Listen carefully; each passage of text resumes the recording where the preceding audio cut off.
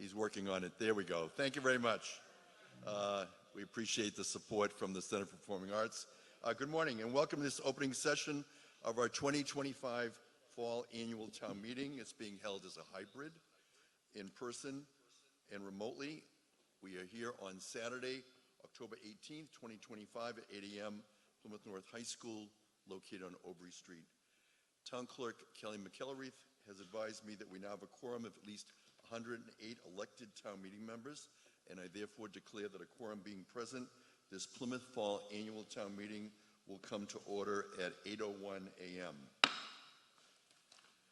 At this time, we'll begin with a salute to the flag, proudly led by Dennis Russell, Bob Blanchard, Dennis Dobbins, and Jack Best from the Plymouth Veterans of Foreign Wars, followed by our national anthem performed by Plymouth North High School student Sophie Hall, and an invocation offered by Pastor Ann Rich, Salvation Army.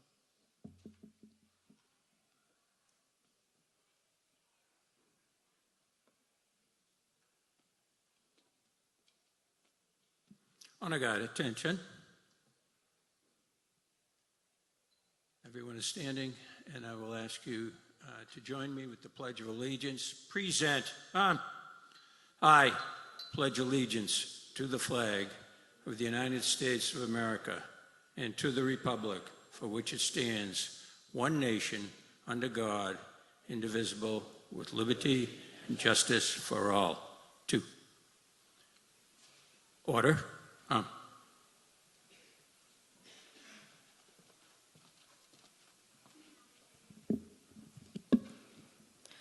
Oh, say, can you see by the dawn's early light what so proudly we hailed at the twilight's last gleaming, whose broad stripes and bright stars through the perilous fight o'er the ramparts we watched, where so gallantly streaming, and the rockets' red glare, the bombs bursting in air, gave proof through the night that our flag was still there. Oh, say, does that star-spangled banner yet wave o'er the land of the free and the home of the brave?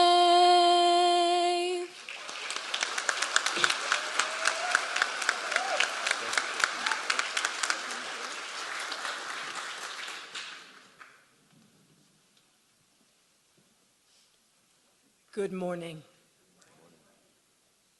As we gather here for the Plymouth Town Meeting, neighbors united in purpose we're greeting. With open hearts, may we pause and reflect. In this moment together, let us connect. From diverse paths, we each have come. Yet here we stand, united as one, with compassion and respect. Let our voices rise, guided by wisdom as we strive for the skies. May our discussions be filled with light. Every word, let truth shine bright. Embracing our differences, may we find our way, creating a future that honors this day. With strength in our unity, together we will stand, building our community hand in hand. As we seek the common good in all we pursue, may our hearts be filled with hope as we renew. Thank you for this gathering, this chance to unite together in Plymouth for what is just and what is right. As we begin this meeting, let our spirits be strong. In our vibrant community, may we all belong.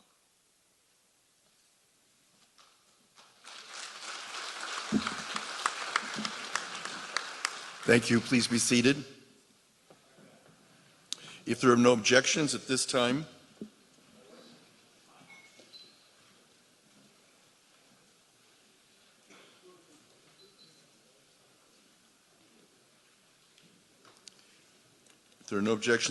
I appoint Nicole Manfredi to serve as Assistant Town Moderator throughout this town meeting. Welcome, Nicole. And at this time, we welcome David Golden. He is the Select Board Chair. He will present his opening remarks. Welcome, Mr. Golden. Thank you, Mr. Moderator, and good morning, town meeting. It's an honor to stand before you here today, not only as the chair of the Select Board, but as someone who once sat among you as a town meeting member. I know firsthand the dedication through late-night caucuses, thoughtful conversations, and careful consideration of volumes of information that go into the decisions that you folks will make here in this room. It's an absolute privilege to return to address the state of our town and share how Plymouth continues to move forward together. Over the past year, Plymouth has made meaningful progress on many fronts. The town has worked to advance initiatives aimed at strengthening town operations, public safety, and long-term sustainability. In fiscal year 2025, we implemented body cameras and new crime analysis tools. We expanded emergency preparedness planning, and we launched a comprehensive communication strategy to better connect with residents. Financially, we modernized our systems, updating fiscal policies, improving forecasting, and digitizing key services to make our government more efficient. We also made significant investment in infrastructure, environmental protection, and community spaces.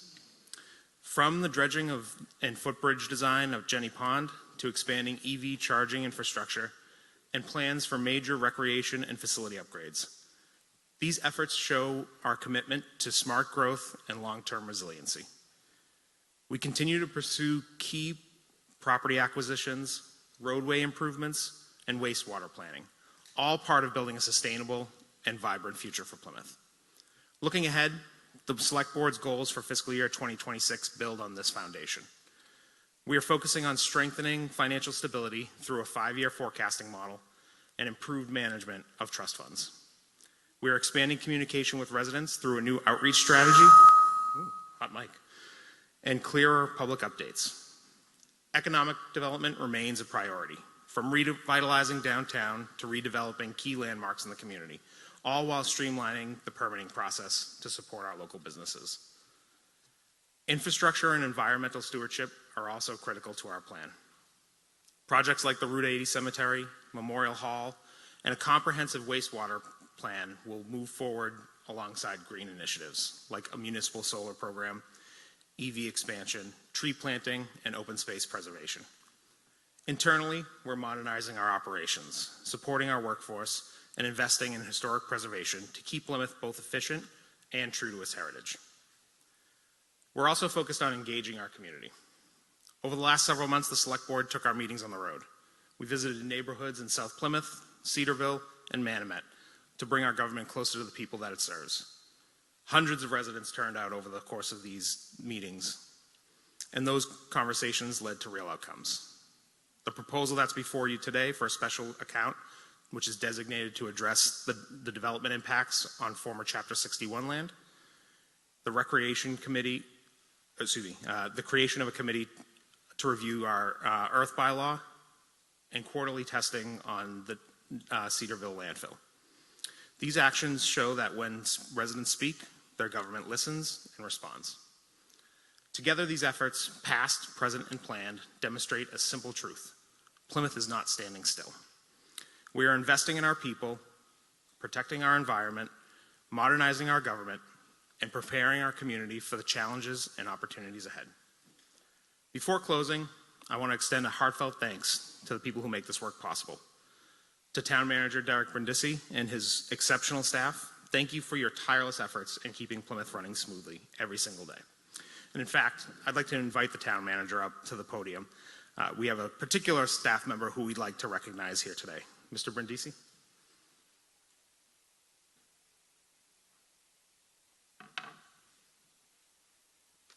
Thank you. Good morning, everybody.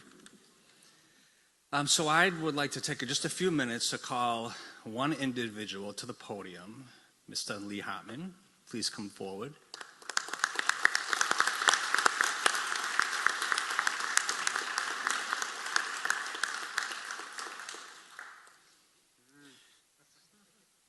So you all know Lee, right? Lee has been serving the town since 1988-ish?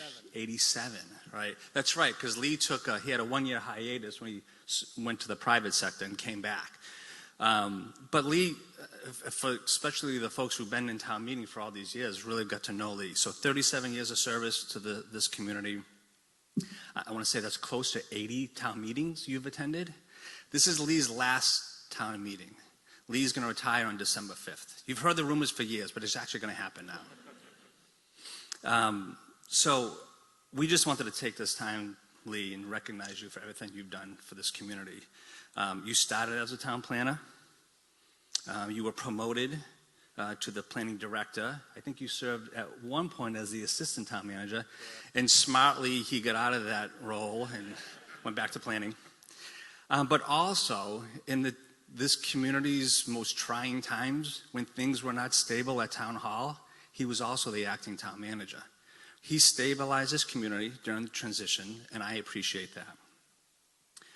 When we would hire new employees, it was Lee who would take them around town. In fact, when I was the assistant town manager, I remember Lee driving me around a place called Manomet and teaching me what this community has to offer. And he does it to all the other communities. He's taken some of our employees to Plymouth Patuxent to show them. He's taken some other employees on a plane to show them, at a 40,000 foot level. Lee really, in my mind, is like a quintessential person that you want to work with. So I often would joke when I came back as a town manager, he's my consigliere. So for those of you who have a last name that ends with I, you would know what that means, right? That's your advisor at the highest level. So oftentimes I would go to Lee and I'd say, Lee, this is my problem. Help me solve it. Help me fix it. And he'd always give me good advice. In between, he'd throw dad jokes in between, and we'd have to move past that, but that's what Lee is known for, his dad jokes. And we're going to miss his dad jokes at 9 a.m. every Tuesday morning. But Lee, what I want to say is, you're not just an employee, you're not just a staff person, you're a friend. You've been a friend to me for all the years, and I appreciate that. And for those of you in the community, look around the community when you drive home. A lot of the progress in this community, Lee has his fingerprints on that. He's been a motivating force to move this community forward over the years. And so we all owe you a debt of gratitude, and so we appreciate that. So we have a little gift for you. So this is a key to the town. It does not unlock the vault. Only Lynn has that key. But I'll read it to you. The key to the town of Plymouth, presented to Lee Hartman. In honor of over 37 years of dedicated service and leadership to the town of Plymouth.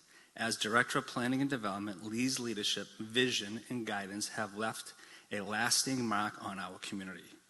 With heartfelt gratitude for his years of service and enduring legacy, October 18th, 2025.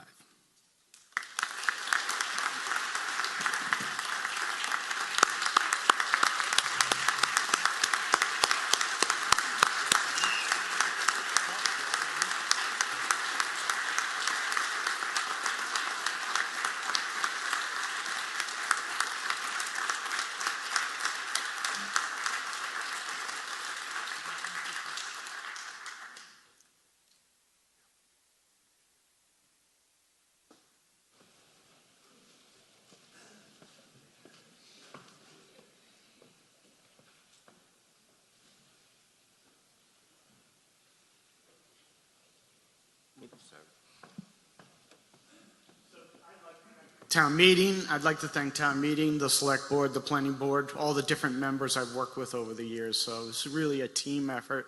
This isn't about me, it's about you and everything you've done to help me bring Plymouth along. Also, raised my family in Manomet. It was just an absolutely great experience for me to be part of this town. Very proud of the town and very proud of you. Thank you.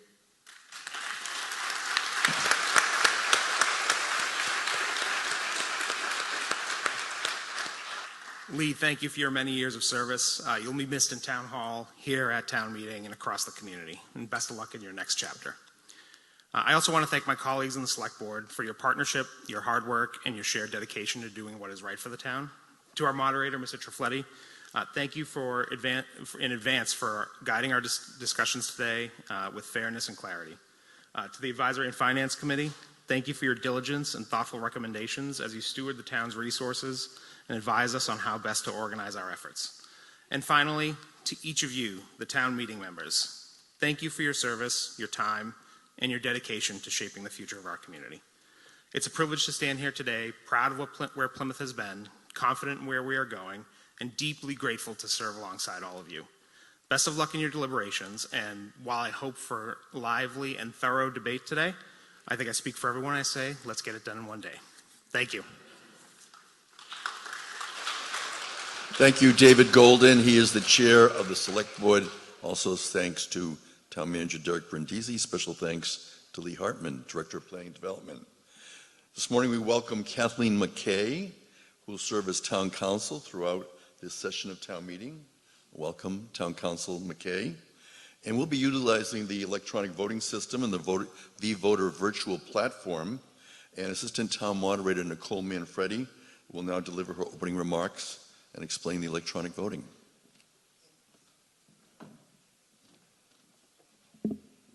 Good morning. Today we welcome both in-person and remote town meeting participation. The remote participation option was offered to voting members who knew in advance that they would be unable to participate in person. 19 town meeting members requested to participate via the Zoom webinar feature. Those members will be voting using the V-Voter platform. In-person members will also use V-Voter platform and will vote using handheld electronic voting devices. Today's proceedings will again be held in hybrid format to eliminate participation barriers and provide maximum access to the voting members. As a reminder, we are not mandated to offer remote participation.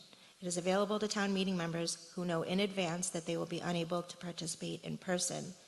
However, it's not meant to be an alternative option simply for convenience, but to accommodate members who are truly unable to attend in person.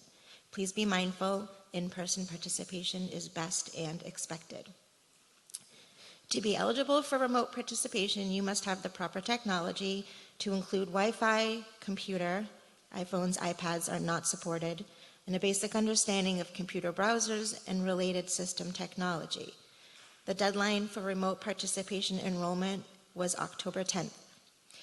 Due to technology and staff limitations, once a member has registered for remote participation, they're locked into that format and will no longer be eligible to participate in person. This includes any adjourned sessions. Therefore, if this town meeting adjourns to Monday and you are a remote participant, you will remain a remote participant and will not be eligible to attend in person on Monday evening. If you are present in this meeting space, you will not be eligible to participate remotely in any adjourned sessions. For remote participants today, your login credentials are registered to you. Do not share those links or login info with any other members. Please remember to follow today's proceedings on Zoom using the link sent to your email. Do not watch a broadcast version. There's a significant delay and your votes will not be counted. All parliamentary action will happen in V-Voter, including voting, request to speak, point of order, etc. If you would like to speak on an article, indicate this in the V-Voter platform. You will be acknowledged by the moderator and shifted to a panelist, at which time I will prompt you to turn on your microphone to speak. I am tracking the speaker's queue on a dedicated monitor.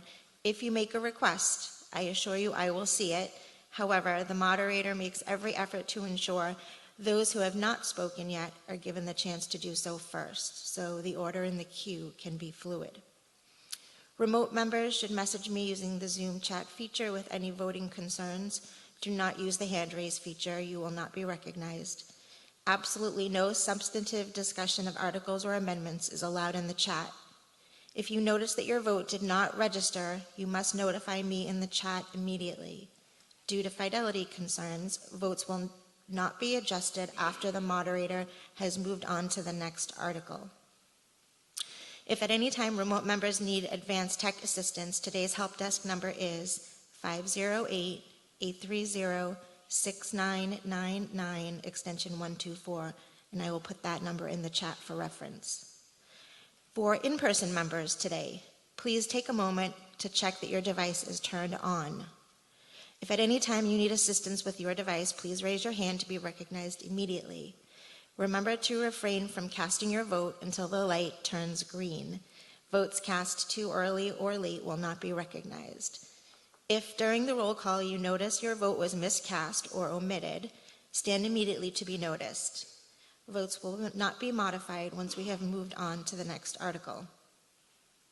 And lastly, please take care to not inadvertently push device buttons, which will prevent the vVoter platform from moving on to the next article. For the record, that's happened many times already this morning, so just be careful with your devices. Additionally, if you need to leave the auditorium, just check to be sure that your device is powered back on when you return to your seat. Thank you. Thank you, Nicole Manfredi. She is the Assistant Town Moderator. This time we welcome Joseph Lally. He is the Chair of the Advisory and Finance Committee, and he'll now deliver his opening remarks. Mr. Lally. Good morning. The committee began the fiscal year by electing a new chair, a first chairperson, Gail Butler, and second vice chairperson, Emily Tompkins, both of whom are here. And other members of the committee present this morning are Brian Dunn, Tom Jacinto, Brianna Keating, Everett Malaguti, Molly O'Connor, Lorenzo Pizarro, Miles Ramey, Christine Richards, Mark Snyder, and Scott Vecchi. In addition to many meetings the committee has attended to prepare for this town meeting, I report the following actions. In collaboration with the chair of the school committee, Louise Paisano, Brian Dunn was appointed to a newly established liaison position with the school budget subcommittee. Gail Butler was reappointed as liaison to the capital committee. Everett Malaguti was appointed a new liaison to both the Climate Action Net Zero Committee and the Town of Plymouth Recycling Committee. Miles Ramey, Christine Richards, and Scott Vecchi were appointed to the reconstituted A&F Audit Subcommittee. Mr. Ramey was elected chair. Lynn Barrett, Director of Finance, assisted the team soliciting and evaluating proposals from firms to conduct future annual town audits. A&F approved the subcommittee's recommendation on October 1st and sent it to the town manager. And I serve as liaison to the building committee. The Advisory and Finance Committee appreciates the support of Jeanette White and Lynn Barrett throughout the year. Thank you, Mr. Moderator. Thank you, Joseph Lally, Chair of the Advisory and Finance Committee. This time, we'd also like to recognize the staff of the local scene. The local scene is providing video and audio support for today's hybrid town meeting being held today at Plymouth North High School. Just like to mention that David Antoine has scheduled a number of planning meetings in advance. There's a lot of preparation. They were here yesterday setting up for this, so we appreciate their hard work. We'd also like to welcome the representatives of OTI under the guidance of Mark Feit. OTI Technologies will be providing technical support for our electronic voting and for the vVoter platform. Brian Pierce is the police officer on duty for this session of town meeting. Welcome, Mr. Pierce. And according to the town charter, chapter 2, section 5, subsection 2, the town clerk keeps the record of attendance. And so pursuant to the next subsection, a representative town meeting member who cannot attend a session shall provide written notice to the town clerk, and anyone wishing to inquire as to reasons given for town meeting absence should check with the town clerk. There have been written materials provided to town meeting members. They include the motion book, which people received when they checked in. There is also the report of the Advisory and Finance Committee, and you have copies. And there is also the Community Preservation Articles book that has been provided by the Community Preservation Committee. Pursuant to Chapter 2, Section 10, Subsection 2, representative town meeting members shall notify the town clerk in writing prior to town meeting sessions as to any articles that give rise to a financial conflict of interest.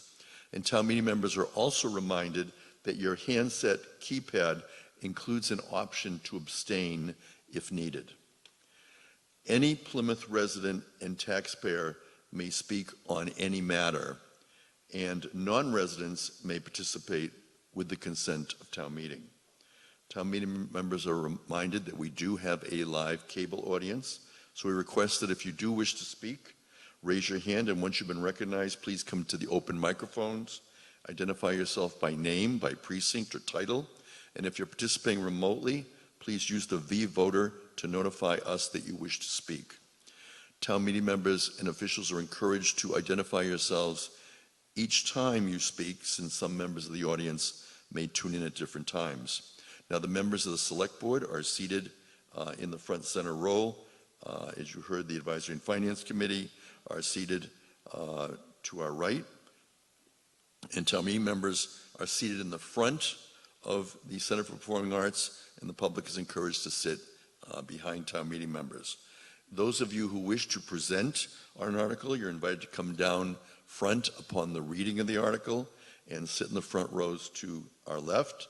And if you're remote, you may request to speak, and you may be moved from the queue to be a panelist, as the Assistant Town Moderator indicated. And if you anticipate that you'll be answering questions on articles, it's requested that you move close to a microphone at the start of the article, and if you're remote, you can be designated as a panelist.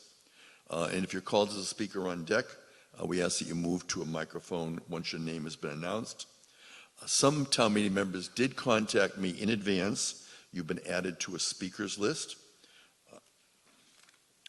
And once again, we'll be using the electronic voting, and town meeting members will have 20 seconds in which to vote. The assistant moderator and I will be available throughout the town meeting. If you have special needs or concern that you do not wish to interrupt the meeting with a point of order, you can speak to the assistant moderator, who then in turn can communicate with me. We ask that cell phone sounds be turned off, and please consider keeping texting to a minimum to avoid distraction to others. If you are participating remotely, please turn off your TV and other audible devices when you're speaking. The town meeting debate is directed through the moderator.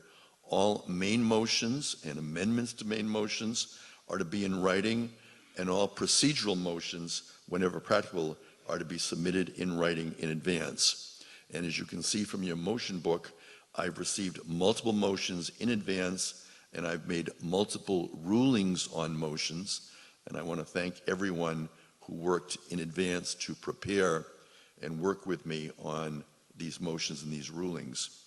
In addition, I did rule Article 24 out of order, since it's in conflict with state law. I've also ruled Article 26 out of order, since it is tantamount to a resolution, which I've consistently denied for the following reasons. It's not in our charter. It's been past precedent. It's outside the scope of our authority as the legislative branch. We focus on appropriations, we focus on bylaws, and most recently we had a resolution request for the Israeli-Palestinian conflict, and we did not move forward on that as a resolution because we'd be open the floodgates for anything on debate. And I've encouraged town meeting that we should stay in our lane. If you wish to accomplish something procedurally during the course of the meeting, please don't hesitate to get up and inquire. We'll attempt to help you frame an appropriate motion or question that's consistent with either past practice or our parliamentary handbook, which is town meeting time. And the book suggests that even if all the rest of the town meeting knows the answer, it does no harm to review and restate a principle from time to time, which is why I take this time at the start of town meeting to review procedure, because we do have new town meeting members who are now participating in their first town meeting. Now, if an amendment is presented from the floor and it contains a legal question or has legal ramifications, I may confer with town council, and such a motion might be delayed until written and possibly researched. Residents who wish to make motions could do so through a town meeting member. Now, prior to this town meeting, I did accept some motions to amend a bylaw. I want to thank Donna Curtin for her diligent work in advance, because we really cannot be drafting bylaws on town meeting floor, but in advance to town meeting, we can certainly work together with staff and town council and the moderator to try to make sure that the motions are prepared correctly. Debate is encouraged, and if I'm notified in advance you wish to speak in an article, you are added to the list. I'm going to give an opportunity, try to give everyone a chance to speak once before calling on people a second time.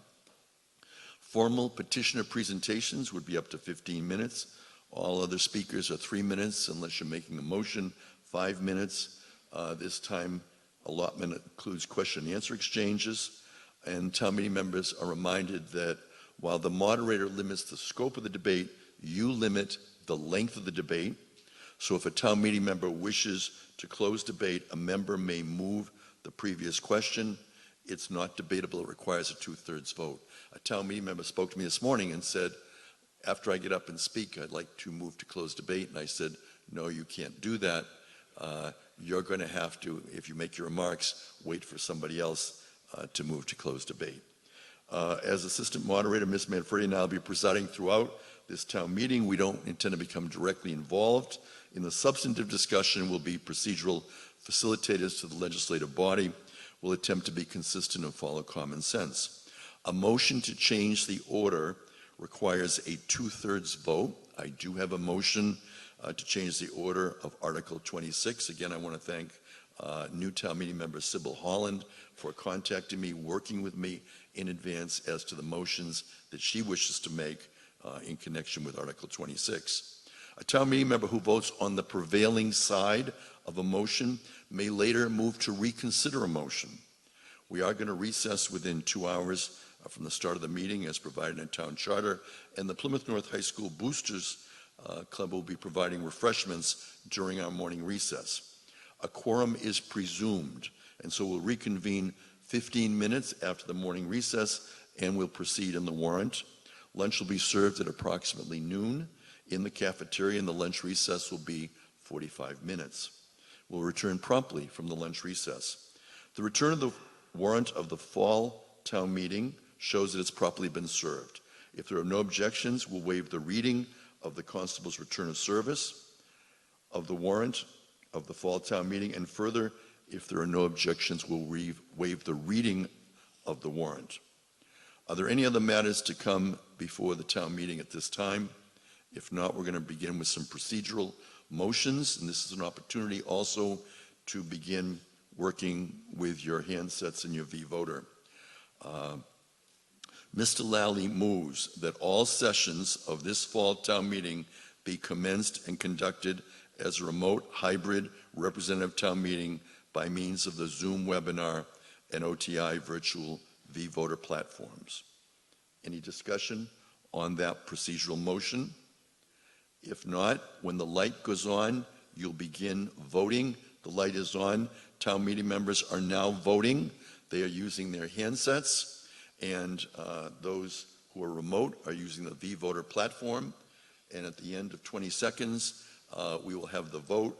We can see that members are voting. We have 162 members. We're up to 119 who have voted, and the numbers continue.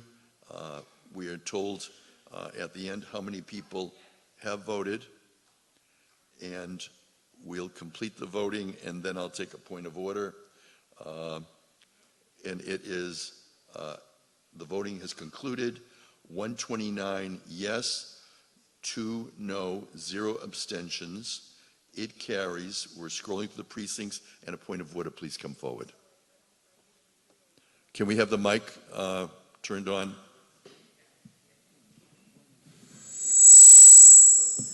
Can you review what I do for yes, what I do for no, and what I do for abstain?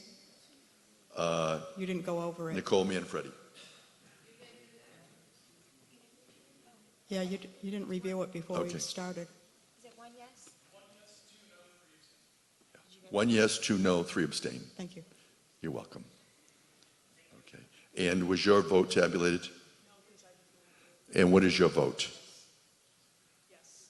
It is yes. And your name and precinct? Thank you, Laurie. Okay. All right. So that's the first vote of the morning. And now we're going to move to the second procedural motion. Mr. Lally moves the adjourned session of this fall town meeting be held. No questions? Okay. Second motion. Mr. Lally moves the adjourned session of this fall town meeting be held on Monday, October 20th, 2025 at 6 p.m. Any discussion? If not, when the light goes on, you will begin your voting. The light is on. You can vote now.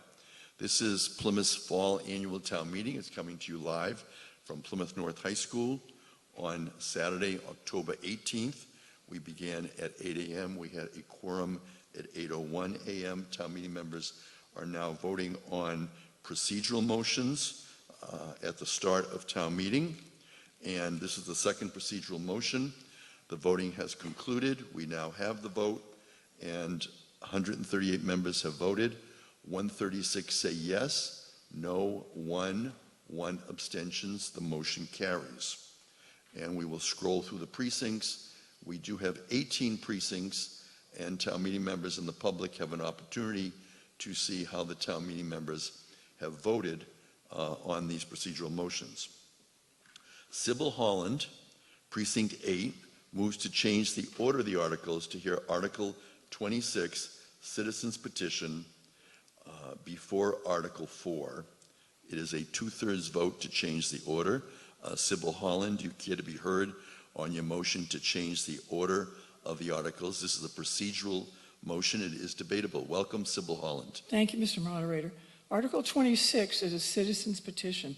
I think that it makes sense to resolve it before town meeting turns its attention to the financial business of the town. So I urge you to vote yes to change the order that we undertake discussion of Article 26. Thank you. Any further discussion on the motion to change the order? Hearing none, when the light goes on, you can vote. It will be a 2/3 vote as to whether to change the order, and you can vote now. The light is on. This is a procedural motion. You can change the order. Town meeting members, although we have a warrant, town meeting members can decide to change the order either by moving to change the order or also motions to reconsider an article once it has been voted. If you vote on the prevailing side, you could move to bring it back before town meeting. People often ask, when is my article going to come up? We don't always know. 139 town meeting members voted on this procedural motion. 105 say yes, 32 say no, 2 abstentions. The motion carries, and we will hear Article 26 motions after Article 3 and before Article 4. And if there are no further procedural motions, we're going to begin with our main motions, beginning with Article 1. Article 1 is a supplemental budget warrant article in the general fund to see if the town will vote to amend the vote taken under Article 5 of the 2025 spring annual town meeting warrant and is necessary to raise, appropriate, transfer from available funds or borrow funds for the purpose of supplementing department expenses and or to reduce certain departmental expenses or otherwise amend said vote or take any other action relative thereto. So you all have the warrant and you have your motions. We're going to begin with a motion under Article 1, the Subcommittee Report A. I'm going to call on Joseph Lally, Chair of the Advisory and Finance Committee, after I read into the record the first of several motions. Mr. Lally moves that the town vote to amend the vote taken at the 2025 spring annual town meeting under Article 5, Subcommittee Report A, by increasing the original appropriation by $186,900, items 1 through 17, for the purposes listed in Article 1, Fiscal 26 Budget Amendment Report attached to these motions, and that to meet this appropriation, the amount raised from the 2026 tax levy shall be increased by $186,900. It's a majority vote. Roll call. Mr. Lally. By a vote of 9 in favor, 0 opposed, and 3 abstentions, the Advisory and Finance Committee recommends town meeting approve Article 1 in its entirety. Approval of this article will increase the FY26 general fund operating budget by $2,056,358 as detailed in the table Article 1 supplemental budget requests.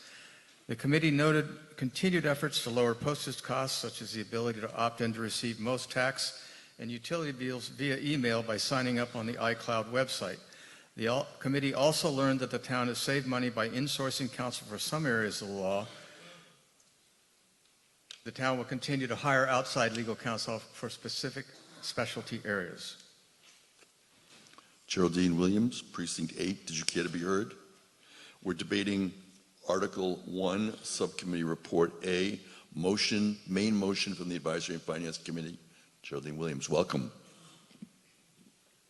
Thank you for Mr. Moderator. I am somewhat concerned about the $115,000 for the 2 positions for the labor lawyer and the paralegal. They are the $115,000 is for only half of the current fiscal year, and it does not include any benefits. So this would mean, because it's very hard to cut a position once it's been added, that next year, in the next fiscal year, we would be looking at least $250,000 added to the budget for these 2 positions. That is because 2 times the $115,000 is $230,000, and there would be probably at least another $20,000 for the benefits and any cost of living increases. I would like to ask Mr. Brindisi or Mr. Geneo if they could give us some numbers that would truly justify the addition of another $250,000 to our budget. Thank you, Geraldine Williams, Precinct 8. Derek Brindisi, Town Manager, responding. Mr. Brindisi. Great, very good questions. So this request is to continue to further build out our in-house legal counsel. Last year, as you all know, we were able to bring in Attorney McKay as general counsel. Last year, we were able to realize a savings in our legal budget of approximately $50,000. So when we look across the spectrum of the money we're spending right now on outsourcing for specialized attorneys, what we've realized just this past year alone is labor alone costs the town $95,000. The assistant town manager spends approximately 25% of his, and that's a conservative, 25% of his time, if not more, supporting the work around labor and personnel issues, which represents approximately $50,000. One of the goals in what we're trying to accomplish is to try to find efficiencies, effectiveness, and to increase productivity. So if we were able to get the support of town meeting for this position, the goal would be to have an in-house labor attorney. We have 7 unions, over 500 employees, that would assist human resources in working with our unions on various matters. It would also allow the assistant town manager to not spend any of his time dealing with personnel matters. As you know, we have a lot going on in this community, and I certainly could use his support working on the day-to-day operation. So what we're trying to accomplish is efficiencies, effectiveness, and productivity in looking at all the work that we do, and we believe having a labor attorney would allow us to do that. Kevin Canty, Select Board Member. Thank you, Mr. Moderator. So just to buttress what Mr. Brindisi also already said, in terms of these 2 positions, with labor being one of the main costs, and us about to start another round of contract negotiations, as well as the ongoing relations we have with labor throughout, because frequently throughout the year, a grievance can come up at any time. Grievances are important. The unions have a right to keep the town accountable for the promises that were made under the contracts and for their working conditions to make sure that they're safe and within what they were contracted to do. But those grievances per occurrence can cost as much as in the ballpark of $9,000 for a single day. And that's something that is currently being paid to a private firm that is incorporating not only the expense of that attorney handling it, but also that firm's profit margins as well. If you have that in-house, when those things come up, you're paying for the time of the attorney, but you're not paying for a private firm's profit margins.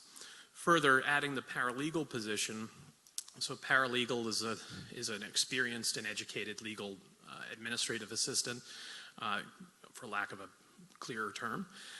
They can handle a lot of filing, drafting, administrative functions. They can free up by performing things like the administrative tasks of filing things, assisting with billing, scheduling meetings, trial prep, client witness interaction, case management, basic document drafting, and basic legal research to assist the attorneys. They can free those attorneys up to do some of the higher things that attorneys can do, but a paralegal cannot. When you don't have a paralegal and the attorney has to do everything, obviously attorneys, just like the rest of you, I'm an attorney, my day is also 24 hours long and my work day is also 8 hours. So if I have to do administrative tasks, that takes me away from doing other tasks that I would like. I work in a firm for the Commonwealth. There's 11 attorneys in that firm, and we have 3 administrative assistants that perform a variety of tasks that free us up to actually do work with our clients, as opposed to doing things like case management, opening files, sending out letters, sending in inquiry requests, things like that. The work that will be done at town hall is different than the work at my firm, a criminal defense firm, but those types of administrative tasks are comparable. And so by hiring these 2 positions, you will save money overall. You improve operations, not just in the legal department, but in the town manager's office with the additional time for the assistant town manager as well. So it will improve operations throughout the 4th floor. Thank you, Kevin Canty, Select Board. Derek Brindisi, Town Manager. I just have one more statement I wanted to make. So when we started to analyze the costs of outsourcing counsel, KP Law charges approximately $300 per hour for that assistance. Some of the outside firms go up as high as $550 per hour. So if we were to bring on just a labor attorney alone, doing the quick math, that's about $72 per hour. So significant savings just in the fact that we could bring, again, an additional attorney to work right outside of Town Hall. Any further discussion on Subcommittee Report A motion? It's going to be a majority vote. And if we have, yes, Dale Weber, Precinct 3, welcome. Thank you. Dale Weber, Precinct 3. I think that a couple of Mr. Canty's comments need to be brought into bear here, as at least one of them is somewhat misleading, to say the least. When he identifies a grievance as costing $9,000, that's only if the grievance cannot be settled or resolved at least 2 levels prior to getting to a level where you would have to engage attorneys. The hope is that relations are at the point where you can resolve issues here in-house prior to getting into outside entities where you travel to Boston or other locations to be litigating with an arbitrator or an administrative law judge. The amount of grievances in the past number of years has shrunk considerably. I think in the last 2 years, as an employee representative for a 300-plus member group, I can say that we've probably filed less than 6 grievances in the past 2 years. And again, employee relations are important relations. We're all in this together. But the issue here is also misleading, as Mr. Brindisi stated in his opening comments that we have 500 employees on the town side of our municipality. We have 1,500 employees on the school side of our municipality. I represent people on both sides, and there's many other people in this room and not in this room that represent other employees as well. 45 years ago, when I started working here, there was one person in human resources for those 500 employees on the town side. One person. Today, we still have 500 employees, despite the fact that the town has grown incredibly in those 40 years. And we have 4 people alone in human resources. And 30 seconds. The upper level has grown of the administration team as well. So what I'm saying is there's no need for an assistant town manager to take away the duties of assisting the town manager when you have a human resources department that has grown 4 times in the 40 years with the same number of employees we currently have. I'm voting no on this. Thank you. Thank you. Dale Weber, Precinct 3. Any further discussion? Michael Babini, town meeting member. Thank you, Mr. Moderator. Mike Babini, town meeting member, Precinct 3. We were talking about the cost to bring in these high-paid individuals. I think what we also have to think about, I think the town at some point, we all talk about the fiscal cliff that's coming. As we look out in the future, it's going to come. I truly believe that. And one of the things we should be doing now is preparing a lean and mean government. When we bring in new people and hire them, we have them pretty much for life. Don't forget, when they retire, the town's going to pay them until they pass away. We're going to give them insurance. So when you figure out how much it costs to bring in a new employee, you really have to look into the future. Over time, it costs a lot more than it looks like up front. So my feeling is that with contractual workers now, they may be cost more per hour, but if the time comes when we have to make tough decisions, we aren't, firing somebody or laying them off and then having to pay them into the future. So think very carefully when you bring new high-paid management into the town of Plymouth. Thank you. Thank you, Michael Babini, Precinct 3. Derek Brindisi, town manager.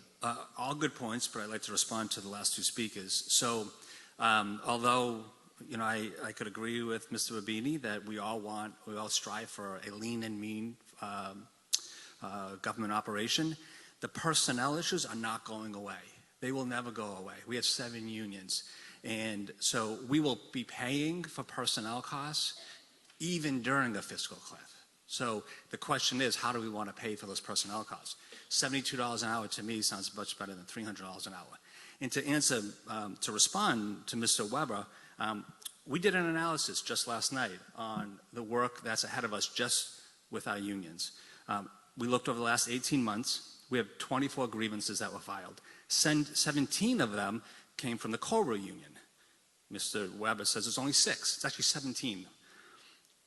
We had 5 arbitrations, which Mr. Weber reported on.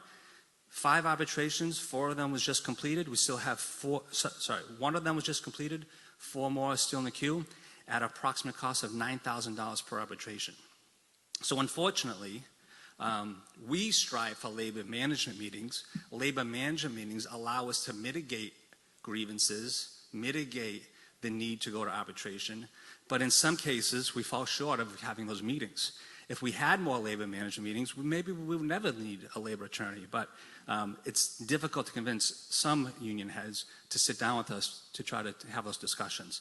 So I understand the costs associated with this, but in this day and age, and even when I was the assistant town manager, these labor issues are not going away. They will never go away. Thank you. Geraldine Williams, Precinct 8.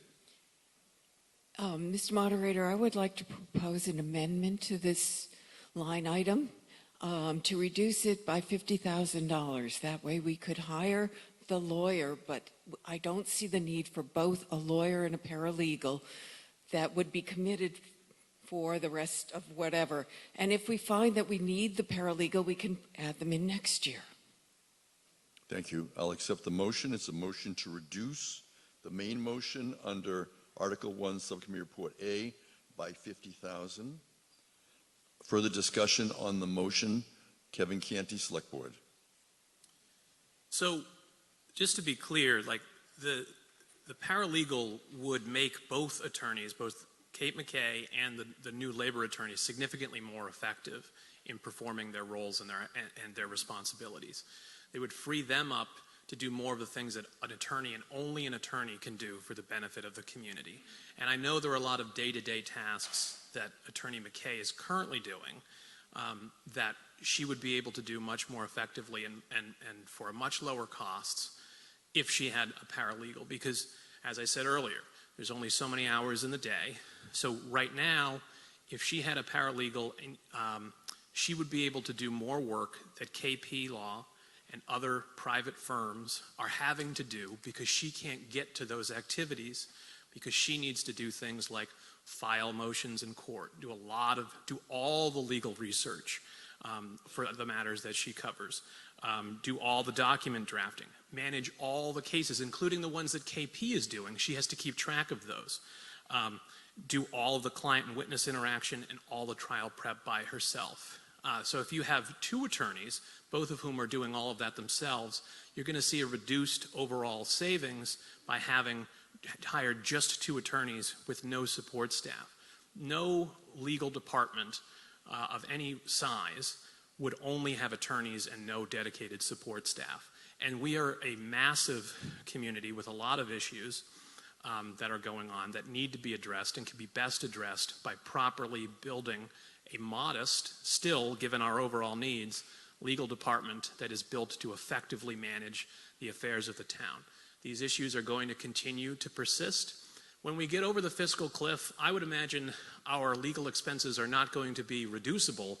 They are going to be expanding because we will have less money to do certain things, and that will make things more difficult in a variety of different fronts, and that tends to lead to litigation, and that will hit the legal department for dead center. So for those reasons, I think while savings in the budget are admirable, this is a situation where spending this money is a lot cheaper than spending the money you are already spending that you just don't notice because you are paying, as Mr. Brindisi explained, hundreds of dollars for something that could be done in the tens of dollars if we were to hire in-house staff to perform the work that is and will continue to be needed by our legal department. Thank you. We're debating a motion to amend from Geraldine Williams. Please come forward. We have town meeting members wishing to be heard.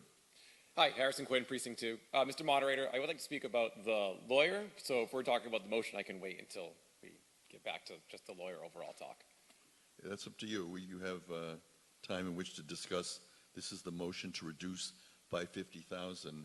I would remind town meeting that when you do reduce something on a budget, it then isn't necessarily going to be implemented the way in which the mover of the motion seeks to have the funds spent. So that's going to be true for a number of the articles that are coming up today. So in understanding that, do you care to go forward? I think I'll wait until after the motion, and then I'll ask a question about having a labor lawyer on. Okay, very good. Betty Cavaco, welcome. Good morning, and thank you. I think we all knew, I'm hoping we all knew, that when we brought on town council, that this was something that was going to be in our future. So obviously, Kate does a great job. I actually think we do need both positions because I would rather pay, the smaller amount of $72 an hour than what we have, $90,000. I think it was always, in my mind, always the plan to be able to build our legal department. And quite frankly, before this all happened, if we remember, there was 26 arbitrations in front of us before Kate came on and before Derek actually was here. And we were able to settle, I think, all of those but one when Mr. Brandisi took over. So, if it's one or the other, I think that we need to have a discussion with the town manager and Kate McKay, but we don't want to pay $90,000 for legal fees when we could be paying 72. And we can't necessarily say that we're going to have to do benefits and all that, because sometimes people come in, like Mr. Brandisi, that doesn't accept our benefits. They have their own plan. So however we move forward with this, it's going to cost money. It's just not going to cost as much as what we're paying now, and I think that's important. Betty Cavaco, Precinct 6, Stephen Lyden, Precinct 17. Stephen Lyden, Precinct 17. In my former life, I worked for a large corporation, and that corporation had a large legal department. This town is not as big as the corporation I worked in, but I can't believe we only have one attorney. A legal department is very important to not only to a corporation, but I consider this town like a corporation. We're in business, and our budget, if you look what it is, over $300 million a year, that's substantial. And I think only having one attorney just doesn't make a lot of sense to me. Thank you. Further discussion on the motion to amend to reduce by 50,000. Yes, Mr. Zubroli. Good morning, Robert Zubroli, Precinct 1. I'd like to move the question. Motion to close debate on the motion to amend. It is not debatable. It requires a 2/3 vote. Town meeting members can now get ready to vote on whether to close debate on the motion to amend. You can now vote. The light is on. You are voting a procedural motion to close debate. It's the first one we had this morning. It is a 2/3 vote. It is not debatable. Town meeting members, you're voting on this, and whether or not to now move forward on voting on the motion to amend, depending on whether we close debate on the motion to amend. You have 20 seconds in which to vote. Once the light goes off, we'll see the results from town meeting members. 143 of 162 have voted. 124 yes, no 17, 2 abstentions. The motion carries. We are now closing debate on Geraldine Williams, Precinct 8, motion to amend Article 1, Subcommittee Report A, main motion by 50,000. It's a motion to reduce by 50,000. It is a majority vote, and when the light goes on, you will now vote on whether to reduce by 50,000. Town meeting members are here today at Plymouth North High School on Saturday, October 18. This is coming to you live from the Center for Performing Arts. We are debating Article 1 on the warrant. We have completed our first hour of town meeting on this motion to amend.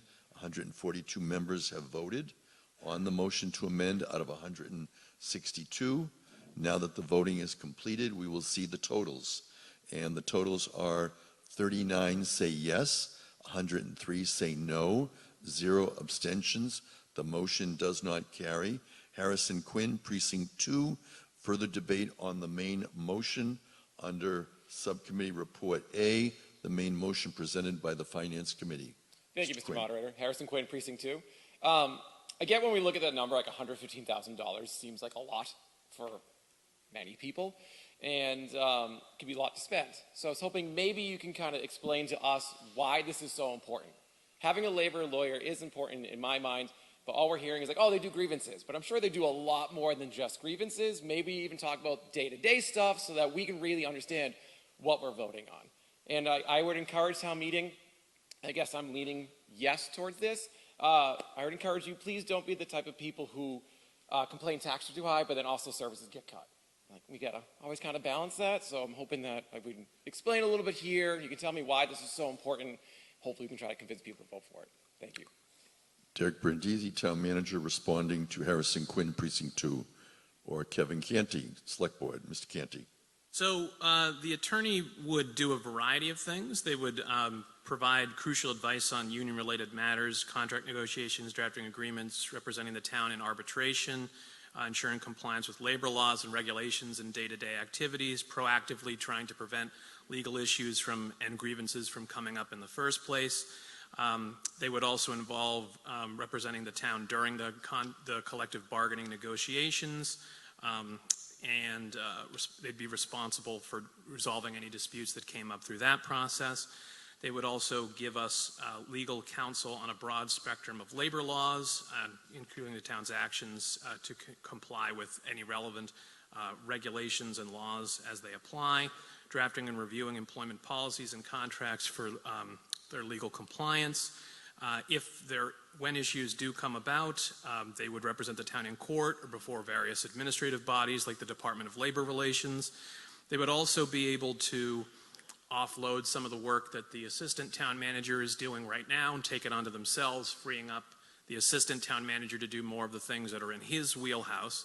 And because they would be an attorney working for the town as well, if somebody like Attorney McKay were, say, on vacation and not here to do the things that are usually in her wheelhouse, they could also substitute in and cover the things that she traditionally handles without that having to go out to sue a private firm or a contract or fall through the cracks of that nature. So this would be a second attorney that would be dedicated primarily for the purposes of labor use, but could also fill in and assist on other activities as they came up as well, which would be a powerful and meaningful benefit. There is a tremendous amount of work in the labor field throughout the year, whether we are in a contract negotiation cycle or whether we are in the middle of a contract. There's always labor work to do. And this attorney will always have full days. So those would be. We're going to go to Nathan Siegel, Precinct 14, followed by Derek Brindisi. Mr. Siegel. Microphone, please. Thanks, Mr. Moderator. Nate Siegel, Precinct 14. Unfortunately, I'm also probably leaning towards yes on this. I think that it's just indicative of, we live in a complex world. We live in a world where there is just like a lawyerification of everything. So I can see the need, but I also think, as other speakers have mentioned, there are benefits to having a contractor, as we all probably see in other aspects of our lives. My company grapples with it all the time. Do you do contracted work, or do you bring someone in-house? So like I said, I am leaning towards yes on this. However, I would also like to hear from the town manager, are we going to see requests for other specialized type of lawyers or legal representation to come in-house, if this sort of sets a precedent that we are, building out our legal department further? Kevin Canty responding. I can answer your question, Nate. So the next attorney, if we were to add another attorney in the future, would probably be related to land use. Because the town, in terms of, there's a lot of general activities that the town does. There's a lot of labor activities that the town does. And there's a lot of land use activities that the town does. So yes, in the future, you are likely to see a request at some point for a land use attorney, but that is not something that is imminent. That is something down the road. Obviously, we've seen over the last several months some significant land use related issues come up that we were able to work with outside counsel alongside our counsel to do that. We anticipate that there's already a lot of land use related issues that will only increase as time will go on. You'll hear more about that later in some other context. But yeah, that in the future, you're likely to see a request for a land use expertise attorney, but not in the near future. Thank you. Derek Brindisi, did you care to be heard? I'll go. Please come forward. Seth Bachman, Precinct 18. Just a clarification on, is this a cost savings measure? Because you mentioned $90,000 versus the total, which would be more than $90,000. So that doesn't sound like a cost savings measure. Or is it in response to increased demand for legal services? Derek Brindisi, town manager. So to answer your question, so we always have demand. The demand, I would argue, continues to rise year over year. Is it a cost-saving measure? It's certainly a cost-saving measure, given the fact how much we're already paying outside counsel for labor support. But also, as I mentioned earlier, it's going to allow us to be more efficient and more effective and more productive, because we'll be able, if we have an attorney dedicated towards labor, it'll allow the other staff working that are non-attorneys, like Mr. Janeo, to focus on other operations in the town. So Mr. Janeo spends at least 25% of his work week, if not more, just working on personnel issues. So part of this effort is to reorganize how we do business in Town Hall, and that'll allow Mr. Janeo to focus on the day-to-day operations of town government and not have to spend so much more time, which represents approximately $50,000 per year just at his time alone. Can I follow Yes, up? Mr. Beckman. Yeah, I'm just trying to clarify. Hourly, I understand it's a cost savings, but overall, it doesn't sound like a cost savings. It sounds like just more of an efficiency and a restructuring of the way that you work. I understand that I'm leaning towards yes, but it doesn't sound like overall a cost savings measure from the way it's been presented. Kevin Canty, Select Board. So part of the request, it's 115, but that's for both the attorney and the paralegal, right? So that's part of why it's over 90,000. But that you're also talking about a time where, in this particular instance, we're not in the middle of a contract negotiation cycle, which increases the cost significantly. So, but the big differentiating factor is the hourly rate issue. So if you're talking about, it's about $72-ish for in-house and $300 to $500 for outside counsel. So for every hour of work that's generated, and there's going to be at least full-time work for this attorney, we're going to pay $72 versus $300 to $500. So that's your cost savings. Right. No, I got that. It was just more in the aggregate, right? So maybe the last time we went through contract negotiations, how much did we spend in aggregate? That's kind of what I'm asking, if you have that information. Thank you.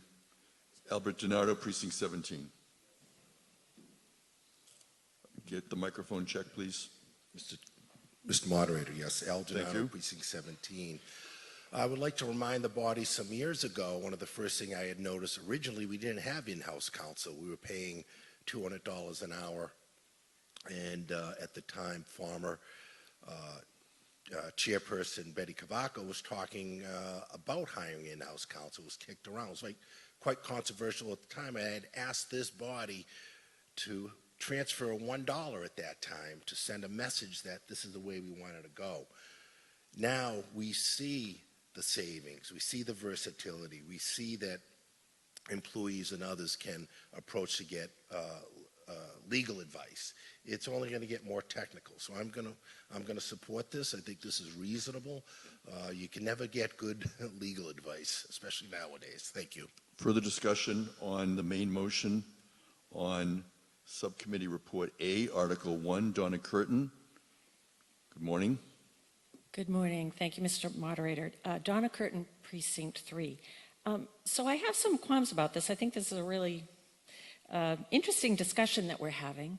And just a couple of points. One is, it is a little unfortunate, the grouping of things in Subcommittee A, because were this to go down, it would affect things that I think probably would be easy for us all to support, the agenda management software and the postage. And in the future, it would be so nice if these more difficult things could be separated out so they don't affect other things inadvertently.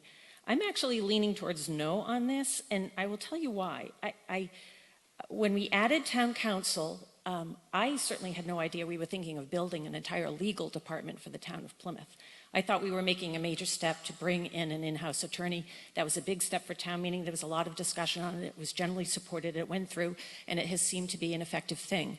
I do have a couple of questions. One of them is, I think Mr. Brindisi mentioned that we saved $50,000 by bringing in this new in-house attorney. What are we spending to save that $50,000? And the other thing is, I think Ms. Williams' question about this $115,000, what does that represent for a full year's budget? Is it actually double that? We need to know that if we're going to vote on this and incur this burden.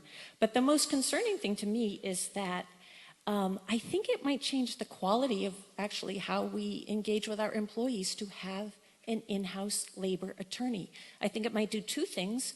It might encourage our town management to be a little less circumspect about the amount of legal action they take, because they know when they're working with a consultant, that cost factor is always there. That might cause them to say, hey, we need to do a little more negotiation, we need to do a little more talk in-house before we go out and spend this money on outside counsel. With an in-house attorney, that advantage or that constraint is lost, and it may give a little more power on the side of the executive against the employees of the town when it comes to solving disputes. And I think that's a legitimate thing for us to bear in mind if we build a legal department specifically focused on a labor attorney. So I am leaning no on this, but I'd like to know, number one, are we really looking at a higher amount on an annual basis for these two positions than the 115 that's in here? And the last question I have is, Mr. Weber raised the question of the school committee with 1,500 employees. How many attorneys do they have on staff? Anyone care to respond to Donna Curtin, Precinct 3? Town Manager Derek Brindisi. So to answer the first question, the request for $115,000, given the fact that we're almost halfway through the fiscal year, is only for half a fiscal year. So it's easy to surmise that, yes, next year the request would be for $230,000 to fund both FTEs. But I would also say that, you know, I'm looking to my left, I'm looking at all the department heads, especially some of the department heads who have been here for decades, who have experience having to call Boston and try to get legal advice or a legal opinion versus what they experience now. When they can walk to the fourth floor, they can sit down with Attorney McKay and have those conversations. It's difficult to describe because you don't work in the environment, but I would encourage you to speak to any one of these department heads, and hands down, unanimously, they would say that bringing attorneys at Town Hall has made their lives, their work, that much more efficient. Their work is that much more effective, and it creates more productivity across the board. So, as pointed out by Ms. Kern, we've already saved $50,000 by McKay's experience. We would expect to see that over time, those savings as well. And as mentioned earlier, we're already negotiating with 2 unions today. In January of 2027, we'll be opening contracts with the other 5 unions. So this is a timely request because we want to get ahead and have this individual on board as we enter collective bargaining negotiations in January 2027. Thank you. Thank you, Derek Brindisi. Town Manager, please come forward. Christopher Ayers, Precinct 12. So one of the things I learned in my 21 years in the military is as a government entity that the town is, we don't produce anything, we don't do anything other than taxes. So it's our responsibility to be good stewards of other people's money. And you gentlemen keep saying that we're saving money by this $50,000 of the assistant town manager, but we're not saving that money because that money's already spent. It's in his salary. We're still spending that. So not only are we not saving that $50,000, we're still going to spend another $230,000.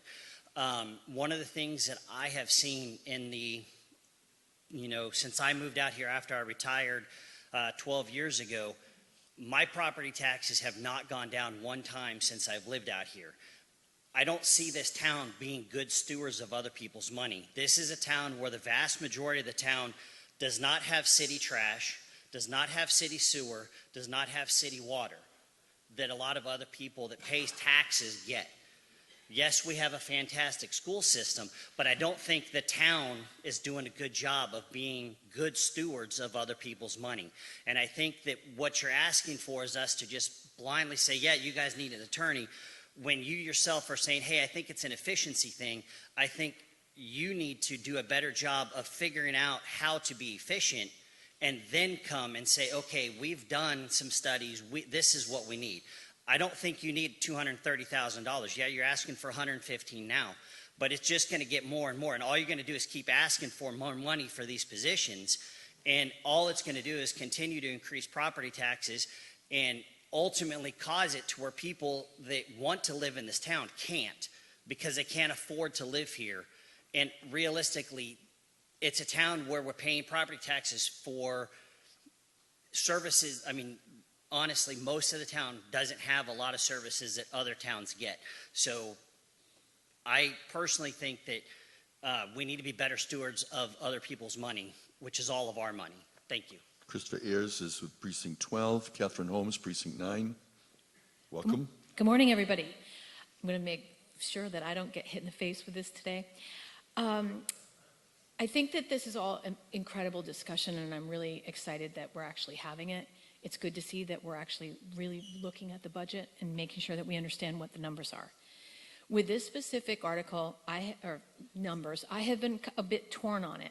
But I do think that we need to remember that the attorney that is hired by the town's number one job is to protect the town and to protect the residents and our taxpayers' money, and also protect the employees that are working for this town.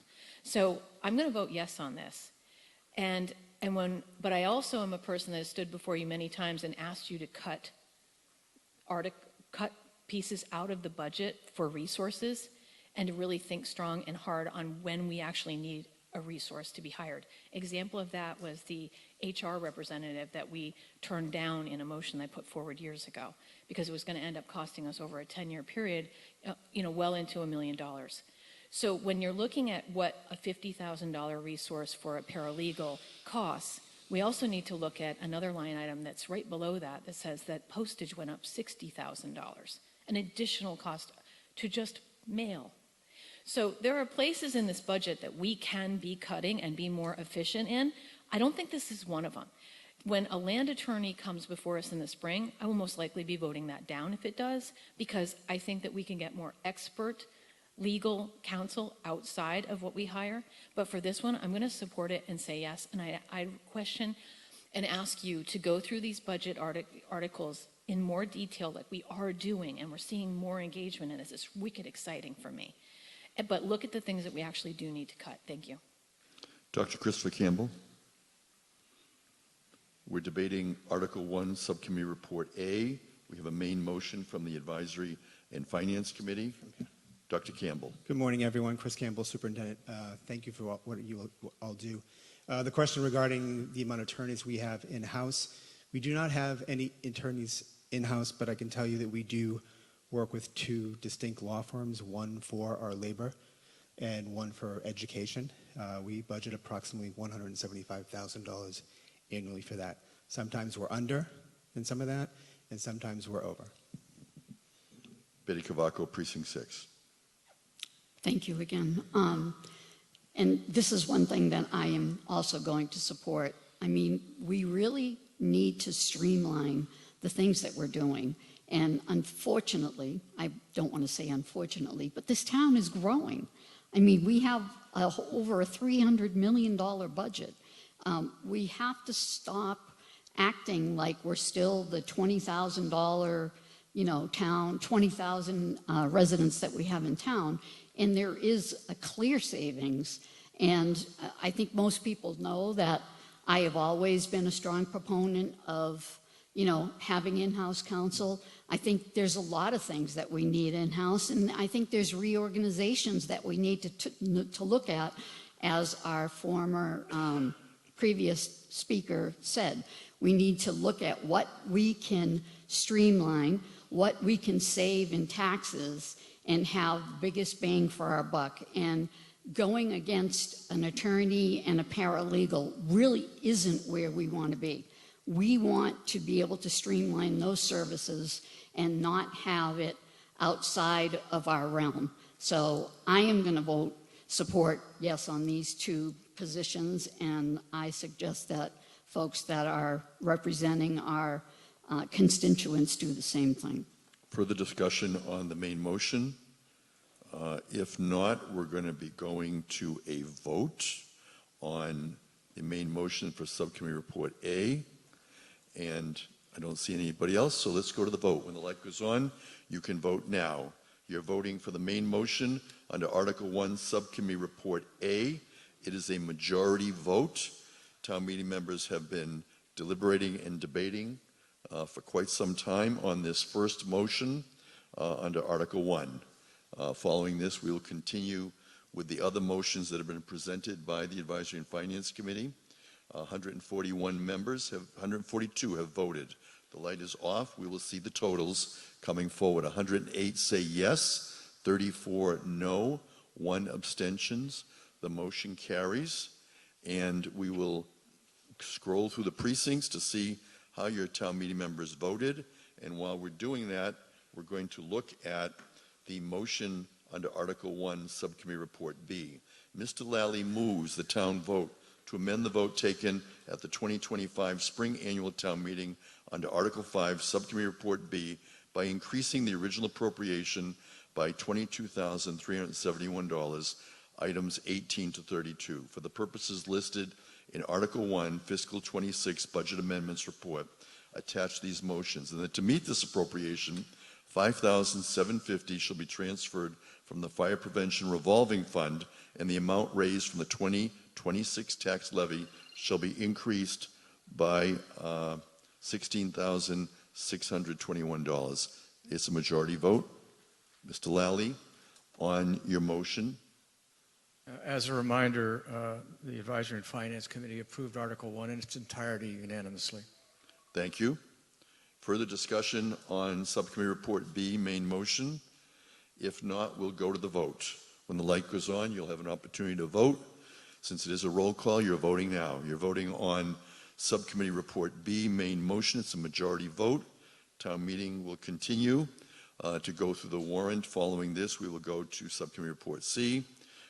Town meeting is coming to you live from Plymouth North High School on Saturday, October 18th. We are in the first morning session of the town meeting, of the fall annual town meeting. We have 141 voting, 142 out of 162 voting on Subcommittee Report B, 139 yes, no 3, abstentions 0. It carries. And we're going to move to Subcommittee Report C. Mr. Lally moves the town vote to amend the vote taken at the 2025 Spring Annual Town Meeting under Article 5, Subcommittee Report C, by increasing the original appropriation by $174,679, items 33 to 48, for the purposes listed in the Article 1 Fiscal 26 Budget Amendments Report attached to these motions, and that to meet this appropriation, the amount raised from the 2026 tax levy shall be increased by $174,679. Mr. Lally. Again, the Advisory and Finance Committee approved Article 1 in its entirety, including item C, by a unanimous vote. Further discussion? If not, when the light goes on, you'll be voting on Subcommittee Report C, which is the majority vote. The light is on. You can now vote. Town meeting will continue. We have 26 articles contained in the warrant. We will continue as they are presented, except Article 26 will be heard after Article 3 due to the procedural vote to change the order of the articles. Town meeting will continue to approximately 10 a.m., at which point we'll have a recess. We have the vote, 142 yes, no, 0, abstentions, 0. It carries unanimously. Subcommittee Report D. Mr. Lally moves the town vote to amend the vote taken at the 2025 Spring Annual Town Meeting under Article 5, Subcommittee Report D, by increasing the original appropriation by $157,305, items 49 to 53, for the purposes listed in Article 1, Fiscal 26 Budget Amendments Report attached to these motions, that to meet this appropriation, the amount raised from the 2026 tax levy shall be increased by $157,305. Majority vote. Mr. Lally. The Advisory and Finance Committee recommends approval of Subcommittee Report D as part of its overall unanimous vote to approve Article 1. Thank you. Further discussion? If not, when the light goes on, you will start voting on Subcommittee Report D under Article 1. The voting is now continuing. Throughout this town meeting, we will recess within 2 hours from each recess, so approximately 10 a.m. We will take a recess, then again midday around noon for a lunch recess of about 45 minutes, and then we'll continue into the afternoon until town meeting either dissolves or adjourns to a Monday session. The voting has completed. The total, 138 yes, 1 no, 1 abstention. The vote carries under Subcommittee Report D because the quantum of vote is a majority vote. Now, Article 1, Supplemental Budget General Fund. We first have a main motion. Mr. Lally, do you care to be heard on your main motion? Yes, as part of its overall unanimous approval of Article 1, Advisory and Finance recommends approval of Article 1 in its entirety, including Subcommittee Report F. E. Excuse me. E. I'm just going to look here for a moment in the motions book to make sure as to what was printed. There is no E. There's an Okay. F. Okay. So it's just amendments. Okay. No main motion. So really this would be a main motion under Subcommittee Report E rather than a motion to amend. Albert DiNardo, Precinct 17, moves to vote, to amend the vote taken at the 2025 Spring Annual Town Meeting under Article 5, Subcommittee Report E by increasing Planning and Development line item 58, all other expenses by $75,000, and to meet this appropriation, transfer $75,000 from free cash. So again, this is not a motion to amend. This would be considered a main motion under Subcommittee Report E. Mr. DiNardo, on your motion. Thank you, Mr. Moderator. This transfer is more about Article 25, and I hope the petitioner is here to explain, but if you've been following this Article 25, there's been much discussion about earth mining in town, obviously, and that article was withdrawn, and very quickly after that, there's been discussion of forming a committee that will study this matter and in the future give us a bylaw. And once again, we're back to legal advice or professional advice. The talk that evening at one of the planning board meetings is, well, gee, we got to wait till next spring till we have the money for a consultant. This gives us, we have in this article, gives town meeting ability to move money around, and not only that, but speak to an issue, which I think is more important. So in closing, I want to say I'm asking for your support that we transfer this money to planning, that they'll have the ability to hire a consultant sooner rather than later, and secondary, that each and every one of us voice our opinion on this matter of earth mining that needs to be settled one way or another, and of course that bylaw will come before us. Thank you. Any further discussion on the main motion under Subcommittee Report E, presented by Town Meeting Member Albert DiNardo, Precinct 17? If not, I see a Town Meeting Member coming up. Yes, please come forward. Laurie Downs, Precinct 17, be followed by Kenneth Stone. Laurie Downs, welcome.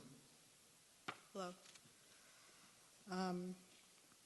I just want to say that I have spoken to several interested individuals, known conservationists, members of Plymouth and Red Brook's sustainable groups. Red Brook is part of Precinct 17.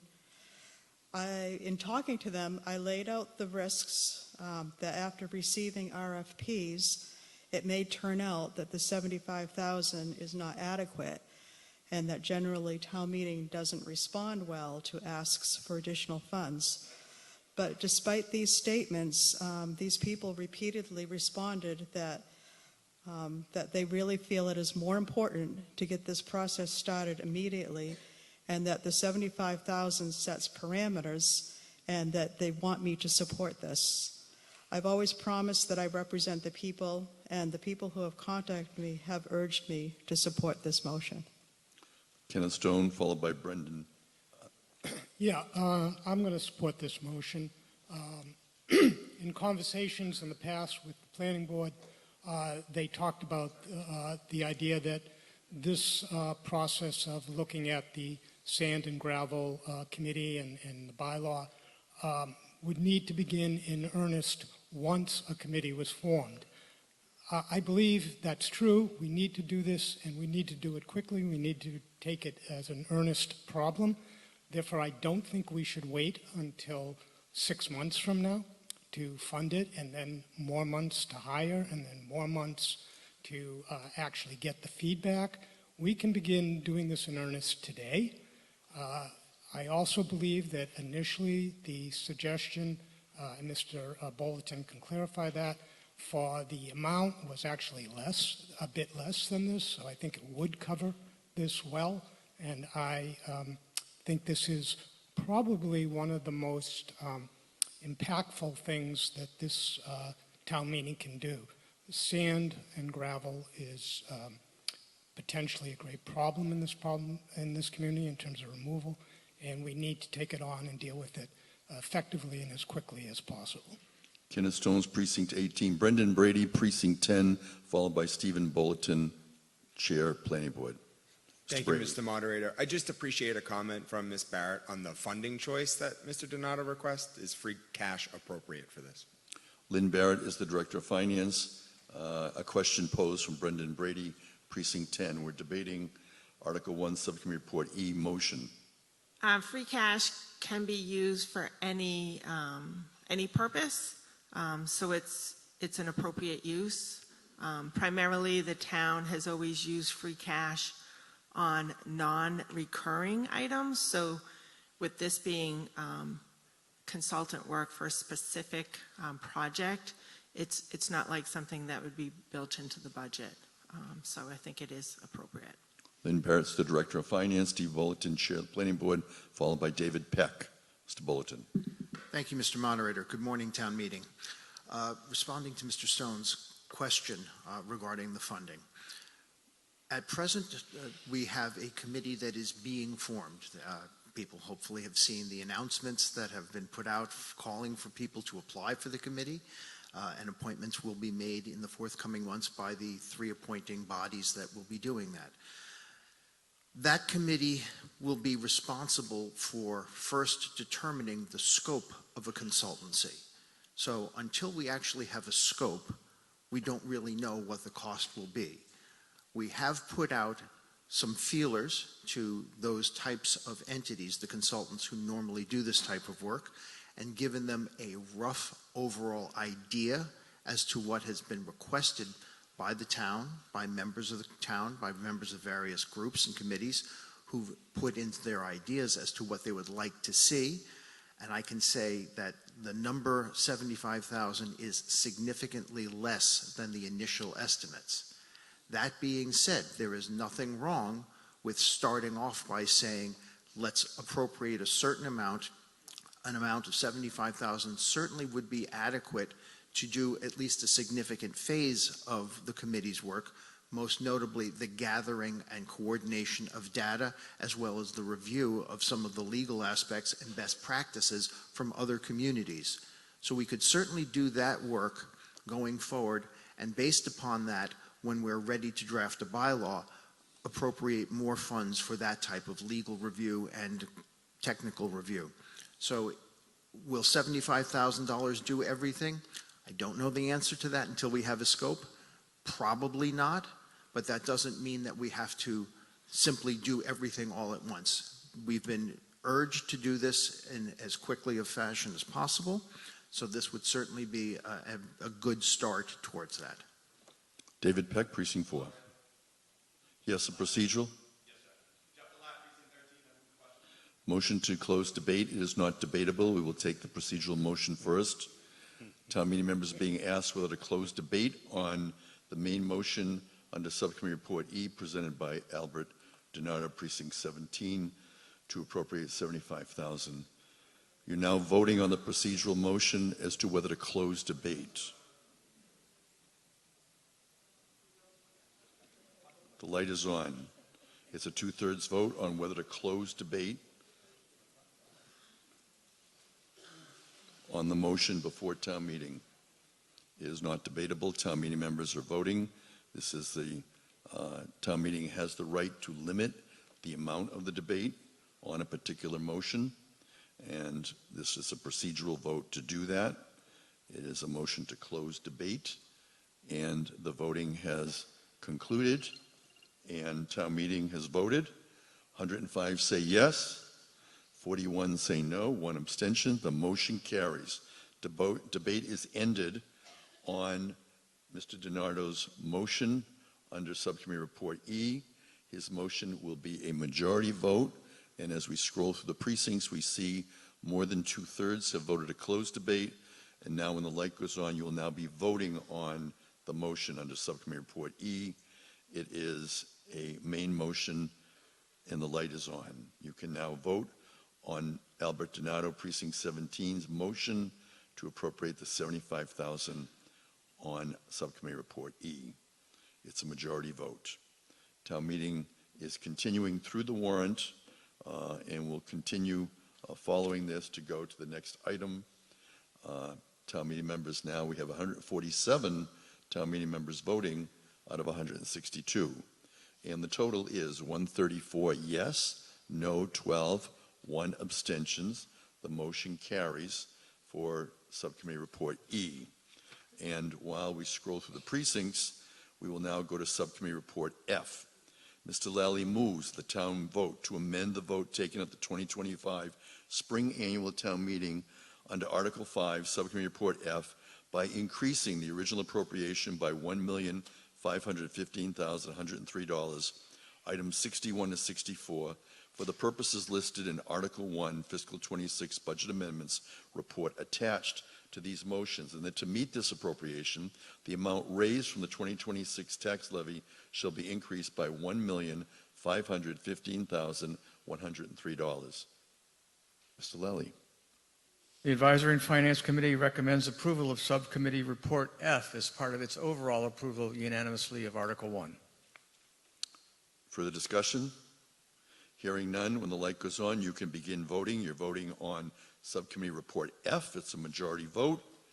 And town meeting members have been moving through Article 1 this morning during our second hour of this morning's session. And we will continue through the warrant following the vote on Subcommittee Report F, Article 1. This is coming to you live from Plymouth North High School. We are in the Center for Performing Arts, and town meeting is engaged in the fall annual town meeting. 145 out of 162, 140 yes, no 2, 3 abstentions. The motion carries. And as we scroll through the precincts, Article 2 is withdrawn. Article 3 is withdrawn. And we will now move to Article 26. We have a motion to appeal the ruling. William Abbott, Precinct 16, moves to appeal the ruling of the town moderator regarding Article 26. This is debatable, and it requires a 2/3 vote. Welcome, Mr. Abbott. And as Mr. Abbott comes to the podium, town meeting members are continuing through the warrant, and we will recess at approximately 10 a.m. Mr. Abbott, on your motion to appeal. Thank you, Mr. Moderator. Our town meeting is widely recognized as the best by far in the state. We should be very proud with how it operates to appropriate monies, pass bylaws, and zoning.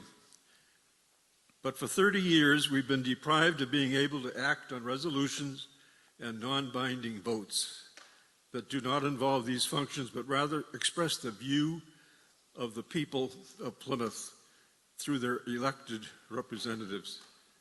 Speaking as a whole, as the legislative body of the town, is a very important part of this town meeting's business. The expression of the people, democratically elected representatives, has been a typical action of town meeting for 300 years across the state. For example, at the Old South Meeting House in Boston, many town meetings expressed in the 300 years ago united resistance against the King of England and the stamp tax and the occupation of Boston by British troops. But it was 30 years ago here in Plymouth when our town meeting last acted on a non-binding vote. It was near the end of a town meeting in the 90s when a news story broke in the Boston Globe that Plymouth was on the governor's short list of only 3 or 4 sites for a second major airport, bigger than Logan Airport, for Plymouth. We were the only potential location in eastern Massachusetts for such an airport, the others being west of Boston at Fort Devens and places like that. The state thought that the Pine Hills with 3,000 acres was a perfect site, 3,000 undeveloped acres. At the end of that town meeting, I presented a resolution which spoke as the voice of the town of Plymouth through its representatives, speaking loudly and strongly against the airport in Plymouth. That resolution, or non-binding vote, passed unanimously. And I took the resolution to the governor's committee, which was considering the site of the airport, and within a few days, it was a 5-member committee, they dropped Plymouth from the list. And that's the power that this town meeting should have. Town meeting time has stated for years that there are 2 schools of thought in Massachusetts. One that said that the moderator is supreme and cannot be appealed. The other school, however, said that the moderator is the servant of this town meeting, and it is the town meeting that governs, and the moderator's rulings can be appealed. Except where there is the prevailing view, I would say now in Massachusetts under the latest town meeting time, is most towns do not allow the appeals unless there's a controlling bylaw to the contrary. Well, Plymouth went even further than that in its charter of 2017, which we currently have in effect, which put in the charter a provision, section 2.6.4, saying that appeals are possible in Plymouth of the moderator's ruling. A very important provision. And here we are today, here this morning. This will be the very first time that the moderator's decision on an article being heard or not by this meeting is being appealed. And that is what my motion does. The moderator has ruled Article 26 out of order since it is a non-binding vote of the town meeting. This is notwithstanding the 28 citizens of the town, not necessarily town meeting members, and many of them were not town meeting members, just ordinary citizens, drafted a petition to place Article 26 on the warrant because they thought it was a serious item where this town meeting should speak as a whole to the select board. They fully expected that that article would be heard and voted on at this town meeting. 30 seconds. By appealing the moderator's action today, and with a 2/3 vote, this town meeting can hear the article, presumably because the meeting thinks the subject matter is important. Article 26 deals with the serious issue of the foundation. This is the foundation, by the way, that brought us 71 Hedges Pond Road, the sand mine where it's been cleared and so forth. It's this foundation, and whether they should be meeting in public or private, and whether town employees should be on the foundation board of directors. Mr. Abbott, do you need additional time? I just need about 30 seconds, Mr. Moderator. There are no objections. Proceed. Thank you. So now we have a board of directors of the foundation infused with town officials being paid by taxpayers' money, except one that's being paid actually by the foundation, operating in secret and not conducting their foundation meetings in full public transparency. We absolutely should hear in full the merits of this article to understand what's happening here and deliver a message. Please vote for this motion to allow this to happen. Government always works best when it's conducted in daylight, and individuals making separate public comments at select board meetings does simply not cut it. It doesn't have anywhere near the power of the vote of a town meeting being presented to the select board.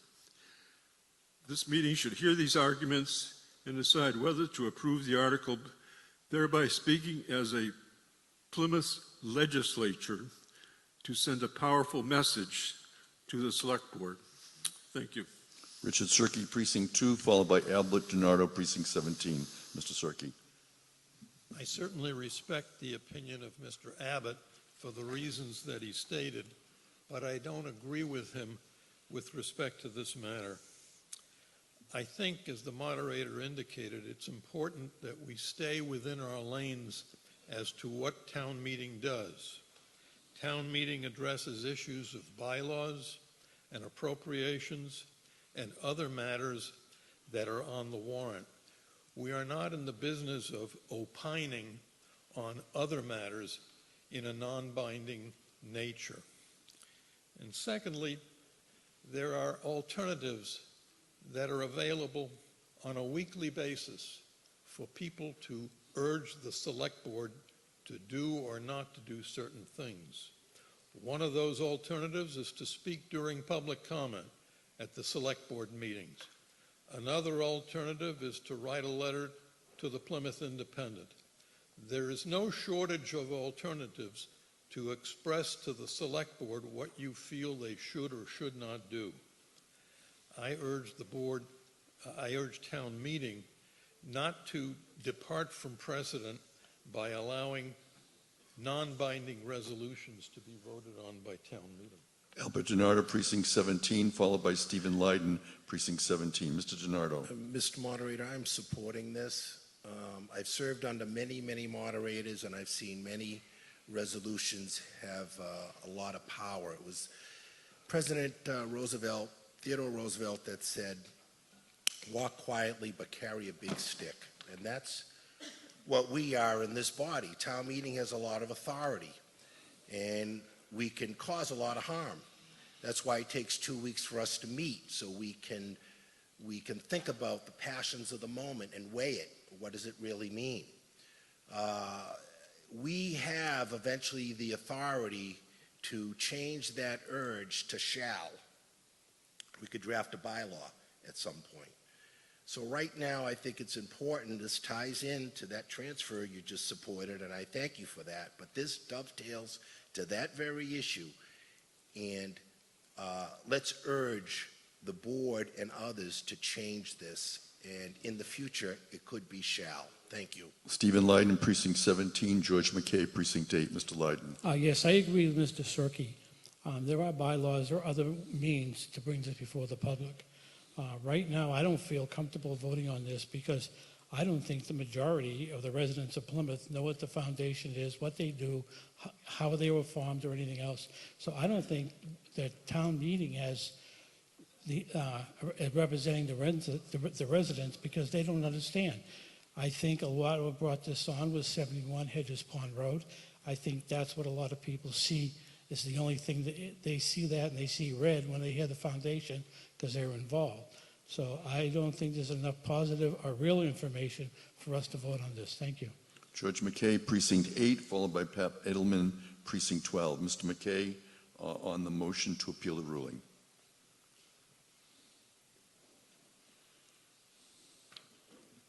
I wanted to take a minute, 2 minutes, or maybe 3, to talk about the impact of this, and I think I will make some concluding remarks.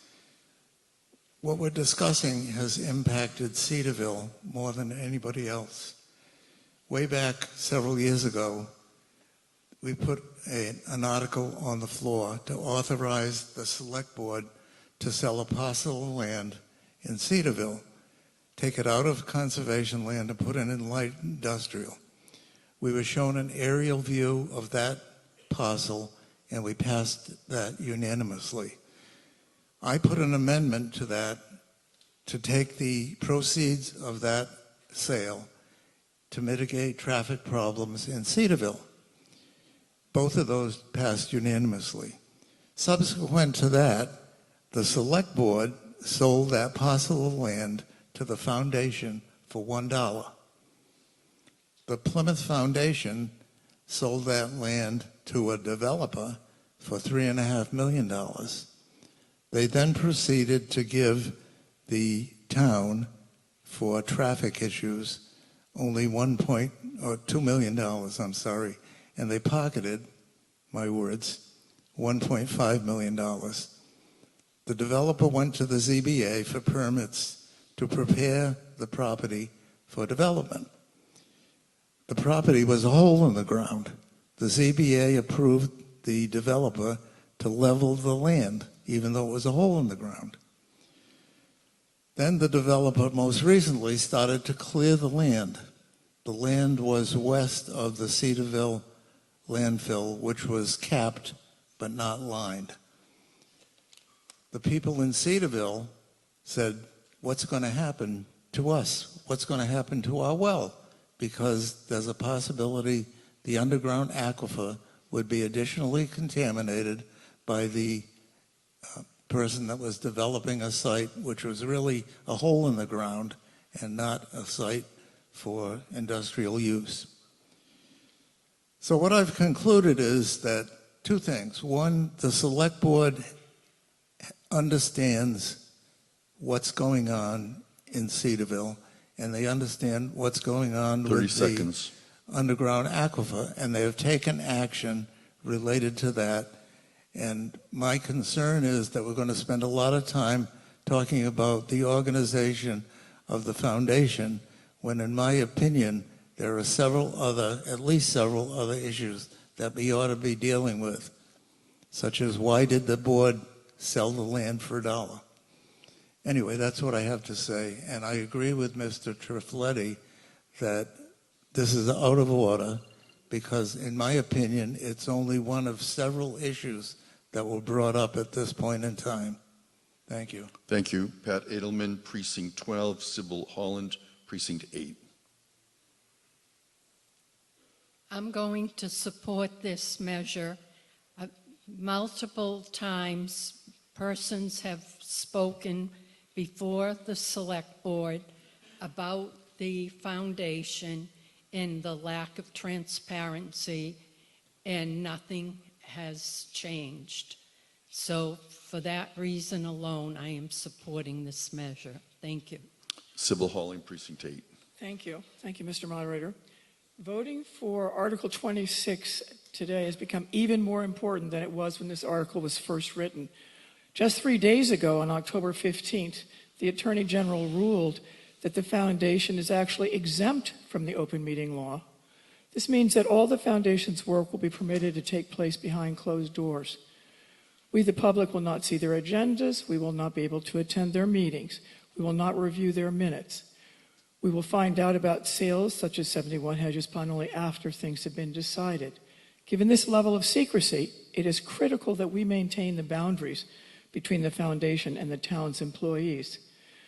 We are being kept totally out of the loop despite the fact that we as taxpayers are funding the foundation to the tune of $2 million over 10 years so far, while town employees who are on the foundation can direct the foundation's activities. A critical first step forward is to ensure that municipal employees are not working for the foundation. I think that we can all agree that the town of Plymouth will function most effectively if the foundation board of directors and municipal employees remain separate. Please vote yes so that we can vote further on this very important issue. Thank you. Thank you. Please come forward. Jan Blanchard, Precinct 18. This is my first town meeting, so I'm a little nervous. I am going to vote in support of this. I am very concerned about the lack of transparency that the foundation has, and they are making decisions for the town, and there are town employees participating in those decisions that maybe shouldn't be participating in them. So I urge you all to support this. Thank you. Thank you. And we're continuing with the debate. Please come forward.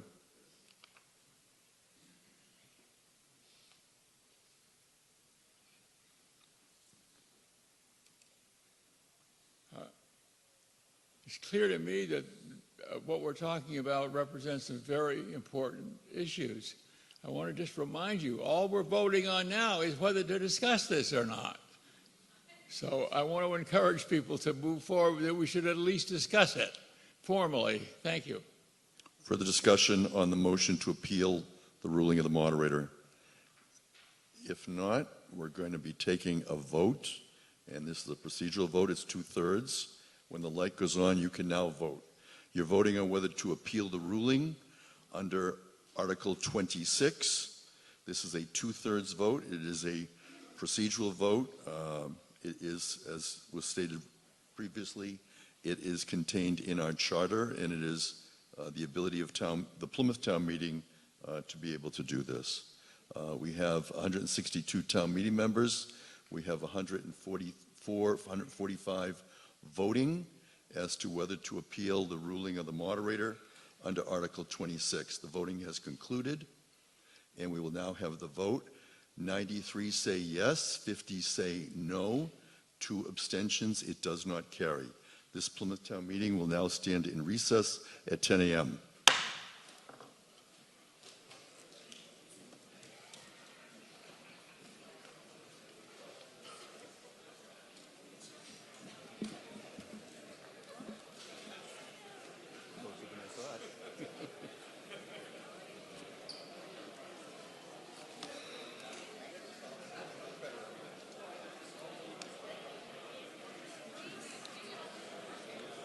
Unfortunately, what they're mixing up is the underlying issue, which is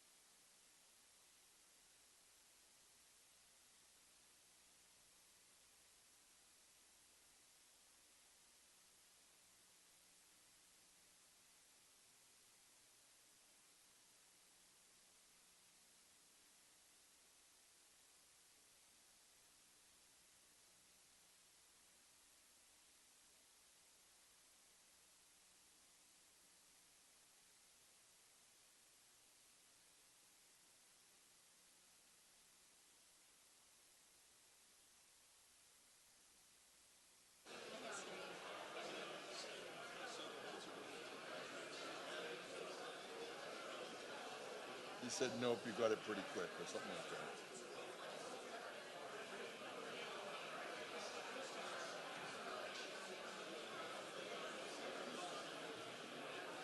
So I did it for Article 4, but I didn't do it for Article 1, so I'll learn next time. Right, because that's why I kept pattern. winning to you, right? Okay. I should have, I mean, had I realized, I wouldn't have gone to you, and I kept thinking, It's okay. oh, he wants to do everything in Article 4, so But the yeah. other thing I'm just going to do now, particularly, is I'll just construct that to bring them forward individually, A and F. Yeah. And that'll set us up that way, too. Yeah, I think if there's a motion, you probably want to speak to it, you know. No, but it has to do more with the town is going to typically want to, we should just divide and consider.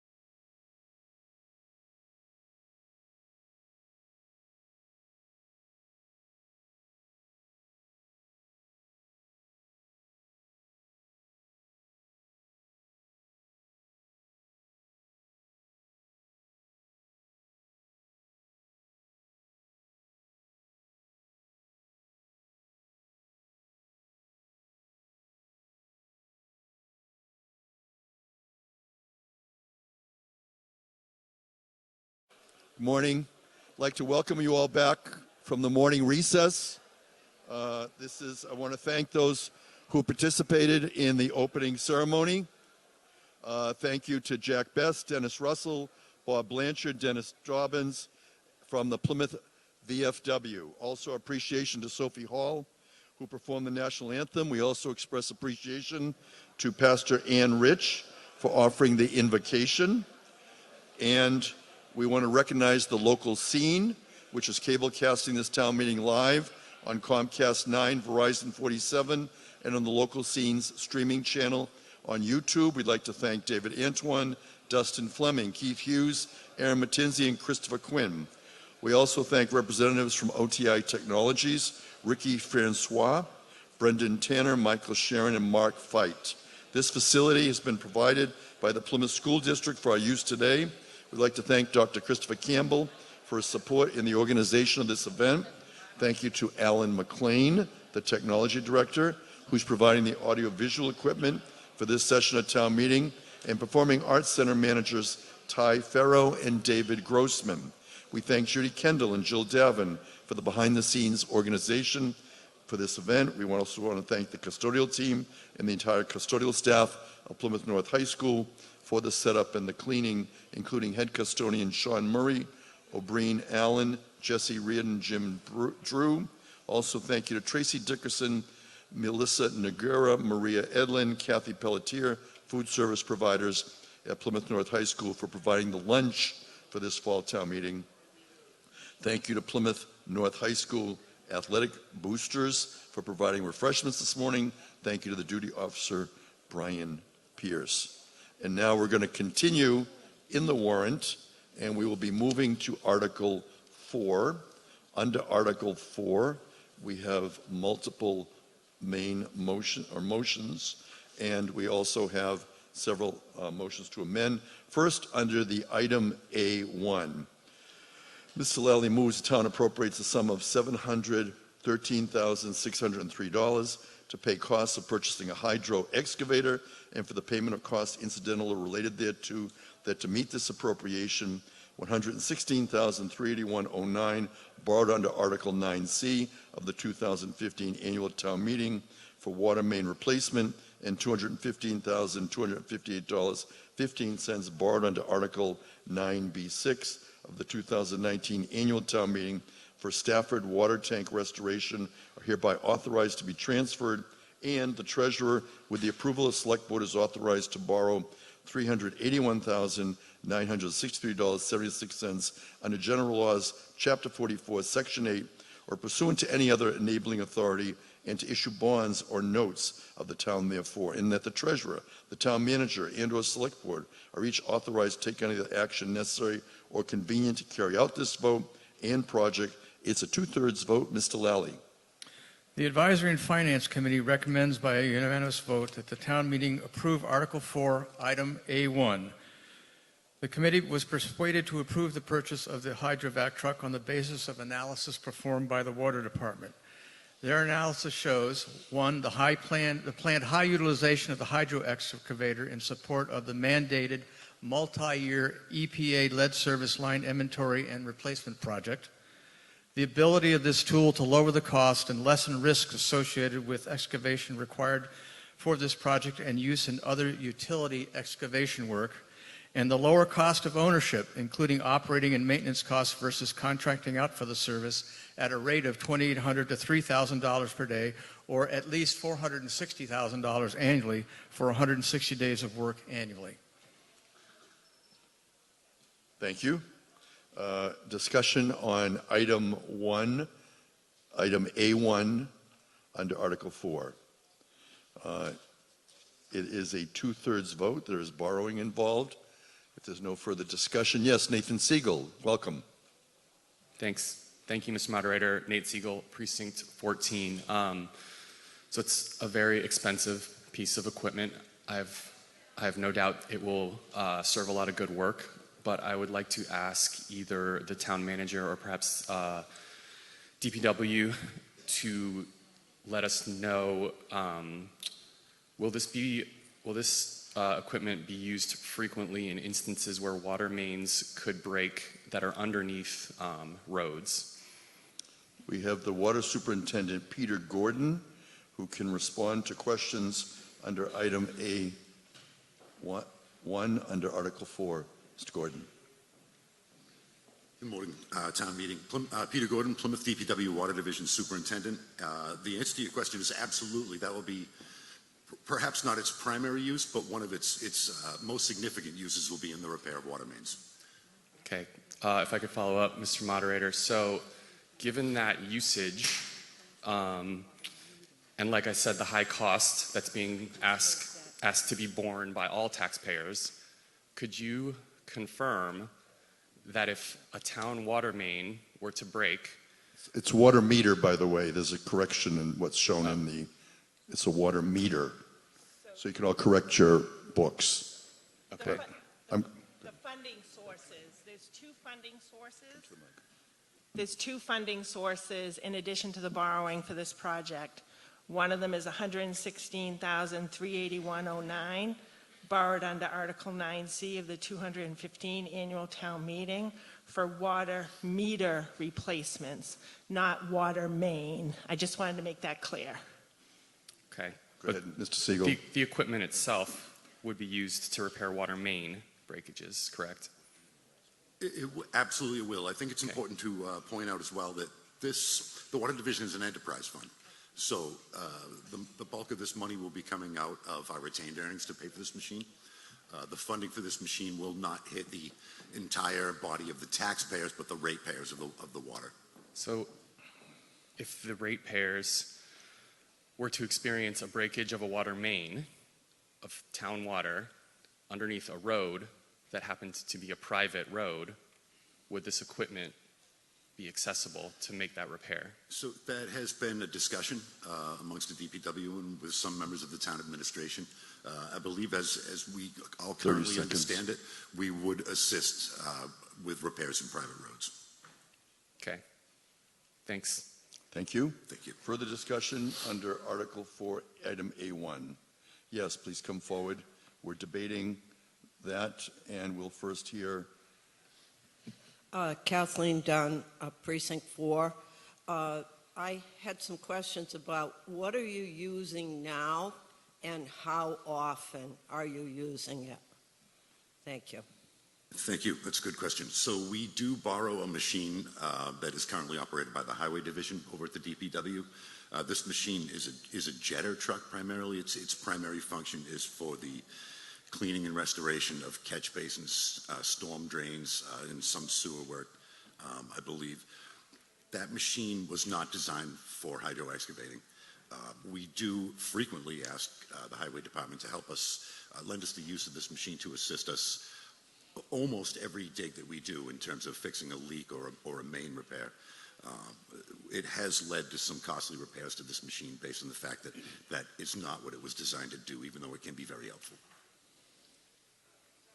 Secondly, is there a capital expense to borrow from the Highway Department? Is there an expense? Is there an expense for that? I mean, are you renting it from the Highway Department, or are you? No, so that would fall under the category of interdepartmental cooperation.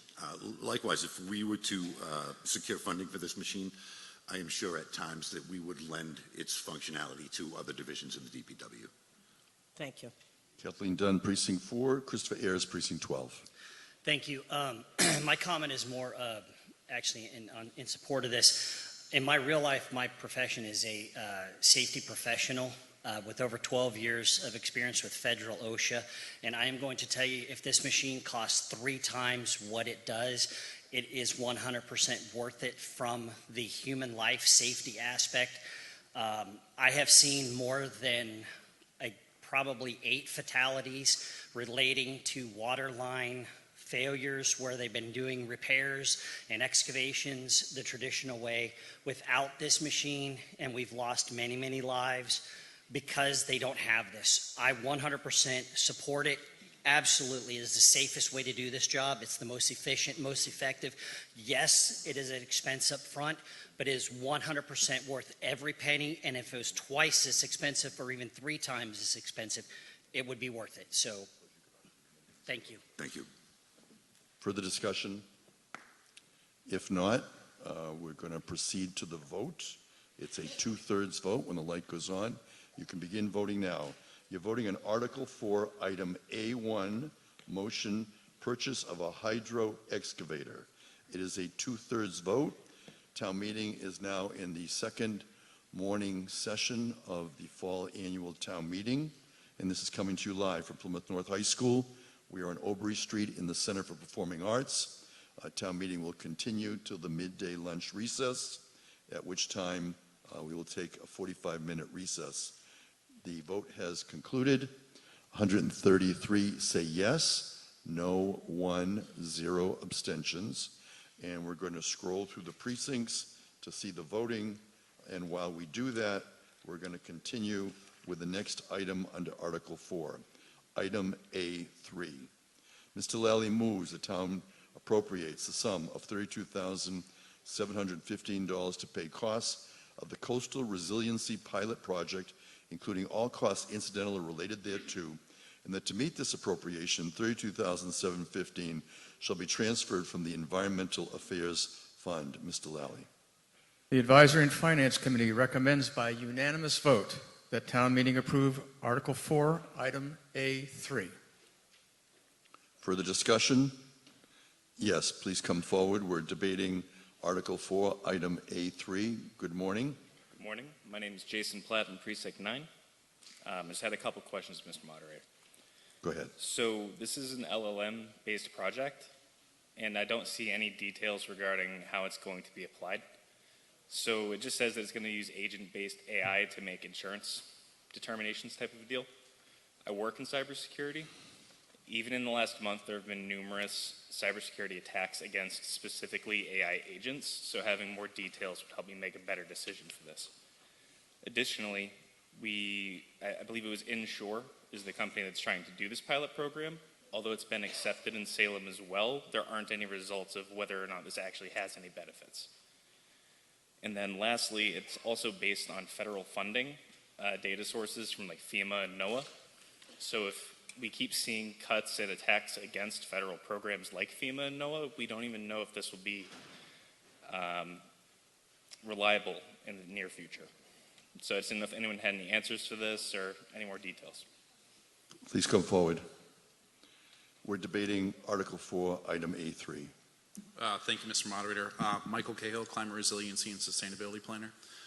Your first question for large language models, that model will be used to gather data from multiple sources and make inferences. Will have no access to town systems. It will be really looking at the flood modeling data, elevation data, compiling that all together to make inferences when it comes to insurance. Can you repeat your second question, sorry? So if federal funding for NOAA and FEMA is cut, how do we know this will even be reliable? And like, for example, I'm assuming we're not hosting our own data centers and we're going to be relying on something else. We don't even know if that business will stay in operations either. So I'm trying to figure out how this will be a long-term cost, especially if we don't have any value. Sure. So the question on federal data sources. So there's going to be multiple used. Additionally, throughout this process, we're going to figure out if there are some own models that Insure can use and develop on their own to help inform their model. At this point, we have no control over federal data and the availability of it. Right now, we're going off the best data available, and hopefully that remains available for the public. In terms of funding, we did get our state grant in the amount of $294,435. This request for $32,715 is 10% of the overall match, so we do have the funding in hand to conduct this project. Last question. So this is a pilot program. How much of the town of Plymouth is being covered through this? So I can get an idea of scale. Yeah, so with this pilot, we're looking at 500 properties in the downtown area from Boundary Lane to Eel River. In total, it makes out 2.5 square miles of flooding area in the downtown. If this pilot is successful, you had referenced Salem they're about 6 months ahead of us. Additionally, Virginia has a pilot project in place looking at riverine flooding, and in Hawaii, a municipality has a pilot project in place looking at fire risk. We'll be the fourth in the country to do this. If it's successful, this will definitely be used, and there will be transferability to other regions of not only Massachusetts, but also the country in general. Thank you. Thank you.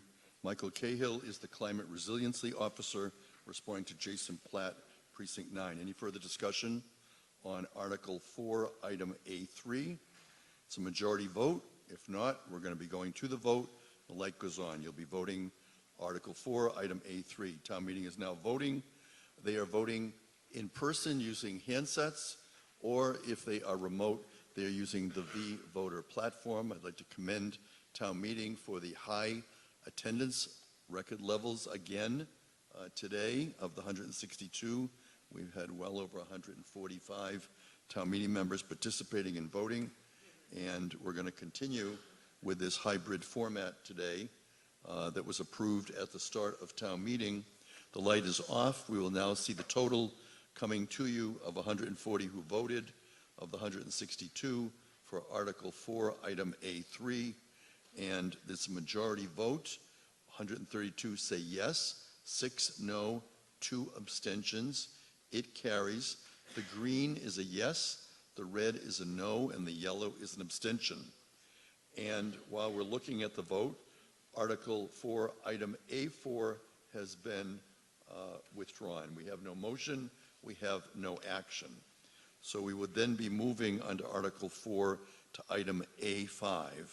And under A5, we have the main motion. Mr. Lally moves the town appropriates the sum of $460,000 to pay costs of runway 624, reconstruction project, including all costs incidental or related thereto, and that to meet this appropriation, $460,000 shall be transferred from the airport retained earnings. Mr. Lally.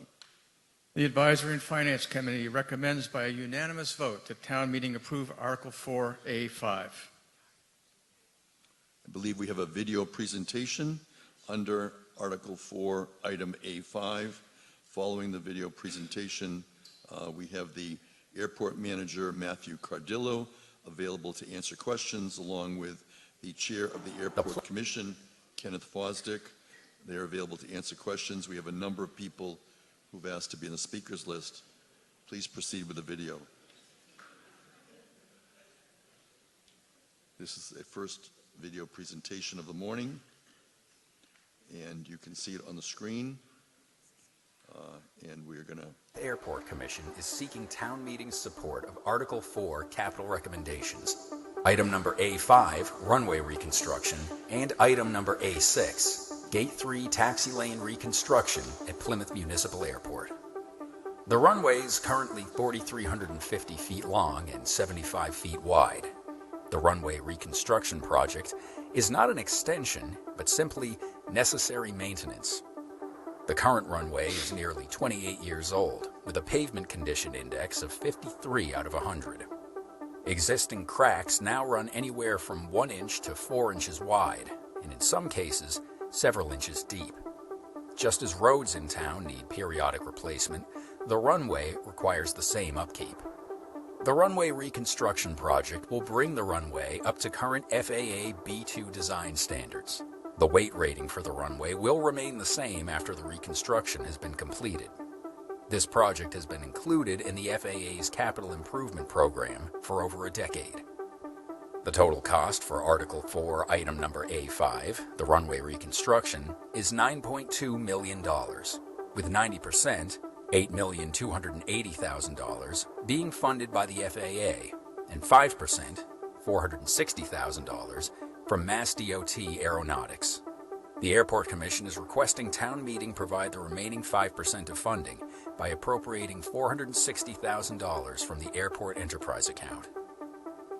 Article 4, Item number A6, is the Gate 3 taxi lane reconstruction project, which will replace about 50,000 square feet of pavement used by aircraft to access their hangars and connected aprons and taxiways.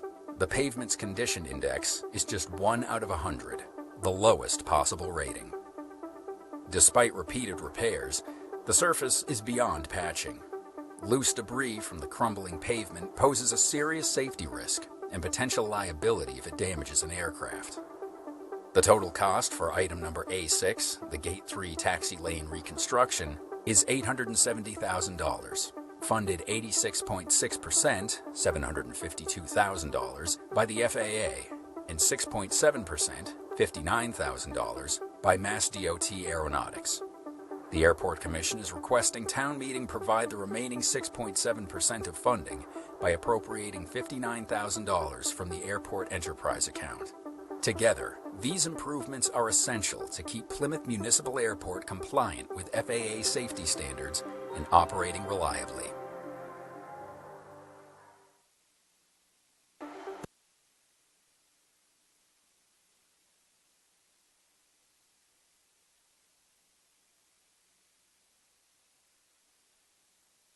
Could we have a mic check? Thank you. Did you want to present or just answer questions? Just answer questions. Thank you. Then we're going to begin. Joel Coffin, Precinct 10, followed by Lisa Langtang, Precinct 10. Town meeting members, welcome to Plymouth Town Meeting. Good morning. Good morning. Thank you, Mr. Moderator. Moderator, excuse me. Joel Coffin, Precinct 10, new town meeting member.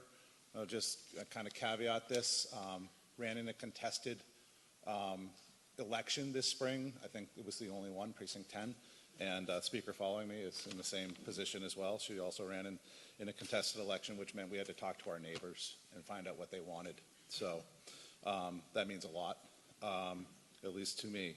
So the Airport Commission asserts that the reconstruction will be built to FAA B2 standards and to the same length, width, and weight-bearing capacity as the existing runway. However, the statement does not explicitly rule out increase in the runway's load-bearing strength during reconstruction. Under FAA design guidance, any runway reconstruction must be engineered to safely accommodate its designated critical aircraft. Defined as the most demanding aircraft that regularly uses the airport, in Plymouth's case, that includes the Dassault Falcon 2000, a heavy corporate jet currently operates at a reduced capacity, roughly 30% of the potential payload. With respect to the Airport Commission's last-minute response to our concerns, they have not provided any engineering documentation, FAA correspondence, or written commitments ensuring the reconstruction will not increase load-bearing capacity, pavement strength, or operational limits. This transparency is critical. Additionally, last week, in reviewing, as a stewards of, I guess, our town, reviewing bylaws, it came to our attention that the town meeting warrant article process item 2, so this is in the bylaws, policy guideline 2.2.4, an article submission, not a citizen petition, from a board, committee, or precinct must receive a majority vote in favor of the proposed article prior to submission to the town manager's office. To date, we were unable to find any record of a public vote by the commission approving either Article A5 or A6. A real concern is about A5, but this goes to both those articles. This omission raises a serious procedural issue. Without a duly recorded vote, it is our understanding that these articles are not properly before town meeting and 30 cannot seconds. be considered compliant with town governance standards. Regardless of the project's technical merits, town meeting must uphold process integrity before authorizing any action. Thank you. Thank you. Before we hear from the next speaker, I would just like to respond to the procedural observation from Mr. Coffin. This particular article was presented by the Select Board, not by the Airport Commission. The Select Board did take a vote. I checked into the record, and consequently, procedurally, it is before you correctly. Lisa Langtang, followed by Stephen Langtang. Lisa Langtang, Precinct 10. I would request that you please vote no on Article 4A5. There's still an unclear relationship to future runway expansion. So I say trust but verify. While the Commission claims the reconstruction is not tied to the proposed runway 624 extension, it has not provided any written assurance from the FAA that accepting federal funds for this reconstruction will not obligate the town to later support or pursue the extension project. We ask that until we get something in writing and confirmation from the FAA that this will not lead to the expansion of the runway, please do not move forward with it. Transparency, trust, and accountability. The Airport Commission's recent unsigned letter, while appreciated, relies on assurances from a single official, the chair of the Airport Commission, rather than verifiable binding documentation. Given the Commission's history of incomplete communication on related projects, the public's skepticism is both reasonable and warranted, especially since the Airport Commission's chair and vice chair terms are up in 6 months. Town meeting's duty is to act prudently on behalf of taxpayers and residents. A no vote does not reject airport safety or maintenance. It simply preserves the status quo until the Commission provides a clear written and engineering certified statement confirming no increase in load-bearing capacity or operational potential for heavier jets. 2, a written FAA assurance that the town will not be obligated to pursue the runway 624 extension, and 3, documented publicly recorded votes with the Airport Commission on Article A4A5. In conclusion, sorry, I'm getting nervous. A no vote on Article A45 is not anti-airport. It's pro-transparency, pro-process, and pro-accountability. That's what we're asking you to look at.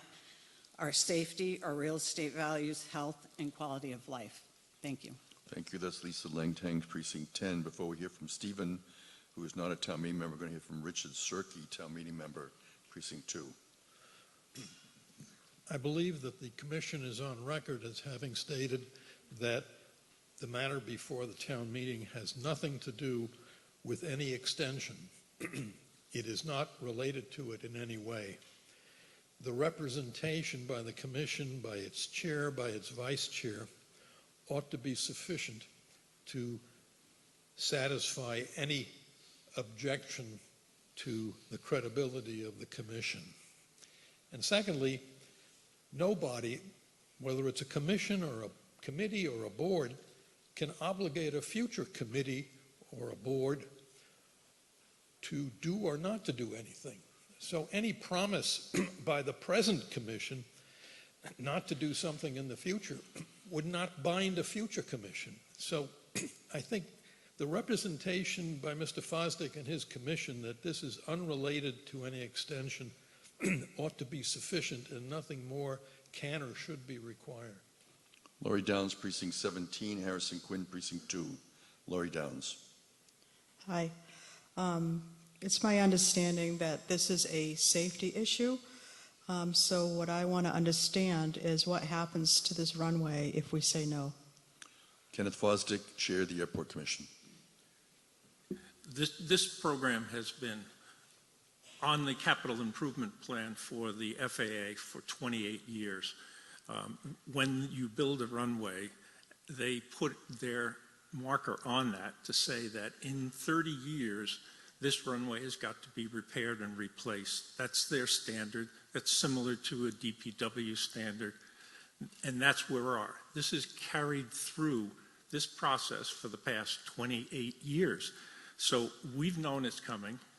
It precipitated a discussion about the length of the runway, but this article is not related to that.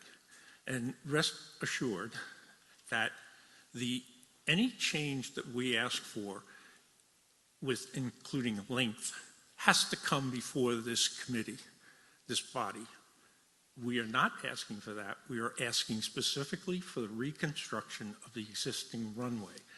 The same length, same width, and same load capacity.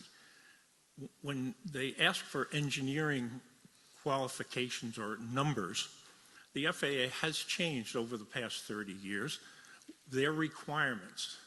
So they then look at the conditions as they exist.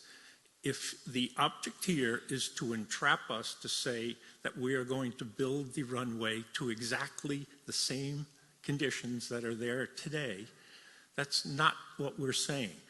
If, in fact, for example, the top coat today is 3 inches thick, the new standard might be 4 inches or some variation close to that, which will depend upon the conditions that they find when they do the reconstruction.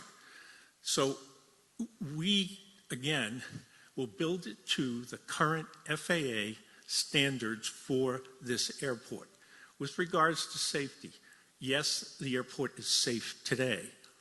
Clearly, as you saw on the pictures, the runway is deteriorating. This is our opportunity. This is when the FAA says to us, this is our procedure. We think you should redo the runway. And they're willing to commit $8.2 million to do that. It does not obligate us to make any extensions or make any changes. It just rebuilds the existing runway. Harrison Quinn, Precinct 2. Mike, please. Michelle Christensen, Precinct 9 to follow. Mr. Quinn. Thank you, Mr. Moderator. Harrison Quinn, Precinct 2. I have 2 questions. One may have already been answered. Is the airport going to be unsafe if we don't do this to the point where it could close? And my second question would be, are we potentially losing all of this federal funding if we don't vote on this now? Kenneth Fosdick, Chair, Airport Commission.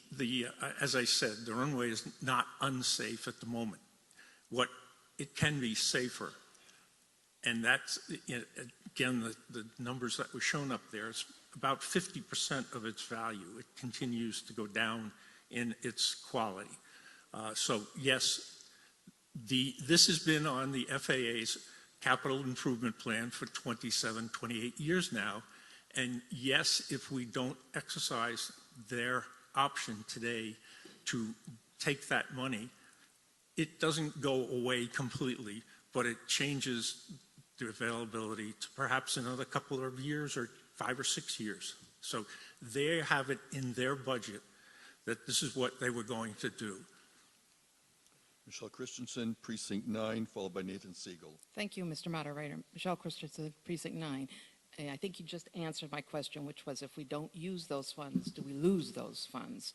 But more specifically, I'm thinking simply because of the environment we live in today, lots changed in the last couple months here with finances and what we're seeing around us. So if we were to kick the can down the road to the spring, for example, or even a year from now, is there any chance those funds would be there? Or in your mind, they're saying we're reliant or we depend on their calendar schedule? We depend on their calendar schedule, and they then would reorganize their calendar. Right, so if we don't use them today, Correct. we potentially don't have them. I'm not going to say we won't ever have them, but no.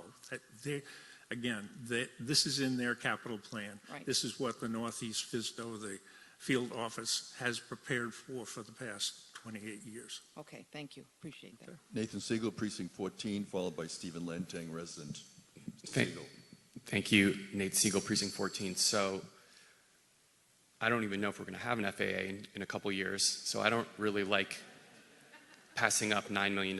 However, if this was so crucially important, I don't understand why the Airport Commission wouldn't do everything in their power to put the neighborhood at ease and to make them feel that transparency that clearly they're not feeling comfortable with. I'm very sympathetic to the neighborhood. I think they've done a great job at advocating, organizing, keeping this top of mind for people throughout other areas of the town that aren't as directly affected as they are. I think we all know as taxpayers, most of us probably property owners, how important that is to our lives, to our quality of life, our family's economic circumstances. So if the residents aren't feeling comfortable with this, I have a hard time supporting it, even with the $9 million. So I would urge the Airport Commission, the town, to do everything that they can to work with the neighborhood. They don't seem unreasonable. Seem like they're pretty willing to work with folks to find something that works for all parties. So although I don't really like the situation and passing up on the funding and passing up on capital improvements, I'm leaning towards no on this. Thanks. Stephen Lantang, resident. Good morning. Proceed. Town meeting member. Oh, we have a town meeting member first. Eric Carmen, I'm sorry. Mr. Carmen, go ahead. Thank you very much, Mr. Moderator. Carmen Lee Ferrieri, Precinct Chair, Precinct 18. Mr. Fosdick, I've known you for a very long time. Nice to see you again. I do have a question. Again, good morning, Mr. Moderator and fellow town meeting members. I'm here as a representative of the voters of my precinct, and I take my role very seriously. My goal is to reflect their concerns and help ensure our decisions are grounded in transparency and long-term care for our community. As we consider Article 4A5, the proposed reconstruction of runway 624, I'd like to respectfully raise 3 questions that remain unanswered, and some of the answers have risen today, but are also being repeated, some of these questions. Will this reconstruction increase the runway's weight-bearing capacity or allow larger jets to operate at higher loads? We're asking for written clarity that this won't expand jet operations beyond current limits. Number 2, does the project commit the town to a future runway extension under FAA agreements? We'd like assurance that this vote doesn't obligate Plymouth to future expansion without public input.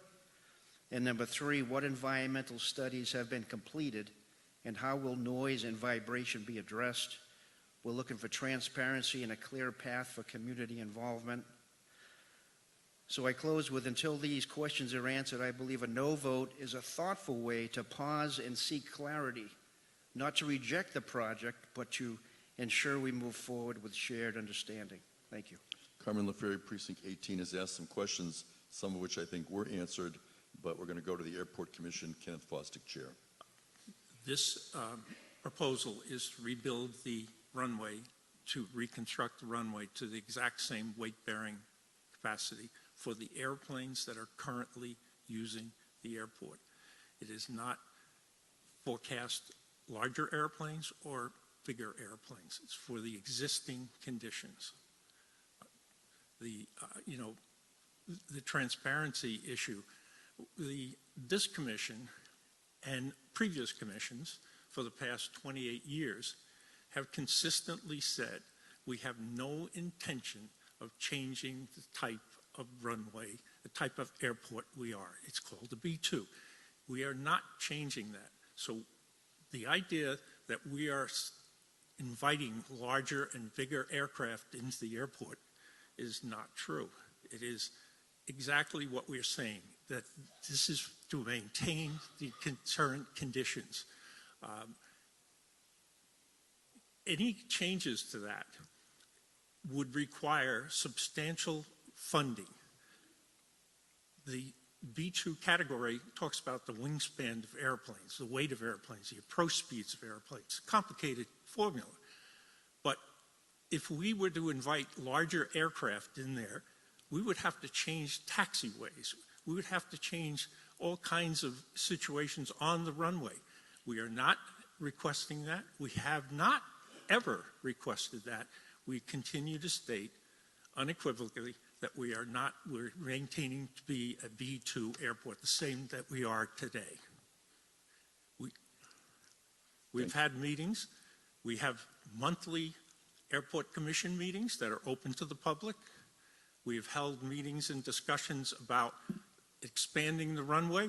We have voted to move that away to give further time for that discussion. We are not proposing that, and any time we would propose that, we would have to come back to this body to get approval. Thank you. And we're now going to go to Betty Cavaco, Precinct 6. Thank you again, Mr. Moderator. I'm really kind of confused that our residents feel so not part of this process. And I know that, a few years ago we would hear about it as well, and we heard about it, but I think the breakdown in communication is a struggle for them, and I don't understand why. Because if you guys are being as transparent as you say you are, they shouldn't have so many questions on how to move forward. So I'm not sure how it's going to go, and I don't even know right now how I am going to vote on it, but I do know that almost $9 million that could potentially be us coming out with it as our residents would probably not be very good for any of us taxpayers. But I implore you to continue to speak with these people, because I'm not in that precinct, I'm in Precinct 6, but the residents have reached out to all our precinct members, and I personally, with all of their questions, I find it very difficult to support what you're saying, because they are so questioning what's going on, and I don't understand why that is. So, thank you. And do we have a procedural motion? Yes, Mr. Moderator. Jeff DeLapp, Precinct 13. I move the question. Move to close debate. It's not debatable. I'd first like to ask, is there anyone who still wishes to be heard? You could still stand, and we see that. And in the queue, we don't have anyone. So now we're going to go ahead and take the vote on whether to close debate. It is not debatable. When the light goes on, you can vote now. It's a 2/3 vote, as to whether to close debate on item A5 under Article 4.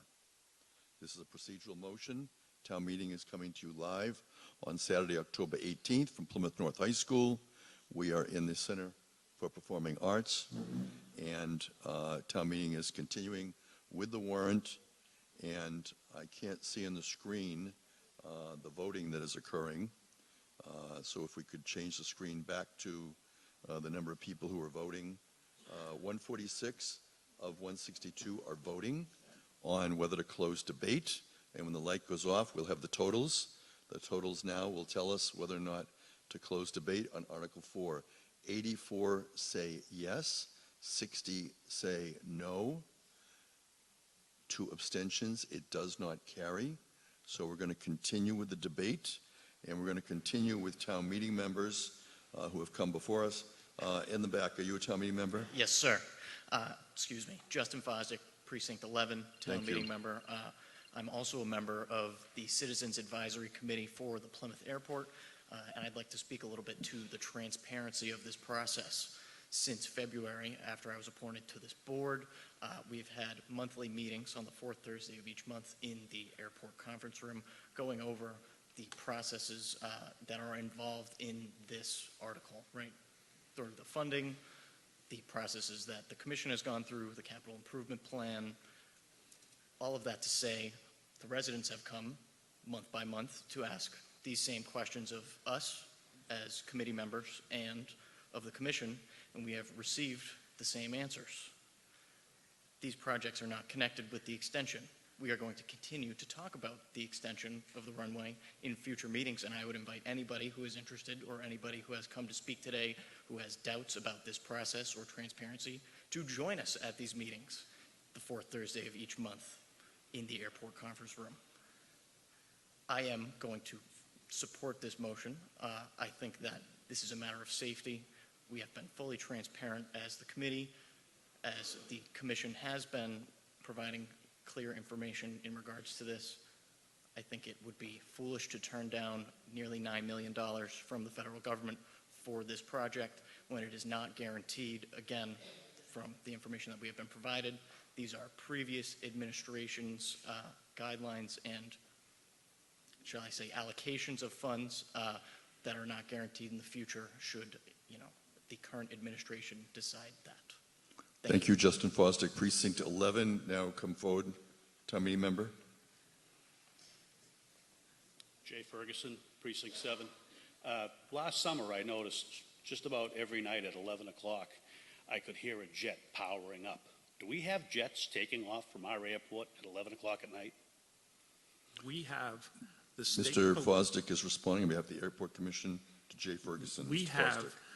the Massachusetts State Police headquarter troop at Plymouth Airport. They respond at any time of the day. We have, for community support, the MedFlight, which responds to emergencies, health emergencies, 24 hours a day for all of our region and the Cape and Islands. So we have a noise abatement policy that says we do not want people to operate after 9 o'clock at night and before 6 o'clock in the morning. That is not, you cannot stop the state police from going out and doing what they are doing. And there are times, it's a voluntary agreement that people abide by that. It's 90% or higher abided by.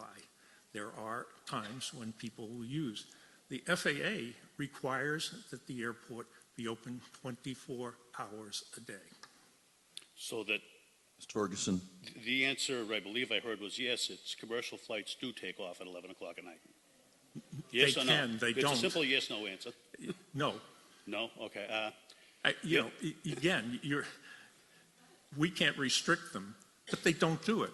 We very, very seldom have that happen. Do we have any problem with air traffic controllers at our airport? It's an With staffing? uncontrolled. It's an It's uncontrolled. non-controlled. Okay, thank you.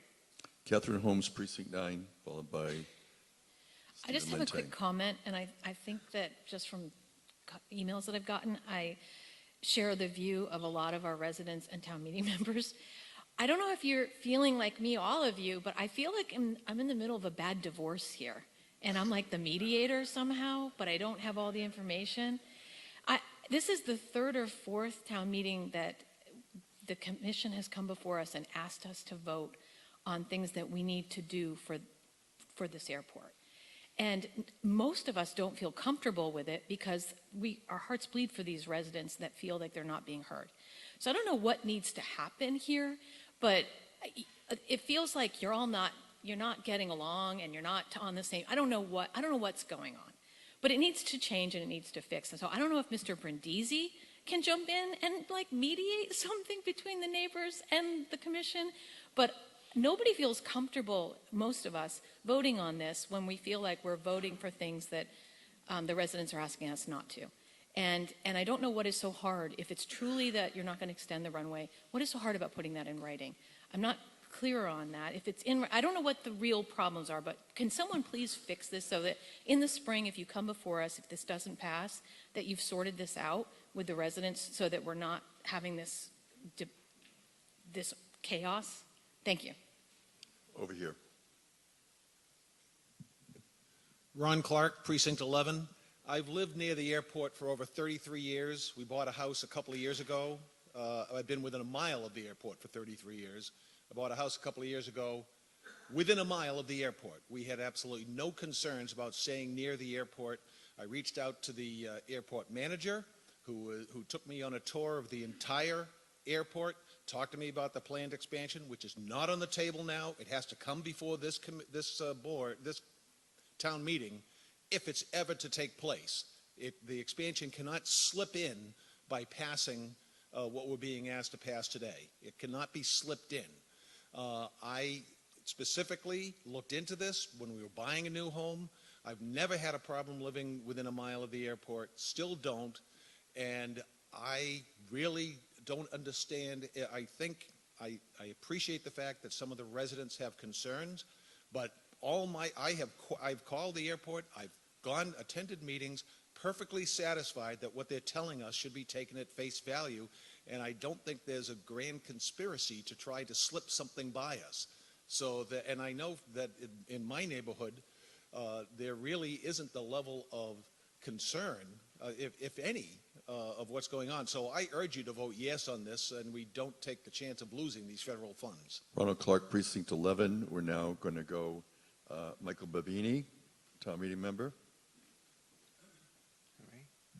Thank you, Mr. Moderator. I sympathize with the residents that are complaining about the airport.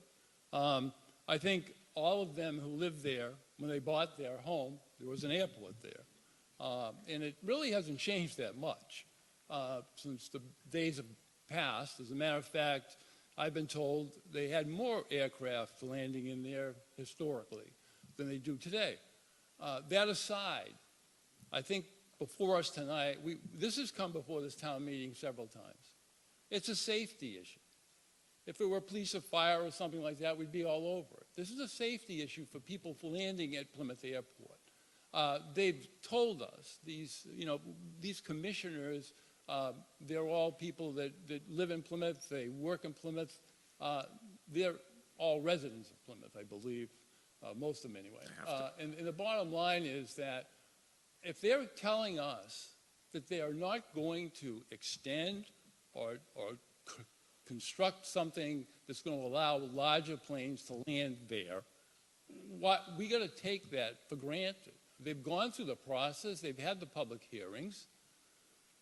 Aside from that, as we've been told, the FAA money that's being contributed here, that could go away tomorrow. You know what's happening in government today. So I urge you to vote yes for this. When they want to expand the airport, expand the runway, whole different question, whole different issue. But we've beat this thing to death. And I think that we need to take a stand today, and we need to vote yes. Thank you very much. Michael Babini. Mr. Coffin, you are a town meeting member. You have already spoken. If you don't object, I'm going to go to Mr. Lantang, who is a resident. Stephen I'll Lantang. pass because you refuse to recognize me. Okay. Again, for the people who are watching, town meeting has established rules that town meeting members are heard before residents. Okay, are you telling me, is this Mr. Lentang? I am not Mr. Lingtang. My name is Brian Fitzgerald. I'm a duly elected town meeting member. Okay, Brian Fitzgerald, proceed. Thank you, Mr. Moderator. My name is Brian Fitzgerald. I'm a duly elected town meeting member for Precinct 10. When Eversource was doing some work, a substation, I've gotten a blizzard of information about what they're doing, how they're doing it, why they're doing it, when they're doing it, by post and email. The only time I hear from the Airport Commission is when their plans are in danger of being derailed by a democratically elected body. I wish all the roads in my neighborhood looked as good as that runway does that we saw in that presentation. My email address is publicly known. It is on the town website. I would like to hear about these meetings at a time in a way other than being told that they happened in the past. I appreciate the commission member who mentioned that meeting, and I'm going to make more of an effort to write that down because it's the only way I'll know about it. To my neighbor who said that it felt like we were in the middle of a divorce, feels that way as well. I've had to interrupt conversations with jets flying over. I'm a little bit thrown off because I apologize because I wasn't sure if I was going to be able to speak. I will just finish by one point here. I'd like to grab a bite at plain Jane's, and I'd like to look up the tail numbers of some of the aircraft. So when we talk about who's going to pay for this if the FAA funding isn't there, there are corporate jets that use that airport. You look up the tail numbers, they're owned by publicly traded companies. I'm sure they can afford to chip in.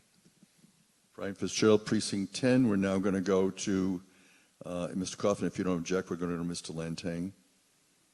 Stephen Lentang, resident. Good morning. Thank you, Mr. Moderator.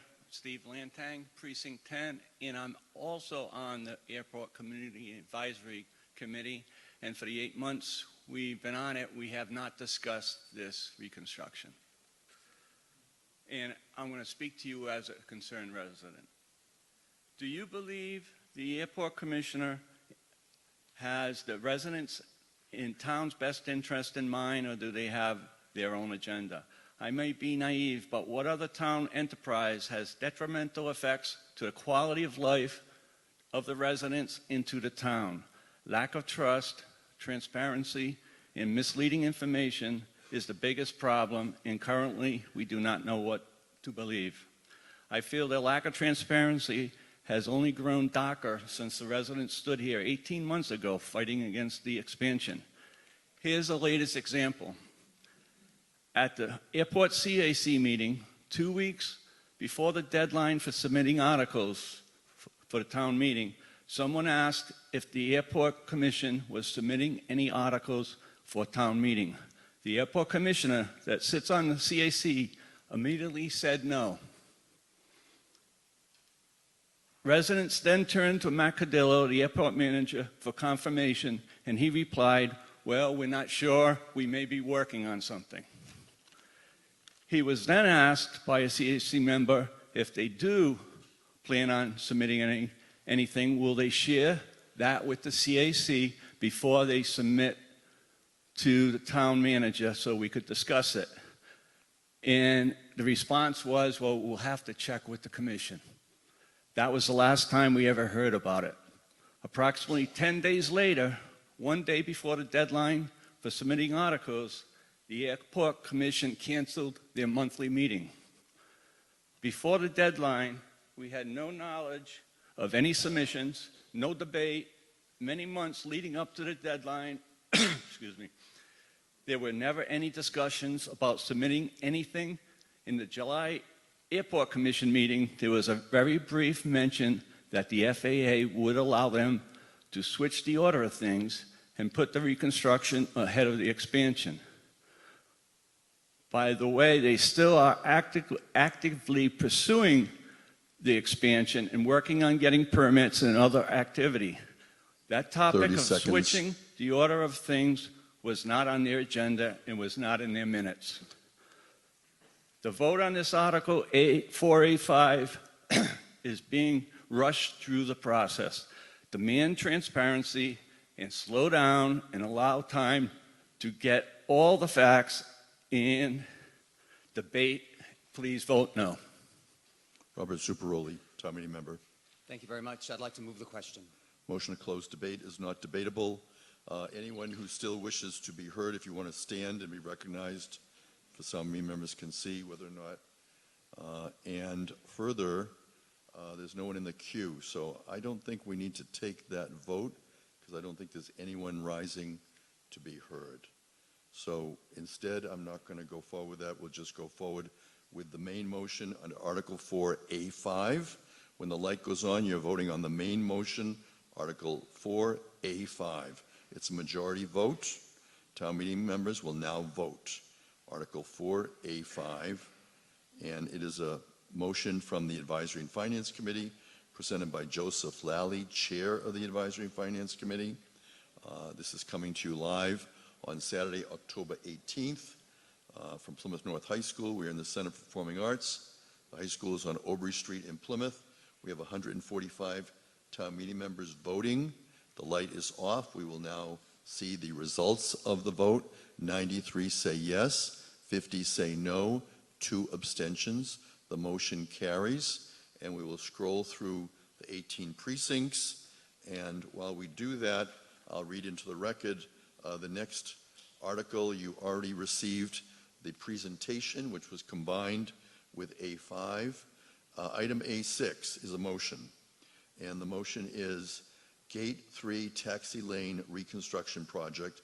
Mr. Lally moves the town appropriates the sum of $59,000 to pay costs of the Gate 3 Taxi Lane Reconstruction Project, including all costs incidental or related thereto, and that to meet this appropriation, $59,000 shall be transferred from the airport retained earnings. Mr. Lally.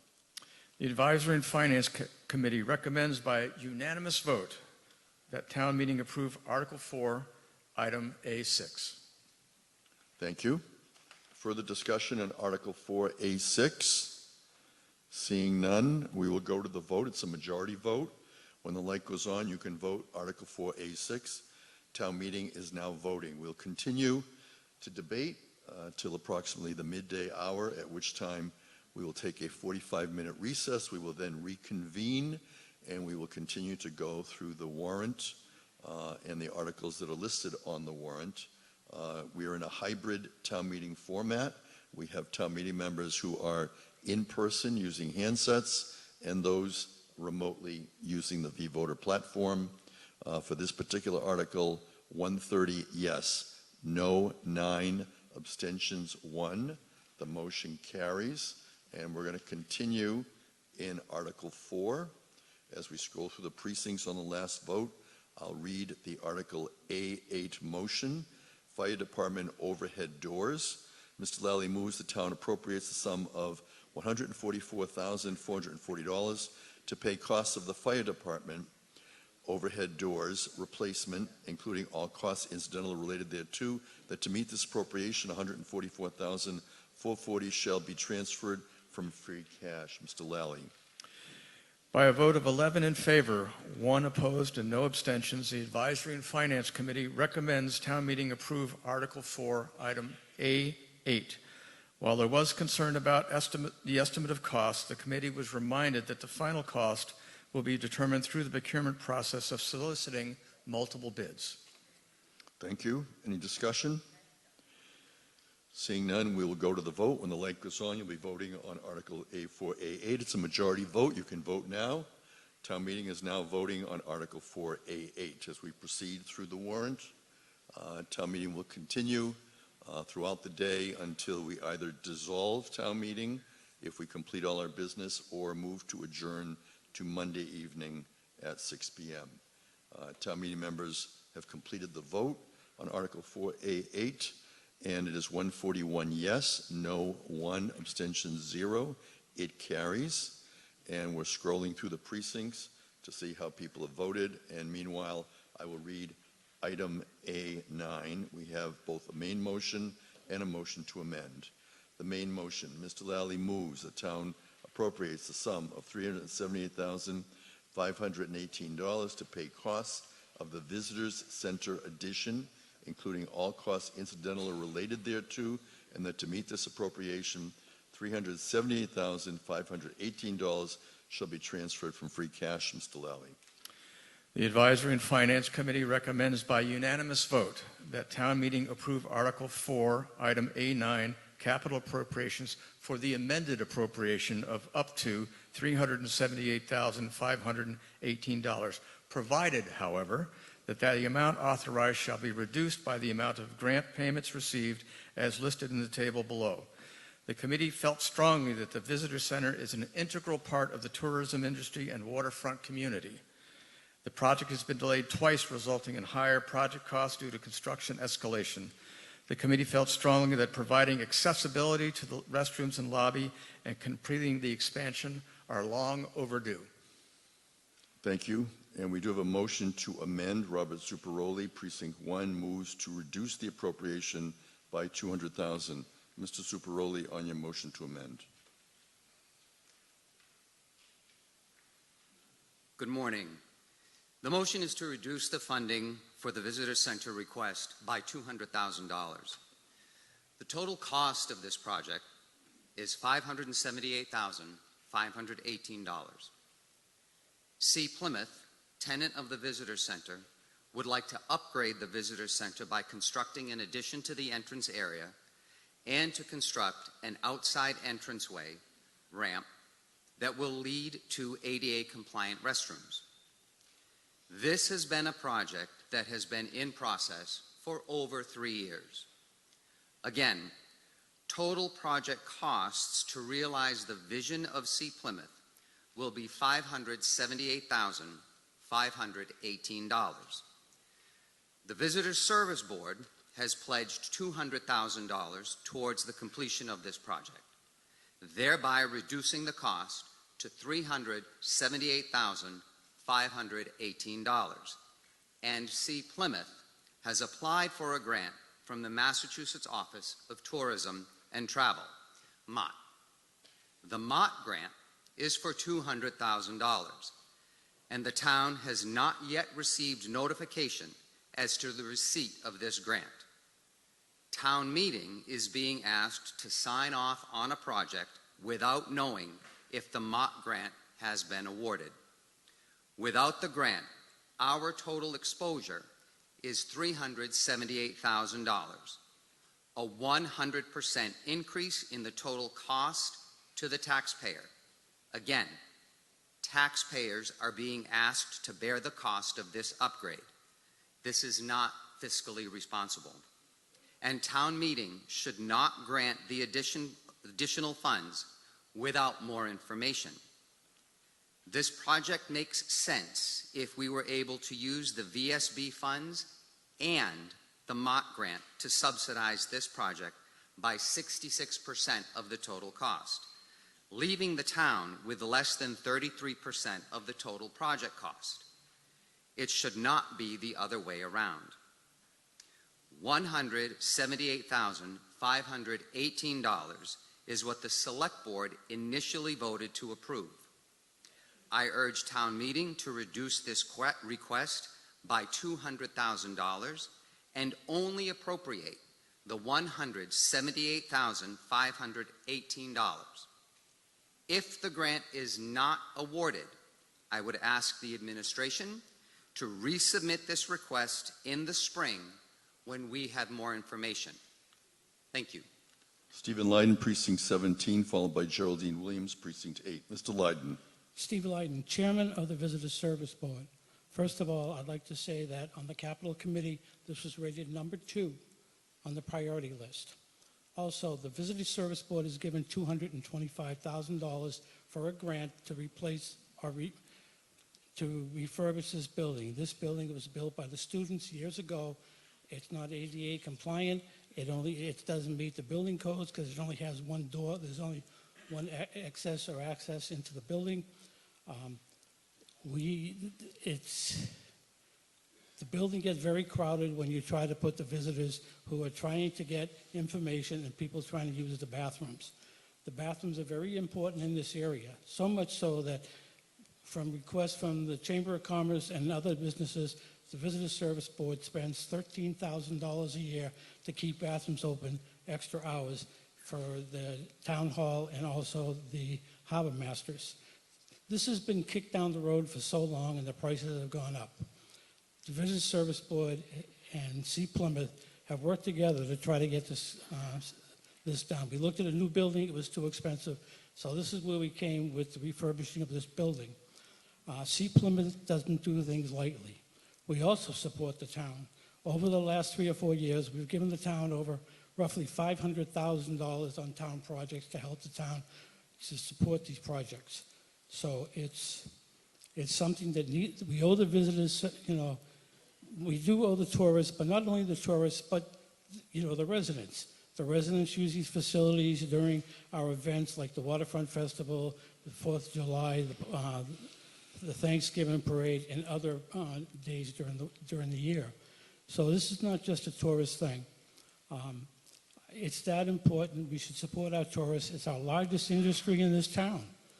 And that's who, and we owe them something. We owe them something better than this little room.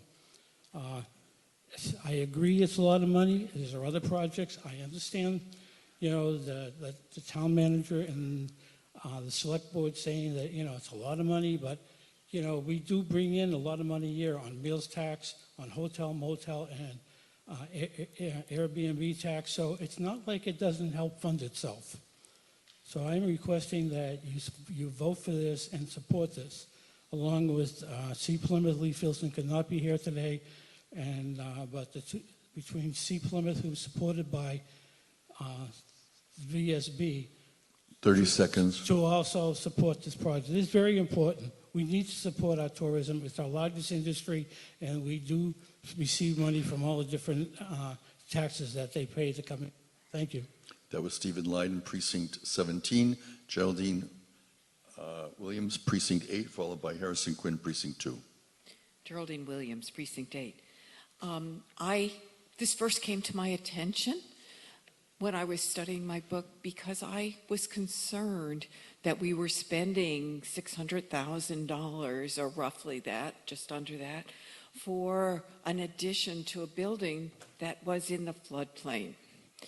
Upon further investigation, I think that the risk of flooding is less. So I changed my mind to support this addition as opposed to moving not to support it. However, I have to agree that this amount of money seems like an exorbitant amount for a 16-foot addition, which has no plumbing in it, doesn't look like there's any windows. They're calculating it at $900 a square foot for this simple addition. And then each of the doors is added in, etc. I understand the need for the ADA ramps and those costs, but I'm thinking that this seems very deluxe amount. And I question whether we need to spend $89,000 for a scope of service manager. So I'm not sure that I would want to reduce this.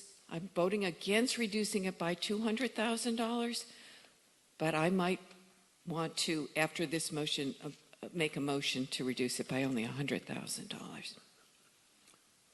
Harrison Quinn, followed by Wrestling Brewster. Thank you, Mr. Moderator. Harrison Quinn, Precinct 2. I have a question that, two questions. I'm not sure who may be able to answer it, just to kind of help us understand. One, if we appropriate these funds and then we get the grant, we're getting money back, correct? And then two, are we opening ourselves up to a lawsuit because we are not ADA compliant right now, which is something I would like to know as well. Thank you. Carl Anderson is the Facilities Director for the Town of Plymouth. Carl Anderson, if you wish to respond to Harrison Quinn. Mr. Anderson. Thank you, Mr. Moderator. Good morning, everyone. Carl Anderson, Facilities Manager. To answer the first question, the building is ADA compliant. We were there yesterday inspecting that. The thing, what it lacks is one of the entryway automatic door buttons, so that should be added to that building. But there is a ramp, there is a way for people to get in. The first part of your question, Would we be getting money back? The answer is yes.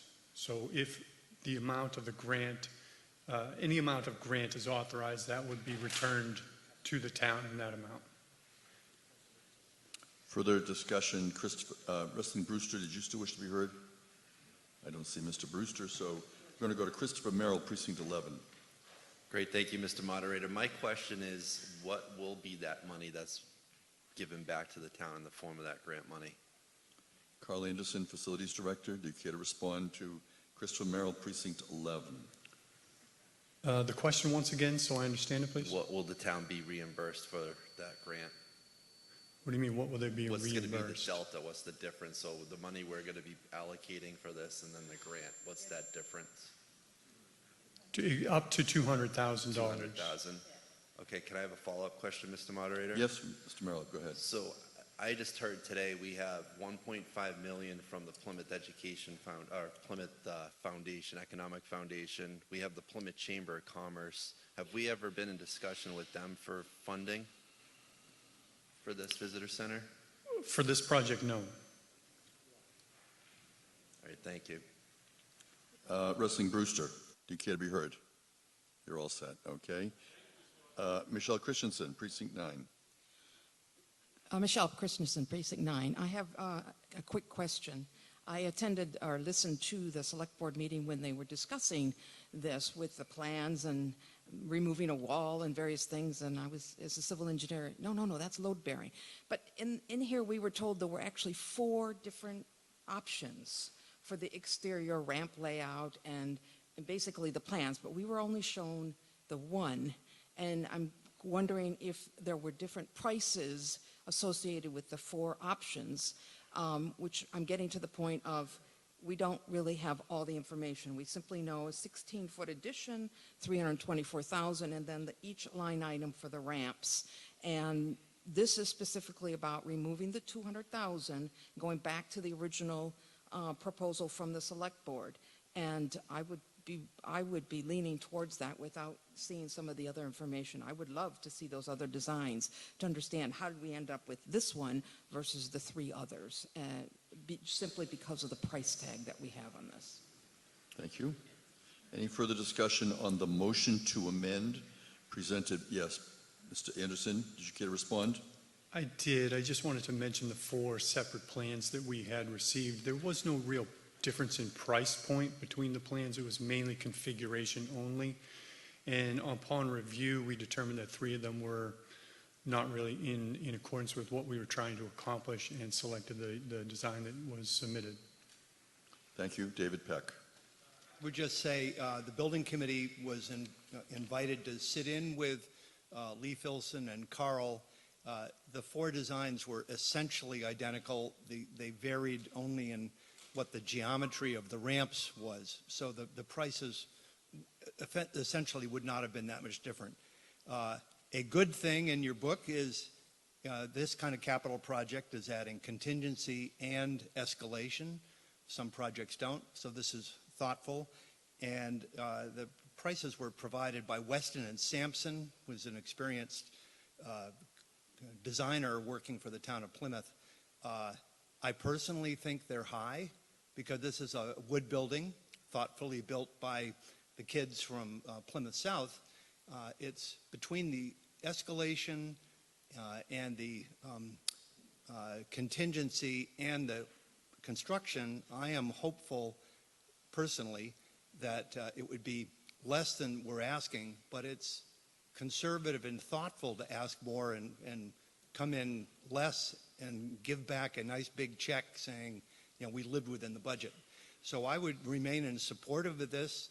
Of keeping it as asked and happily returning the $200,000. It was expected that we would get word from the state by the end of August. And it's now in October, or November now, sorry about that. And you know, between the messages from the governor as well as at the federal level, we don't know whether we're going to get that. May not for months, if ever. So we really should ask and support the full amount in the hope through the procurement process it'll come in less. But let's keep it as asked. Further Thank you. discussion on the motion to amend by Robert Zuccaroli. We're debating Article 4A9, a motion to amend. If there's no further discussion, we're going to take a vote on the motion to amend to reduce the main motion by $200,000. When the light goes on, you can vote now. You're voting on whether to amend the main motion and reduce the appropriation by $200,000. The light is on. Town meeting members vote during a 20-second period. They are voting using handsets in person. Those participating remotely are using the V-Voter platform provided by OTI Technology. We have 143 voting out of 162. And the total for 41 yes, 102 no, 0 abstentions. The motion does not carry. The main motion is not amended. While we scroll through the precincts, is there anyone who wishes to be heard on the main motion before we then take a vote on the main motion under Article 4A9? I don't see anyone, and therefore, if we can go to a vote now on the main motion of Article 4A9, when the light goes on, you're voting now. Town meeting is in its second session of the morning on October 18th. We are at Plymouth North High School on Aubrey Street in the Center for Performing Arts. We'll continue midday until we take a recess. We'll be back 45 minutes after the recess. A quorum is presumed, and we'll continue with an afternoon session since we will not complete this morning. 142 are voting out of 162, and the results are 119 yes, 23 no, 0 abstentions. The motion carries. And we now move to Article 5. Article 5, while we scroll through the precincts on the last one, is from the Advisory and Finance Committee, and the chair, Joseph Lally, moves the town vote to reschedule the 2026 spring annual town meeting from April 4, 2026 to April 11, 2026, in accordance with Section 173-3 of the General Bylaws. Mr. Lally. The Advisory and Finance Committee recommends by unanimous vote that town meeting approve Article 5. Approval of this article will change the date of the 2026 spring annual town meeting from April 4, 2026 to April 11, 2026. The committee noted that April 4, 2026 is on a holiday weekend. Setup costs for the meeting will be higher, and there is a risk that a quorum may not be achieved for a meeting on that date. If that occurs, costs would at least double because a meeting would need to be set for another date with its own setup expenses. Thank you. Further discussion on the motion under Article 5. It's a majority vote. Hearing none, we'll go to the vote. When the light goes on, you can begin voting on Article 5. It's to change the 2026 spring annual town meeting date to April 11 of 2026. Town meeting will continue with the warrant, and following this vote, we'll be going to Article 6, and we have a presentation under Article 6, and you'll be voting now, completing on Article 5. 142 voted, 142 yes, no, 0 abstentions, 0. It carries unanimously. And while we scroll through the precincts, we're going to go to the motion under Article 6. Mr. Lally moves the town vote to authorize the Select Board to petition the General Court of the Commonwealth to establish a special revenue account utilizing proceeds from Chapter 61 rollback taxes for the purposes of municipal land acquisition. Said special legislation to be substantially in the form of the document on file with the town clerk or as provided on page 105 of the report and recommendations of the Advisory and Finance Committee, provided, however, that the General Court may make clerical or editorial changes of the form only to the bill, provided further that the Select Board approve amendments to the bill before enactment by the General Court, provided further that the Select Board is hereby authorized to approve amendments which shall be within the scope of the general public objectives of the petition. Mr. Lally. The Advisory and Finance Committee recommends by unanimous vote that town meeting approve Article 6. Approval of this article will authorize the Select Board to petition the General Court to establish a special revenue account for land acquisition per the warrant language. The committee asked Mr. Canty, who presented this article, how this account differs from the land bank account approved at the 2024 annual town meeting. He will share that answer and much more with you in just a moment. Thank you. And we have a video presentation from Kevin Canty, Select Board member. Mr. Canty. Proposes creating a special account to capture Chapter 61 rollback taxes. Funds collected when land enrolled in forestry, agriculture, or recreation programs change use, and direct those funds for future land acquisition for open space, recreation, or municipal use purposes, such as buying land to build a fire station on. This article has nothing to do with the land bank proposal heard by town meeting last fall, or with the Community Preservation Act. This proposal creates a new special account that town meeting would control. There are 3 designations for Chapter 61. Chapter 61 Forestry designation, Chapter 61A Agricultural designation, and Chapter 61B Recreational designation. Landowners pay lower real estate taxes while their land is enrolled in a Chapter 61 designation, called Chapter Status. Chapter 61 rollback taxes are assessed if land enrolled in one of these designations changes from its designated use within 5 years of withdrawal from a Chapter 61 program. Rollback taxes are the total difference between what was paid while in Chapter Status and what would have been paid if the land was taxed normally, often with a 5% interest per year. Since 2009, Plymouth has collected $1,503,837.30 in Chapter 61 rollback taxes, averaging $83,564.51 per year. These funds are unpredictable and currently flow into free cash at the end of the year because they are not factored into the town's budgetary plans. But with this special account, town meeting would have direct control over how they're used. As Plymouth nears build-out, more land is expected to leave Chapter Status throughout the community. Chapter 6 ensures these dollars can be reinvested to protect open space and provide vital community services without impacting the town's budget. Please vote in favor of Article 6 at town meeting. It is a proactive step towards preserving land and strengthening Plymouth's future. Mr. Canty. Thank you, Mr. Moderator.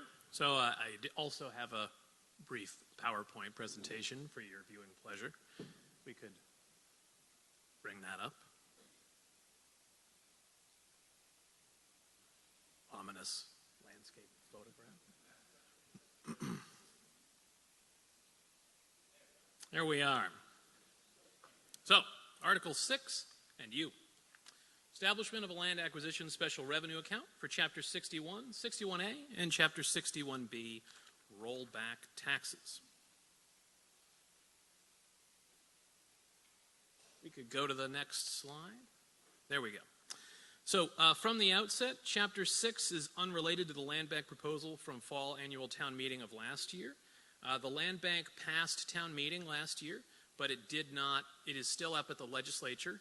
It has to pass the legislature, and then it has to come back to the voters of Plymouth and be voted before it takes effect. So the land bank does not currently exist. It may never exist, so you shouldn't depend on it existing, and we're not depending on it existing at this time either. Article 6 is also unrelated to the Community Preservation Committee, or the CPA. Has no bearing on that. The CPA would continue to operate and function exactly as it currently does. Article 6 would create a new tool in the toolbox for the purchase of land for open space recreation or municipal use purposes.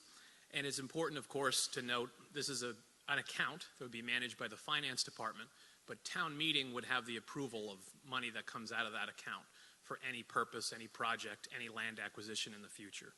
So you and yourselves would be the only people that could actually approve an expenditure from that account if and when it comes to pass.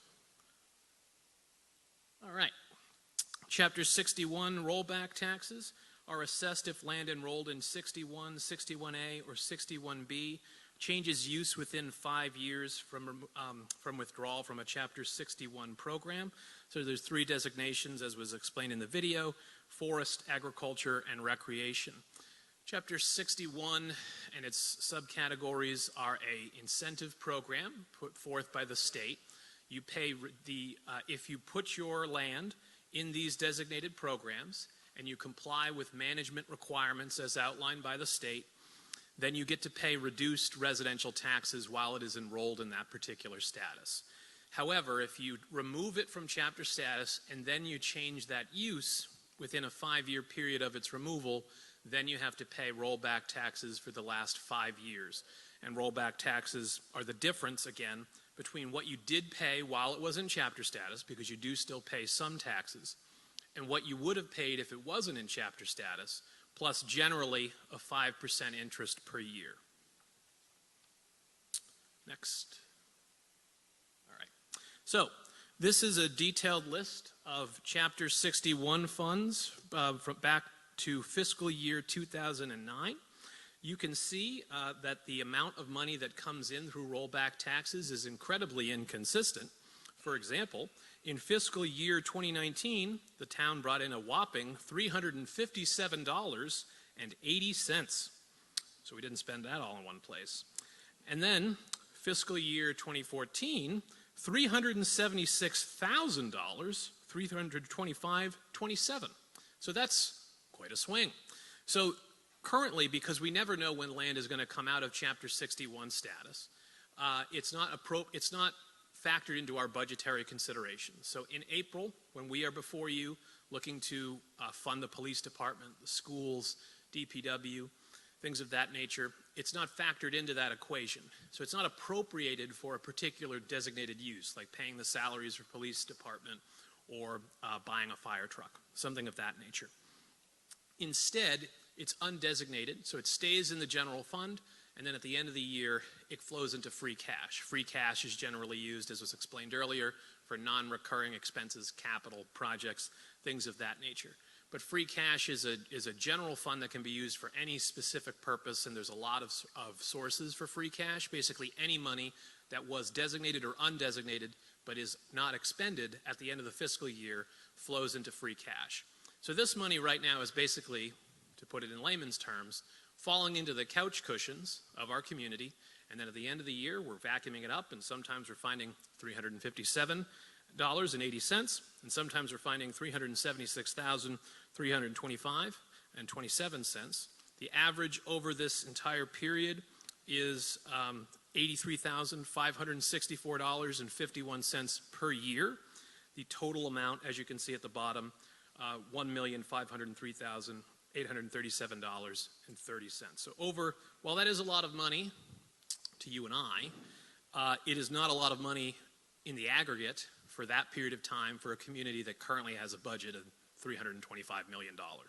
So taking this money and designating it for a specific purpose is not essentially going to create a large hole in our other budgetary and financing considerations, but it will, if we use it appropriately, we think, be an asset that the community can use. All right. So the purpose of Article 6 is to create a fund to capture these funds and preserve them for future open space, recreation, or municipal use needs. Really, the impetus for this particular article was what was going on with Atlantic Country Club over the last several months. So Atlantic Country Club is a golf course. It's in recreation status. It was going to come out of that status and be used for a residential development. They did remove it from chapter status, but they did not change its use yet. So they unenrolled it, and it'll be out of chapter status officially effective July 1st of 2026. But it has not changed use. So it has not had to pay any rollback taxes yet, in anticipation of being asked, since I was asked at some caucuses, what the dollar amount that Atlantic Country Club would have paid if they had gone through. They would have paid for 176 contiguous acres $127,023.65 in rollback taxes. So the purposes of Article 6 is to, instead of it going into the general fund, then flowing into free cash and then being used for whatever, it would create a fund that again would be controlled by town meeting, and it could be used for an acquisition of land for the purposes of open space or recreation or municipal use needs, like buying land to build a fire station on as the community continues to grow, buying land for the purposes of a new school. We anticipate that in the next 15 years or so, this community is going to reach build out. We've been building for over 400 years, as you may have heard, and yet we still have undeveloped land within the community. But as there is less and less undeveloped land, the value of the land in this community is going to continue to increase. There will be an increased incentive to remove land from these designated statuses, which do provide infrastructure calming and development calming benefits, and use them for quote-unquote productive uses like building residential developments. However, we're not really looking for more residential developments, as I've said previously. I love all of my constituents, but I already have enough of them, and I'm not looking to add more high-density residential developments within this community if we can avoid it. This particular scheme that we're devising here to capture this money and put it for these types of purposes will help as land becomes more precious and more valuable and there's an increased incentive to remove it from chapter status. It will help the community leverage that money that's coming to the community for open space, recreation, and municipal use needs that are driven by that development. As more land is developed, there will be an increased need for open space. As more people move into areas around the town, there will be more increased demand for recreation. And as municipal use needs arise, as more people move in, we need more fire coverage, we need more schools, things of that nature. This will be tied to solving that particular problem as well. We estimate as likely that because of the zoning of the community as well, that you're going to see more of these developments in the attempts down in the southern parts of town. Because down where it's rural residential, 3-acre zoning, it's a lot easier to cobble together properties to build high-density residential developments down there than it is where I live, up in North Plymouth, where it's 1/4-acre zoning and you can stand on your front porch in some houses and touch your neighbor's house.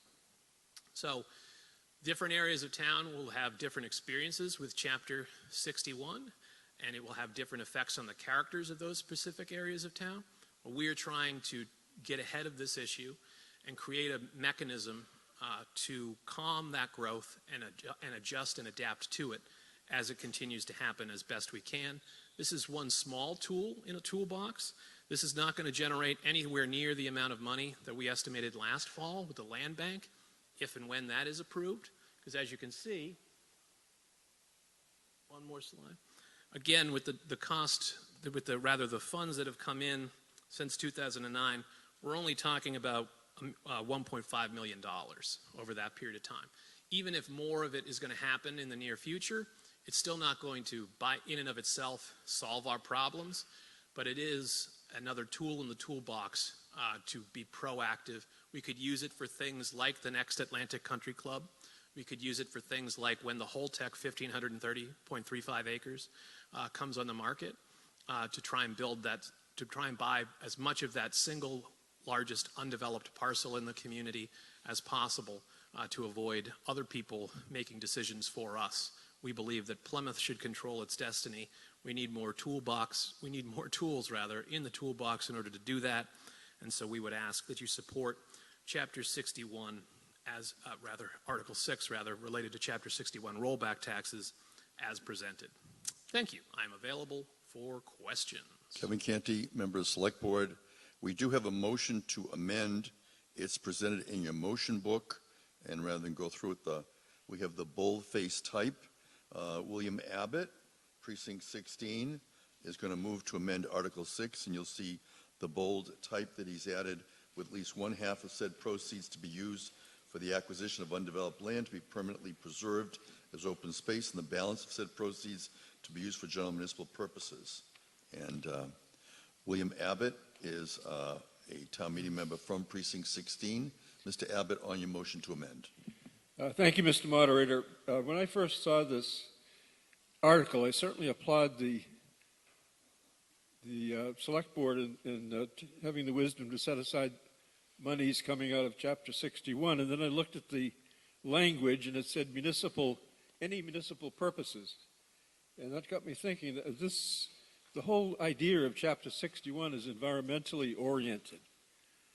It's folks putting aside properties to be held not for development but undeveloped, and they pay a price by deferring the taxes, and eventually those taxes do come back to the town. But it's basically an environmental initiative passed by the state. So when you look at the uses of it, my concern is that, and in fact, when I first drafted this amendment, I had all of the money, seemed to me, that should go to the protection of open space, because that's the ultimate environmental goal. But in the spirit of compromise, I indicated here in the amendment that it would only be one half of the monies that would go to environmental protection of open space, and the rest of it could go to municipal purposes, because open space in this town at this point in time is absolutely crucial. We are making decisions today as to land that we will have to live with then for the next 50 years. We're not going to have this opportunity again. And I'm reminded that the number one priority of the citizens of Plymouth was the protection of land for open space and not for development, because development leads to more infrastructure requirements, school services, and ultimately more monies that have to be spent by the town. So open space was, I think Plymouthians were absolutely so smart by putting open space protection as number one in the priorities when they were starting the master planning process. It goes, just to summarize, I mean, it goes to the quality of life and why many of us are here in Plymouth. We don't want to see this space eaten up. By saying that the town meeting eventually will have the approval over the project is not enough. We need to be part of the process at the very beginning. So if they're putting together an Atlantic Club project, there should be open space already part of the design of that project, which the folks at the select board level are looking to use the monies for. Not wait till it finally comes to town meeting and we're presented with a fait accompli. So I urge the support of this as a compromise by only indicating 50% of the money for open space, and the other 50% can go wherever they want. Or they could spend more than 50% in open space, but at least this commits this body to show the people of Plymouth that we do appreciate their voting open space as the number one priority, and this would keep that principle intact. Thank you. We're debating the motion to amend. Christopher Merrill, followed by Stephen Leyden. Microphone, please. Procedural question, Mr. Moderator. Can I ask the question to Mr. Canty, or do I have to move? You can ask a question of anyone. All right, thank you. Mr. Canty or to Lynn Barrett, in regards to the funds, if this is to be voted upon, is this going to be held in a money market account or a town investment account that's being managed? Lynn Barrett is the Director of Finance, responding to a question from Christopher Merrill. So the special legislation that's being recommended is the interest would stay with this fund, so we would appropriately, put it into some kind of investment vehicle that's appropriate at the time. In terms of that, would it just be something that's liquid that then we could access it, or would you put it like into a diverse, like in equities in our bond, like we do for some of our other investments? It would really depend on the amount that's, in the fund, what town meeting is considering. We wouldn't want to tie something up in equities if town meeting's considering something in 6 months, to purchase. So it's really just the timing and what's in the fund. Great. And just a follow-up question for Kevin. In terms of municipal use or needs, could this also be used for funding OPEB liability? No, because OPEB, it can only be used for it's land acquisition. So it's municipal use for land acquisition. So we can't use it for buying police cruisers or paying someone's salary or anything other than land acquisition. So if we're buying land to build a fire station on, you can use it for the land, but you can't use it for the fire truck that's going to be parked there. Great, thank you. Thank you. Christopher Merrill, Precinct 11. Stephen Leyden, Precinct 17. Nathan Siegel, Precinct 14. Stephen Leyden, Precinct 17. I can't support this. I feel that this money has been kept out of the general fund for a long time, the taxes that should have been paid. So now they're going to get paid. I think they should be used for whatever the town needs the money for. We do have a CPC fund, so we do have money to buy open space. And also, from what I understand, the state is buying back cranberry bogs to take them out of production, which would put them into open space. So I think that, you know, people have had the benefit of open space long enough with these taxes, reduced taxes, even though they're paying them now. I think this is a lot like the land bank. I think we need something for the future. Like Mr. Canty said, we need a fire station, which we probably will, or a school. But, you know, we do have other means to buy open space. And the CBC is one. I don't think this should be taken out and held being special. Thank you.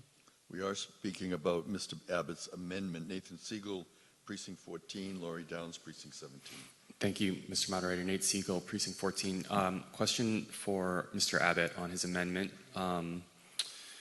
Would it be the case that the 50% split or the 50% dedicated purpose for conservation land, would that need to be factored into each specific project? For instance, if it was like, just to use the example of the Atlantic Country Club, are you saying the way that it's written and the way that it's intended would be that 50% of that particular land acquisition would need to be dedicated to open space, or would it be sort of at the end of the year, you know, all things tallied up that were expenditures from that account would meet that 50-50 split, but not on a particular project? William Abbott, do you care to respond to that, or would you like Lynn Barrett, Director of Finance? I mean, I'll defer to Bill Abbott, but if the amendment passes, my thought process would be is every rollback tax that is received by the town, 50% would be set aside in a fund for open space, and 50% would be set aside for municipal purpose. That's how I envision it. Any further questions, Mr. Siegel? Is the language that's proposed able to accommodate the way that you just explained it, Lynn? Okay, thanks. Thank you. Laurie Downs, Precinct 17, Brendan Brady, Precinct 10. We're debating on the warrant, Article 6. Article 6 is the establishment of a land acquisition special revenue account, and we currently have a motion to amend from William Abbott. Laurie Downs. Hi. I just want to say, well, this is a noble request, and I am quite a conservationist, and I really believe we need open space. So I sort of agree with it, but it really concerns me to lock in our money like that. We can't predict the future, and we don't know what we're going to need. And I really think it's important to keep our flexibility on this. That's my opinion. Thank you. Brendan Brady, Precinct 10. Thank you, Mr. Moderator. Just to affirm other comments prior to this, that we already have a tool for open space with the CPA, which has significant funding each year. I think the limitations here does more harm to this particular tool. And then, Mr. Moderator, will you allow me a question to Mr. Canty on the main motion, or would you prefer I wait until the amendment? Yes. We're debating the motion to amend. Yes. So would you allow a question on the main motion, or would you prefer I wait until the amendment? If you don't mind, I'll recognize you on the main motion. Thank you. Ms. Blanchard. Jan Blanchard, Precinct 18. The way I read this amendment is that 100% could be used for acquisition of undeveloped land, but only 50% could be used for general municipal purposes. That's the way I read this amendment. So if there was $100,000 in the account, $100,000 could be used for open space. But if they wanted to buy land for municipal purposes, only $50,000 of that $100,000 could be used. That's how I read it. Thank you. Wrestling Brewster. Yes, just to confirm, if we do nothing, if we do not pass this, then the money goes into the general fund. If we pass this, it gets designated and town meeting gets to decide where it goes. Just something overall for the entire thing that we need to, conceive is this gets us able to determine where this money goes. If we don't, then it goes right into the general fund, and that we don't have any determination for it. Just making sure everybody realizes what happens if we don't pass this. Kevin Sorry to Canty, go to the main. Select Board. So I would ask that you vote against the motion to amend. The motion to amend is to restrict it in two significant negative ways. First, it would restrict the purchases to undeveloped land. Chapter status land can be developed. Atlantic Country Club was developed. It's a developed golf course in recreation status. Foothills Preserve, which was purchased through CPC funds, that used to be a developed land for a cranberry bog, an agricultural use. So we don't think that it is wise to limit purchases to only undeveloped land when many of the purposes that are valid chapter status land is already developed. Further, there may be lots of reasons why we may want to use this money that came in through chapter status to buy land that was developed in some way. For example, parts of the Holtec property are developed because parts of the forestry land is included in their NRC license because they were originally going to build 3 nuclear reactors, not 1 nuclear reactor. So restricting it to only undeveloped land at the threshold creates a problem.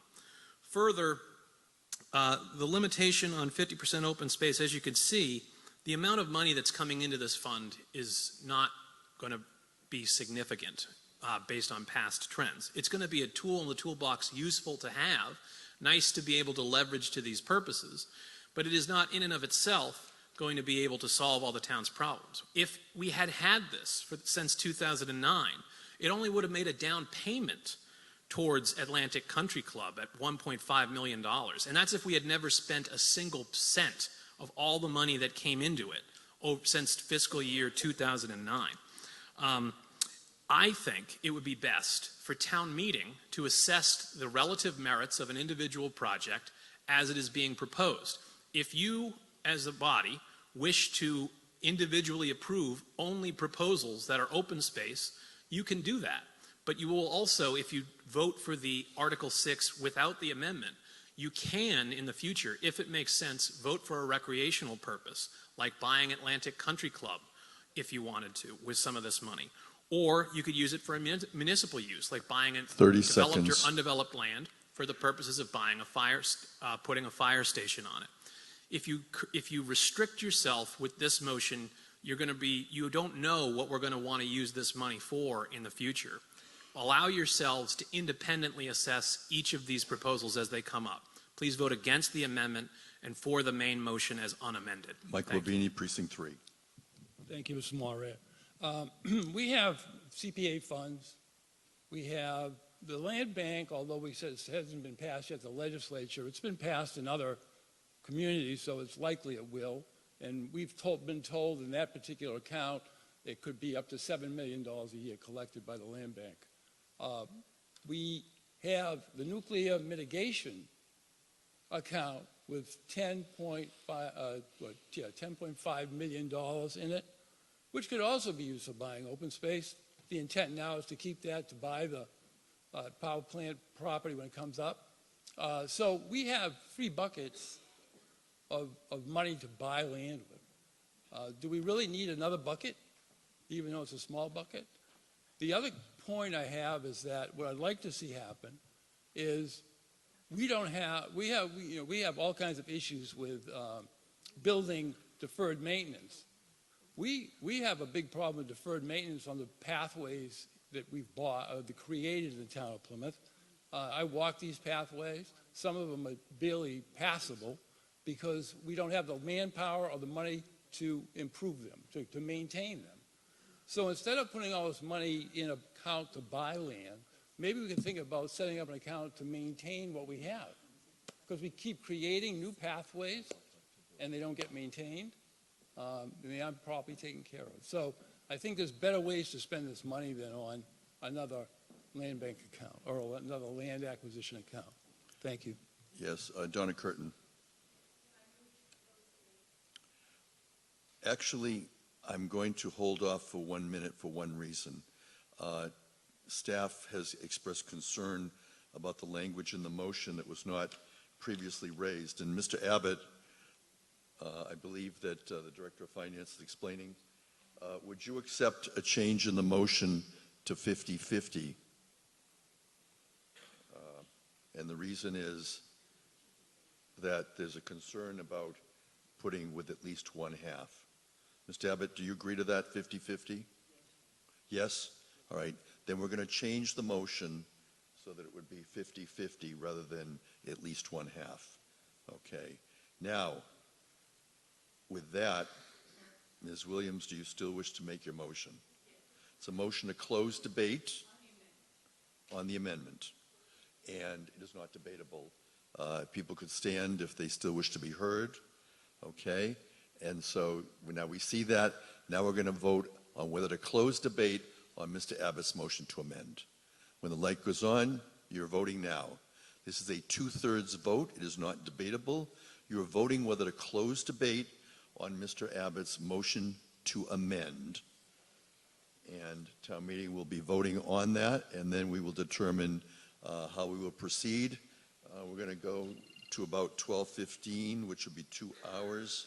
So town meeting would be resuming after the lunch recess. The voting has concluded, and 116 say yes, 25 no, 0 abstentions. The motion carries. We're now going to vote on Mr. Abbott's motion to amend.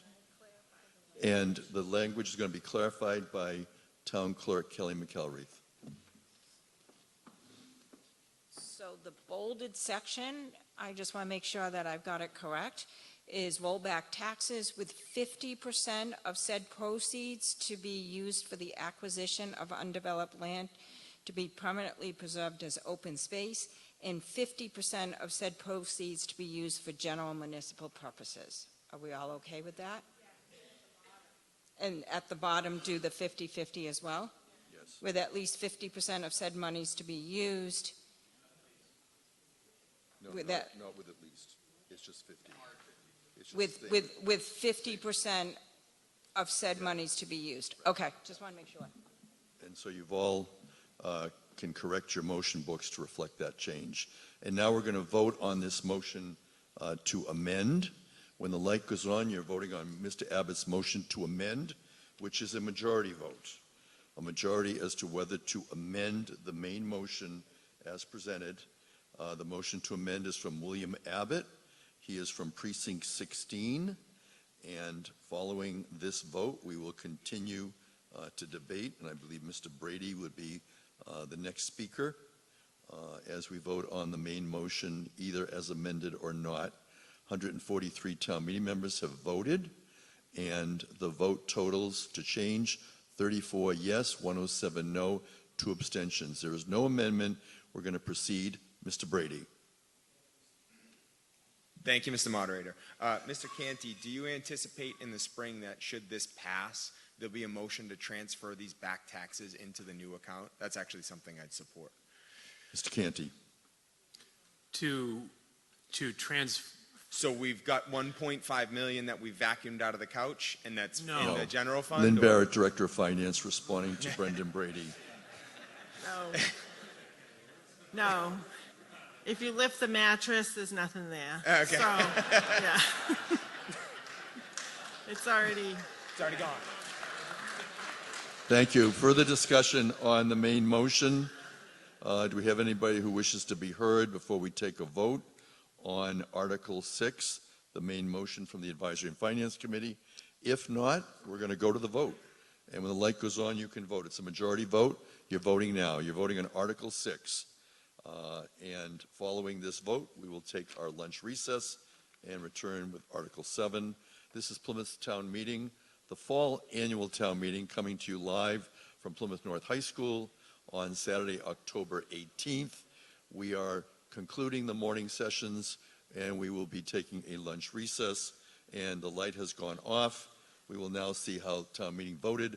123 yes, 17 no, 1 abstentions. The motion carries. This town meeting is in recess at 12:11 p.m. Thank you.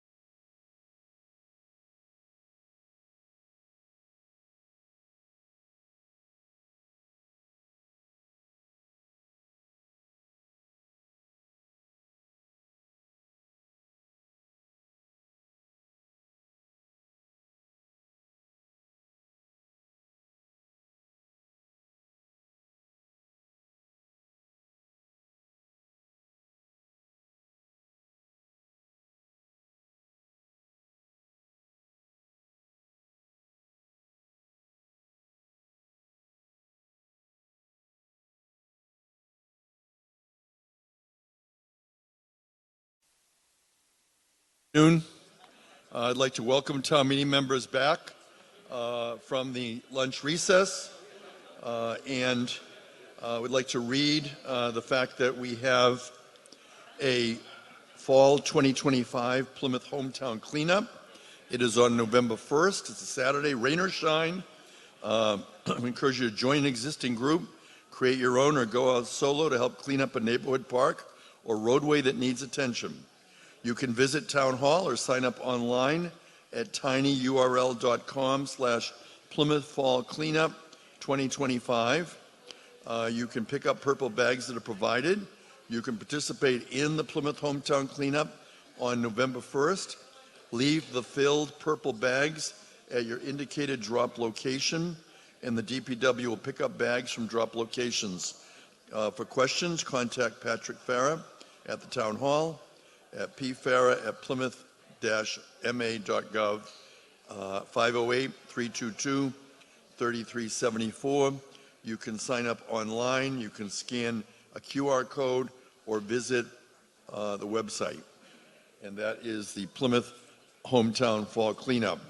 I'd also like to mention two town meeting members that following recent town meetings where we had issues about things being handed out at town meeting, we did develop a policy, and we've indicated that the town of Plymouth has approximately 70 elected and appointed town boards and committees, and there'll be occasions when these boards want to interact and provide information at town meeting about upcoming events.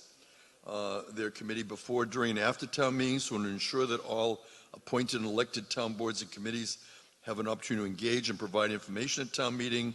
We've established the following policy, which is that the table area would be an area inside Plymouth North High School in the lobby where a committee would be assigned on the day of town meeting to have a table.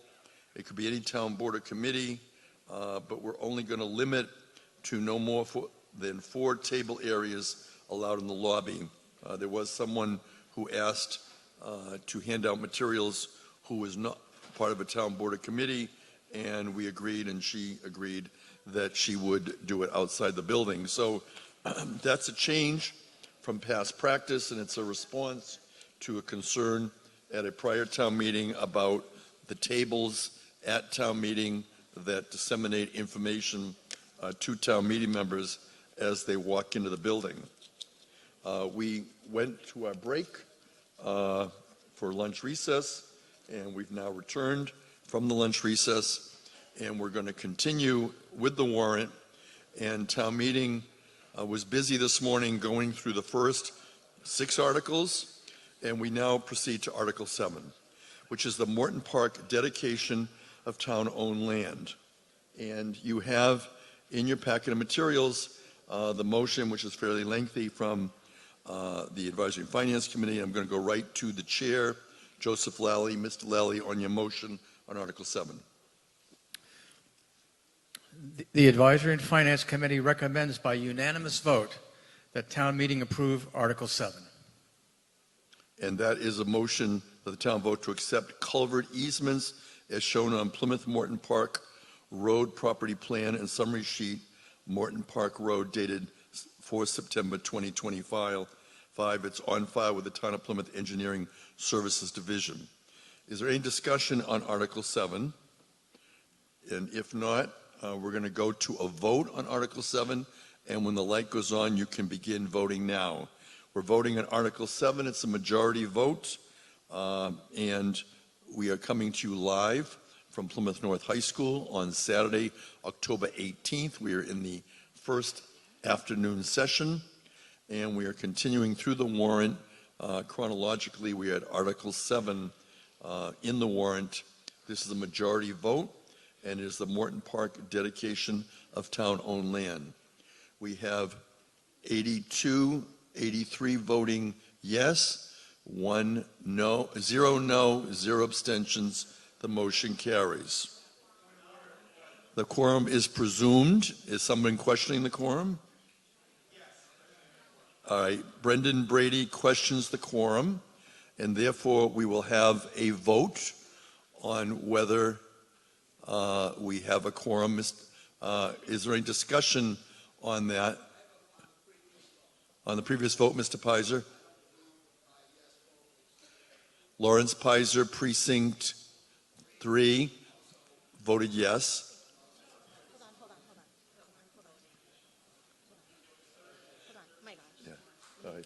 Yeah, Nicole Manfredi, Assistant Town Moderator. Okay, you guys need to chill.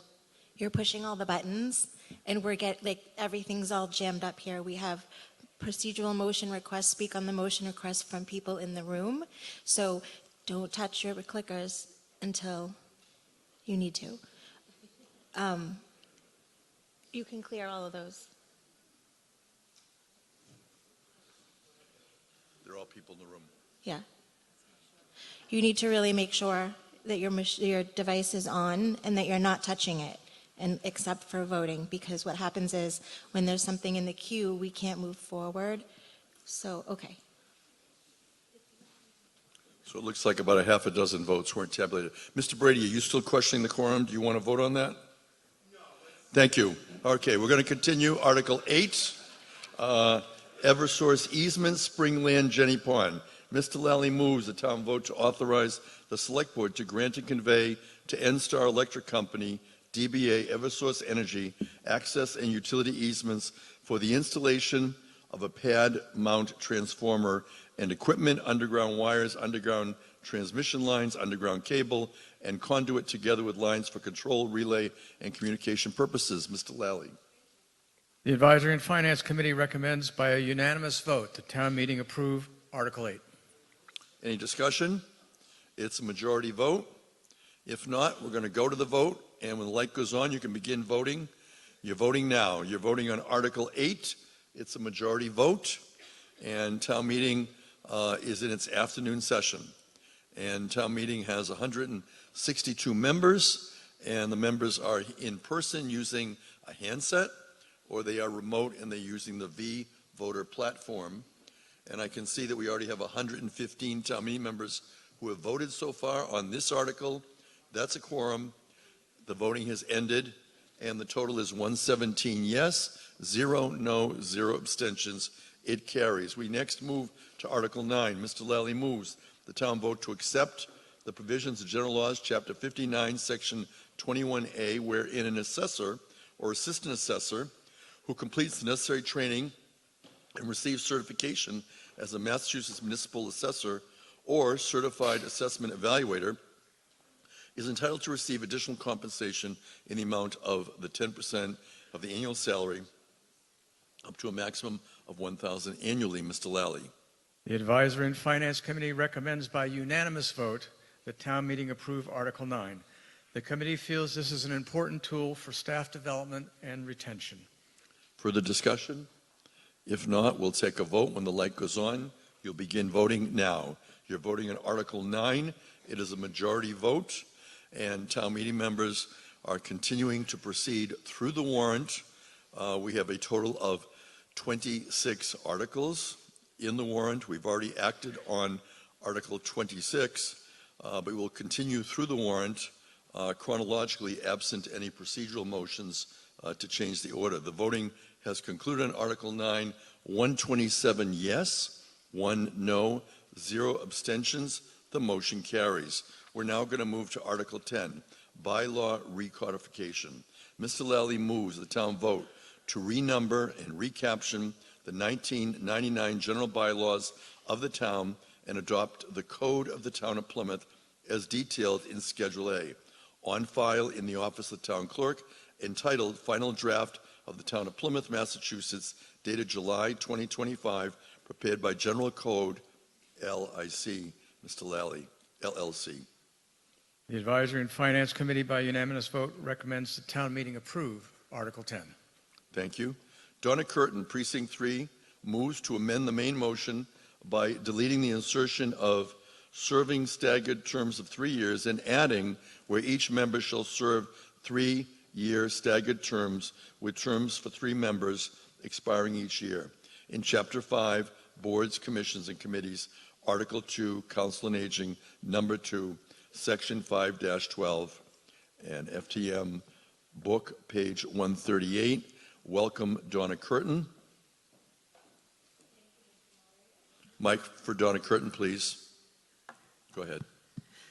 Donna Curtin, Precinct 3. Thank you, Mr. Moderator. Thank you, fellow town meeting members. Article 10 reflects a very laudable effort to improve our bylaws by cleaning up errors and misspellings and punctuation and outdated terms and renumbering and reorganizing and etc. And I join many others in recognizing the efforts of our town clerk, Kelly McElrath, in persevering through what could only have been a very tedious process that took a great deal of patience and endurance to get to this point. However, as many of you are aware, I have had some concerns about this article, some of which have been addressed and answered by both the town clerk and town council, but others remain. And in the interest of not throwing out the baby with the bathwater on this article, I hope these concerns can be addressed in this series of motions that I'm presenting for your consideration. I would like to begin by thanking Kelly McElrath for her very gracious and professional assistance throughout this process and helping me put together motions that are appropriate to the purpose. And also to you for your patience, because we've got 6 of these to go through. It does concern me that Article 10 was presented to many of us, and not necessarily by the town clerk, but generally as a housekeeping measure. That was the precise word that was used in our precinct when this was first brought forward to us. And I think most of us understood this article to encompass minor changes that would require pretty much little or no discussion on our part, that would not pose issues that should be brought to the legislative body as matters for discussion, and wouldn't raise the question, are there any unforeseen consequences if these revisions are accepted? Are there potential implications that we wouldn't be aware of unless there is a higher level of scrutiny? And in my review of these many, many, many pages in our town meeting book, I was rather surprised by some of the changes that were being proposed. And this first motion to amend involves what perhaps may seem like a small detail, but I do think it's an important matter. It has to do with how our committees are structured and how that structure is described in our bylaws.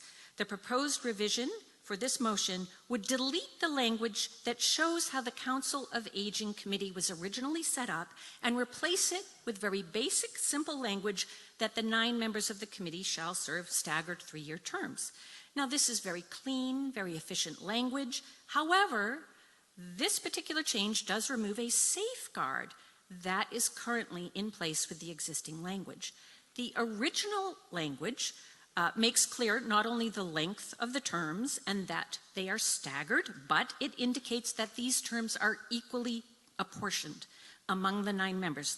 3 members to serve for 1 term, 3 members for another term, 3 members for a 3rd term. This language ensures a regular and equal rotation of members. Now, many of us have experienced this exact same thing. A lot of us have served on committees. We're used to this equally appointed rotation of terms. We might consider this to be customary, so why bother to spell it out in our bylaws? But spelling it out in the bylaws is really why we do it this way. This is our safeguard.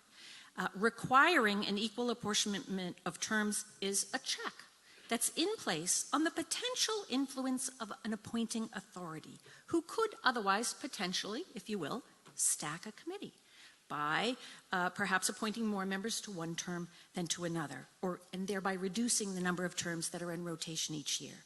I do believe the equal apportionment of committee terms should be crystal clear in our bylaws. So I looked for other examples to work with, and I found some very clear and precise language in the bylaws of the Massachusetts Town Clerks Association, Article 6A.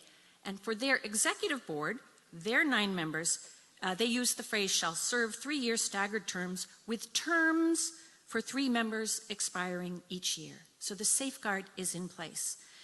This is the language that I've put forward in this motion to amend, and I hope you will vote yes on this motion and safeguard the equal rotation of members on this committee. Thank you. Thank you. And without commenting as to how to vote, I again want to express appreciation to Donna Curtin's process, which was that well before today, she contacted me as the moderator and the town clerk. Town council had an opportunity to review, because in order to make changes to bylaws, we need time to make sure that everything is consistent. And one housekeeping matter, a cell phone was found during the lunch break. Nicole Manfredi has it, and if you are misplaced your cell phone, and we happen to know which gender it is likely to be owned by, so please see Nicole Manfredi for the missing cell phone. And at this time, we're going to have debate on Article 10, the first motion to amend, and there are multiple motions. The first motion, is there any discussion? If not, we're going to take a vote on the first motion to amend. It's a majority vote on the motion to amend. When the light goes on, you can vote now.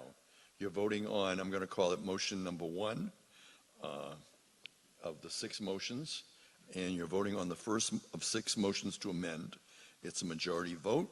Town meeting is in the warrant, Article 10, bylaw recodification.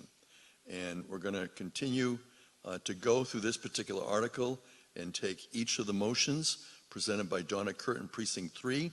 The voting has concluded, and the voting is 130 yes, 5 no, and 0 abstentions. The motion carries. And while you look at what we have here, we're going to continue with motion to amend number 2, and that is that Donna Curtin, Precinct 3, moves to amend the main motion by adding with terms for 3 members expiring each year after earlier in Chapter 5, Boards, Commissions, and Committees, Article 4, Community Preservation Committee, Number 1, Section 5-19, subsection B, and we have the book page reference 139. Donna Curtin.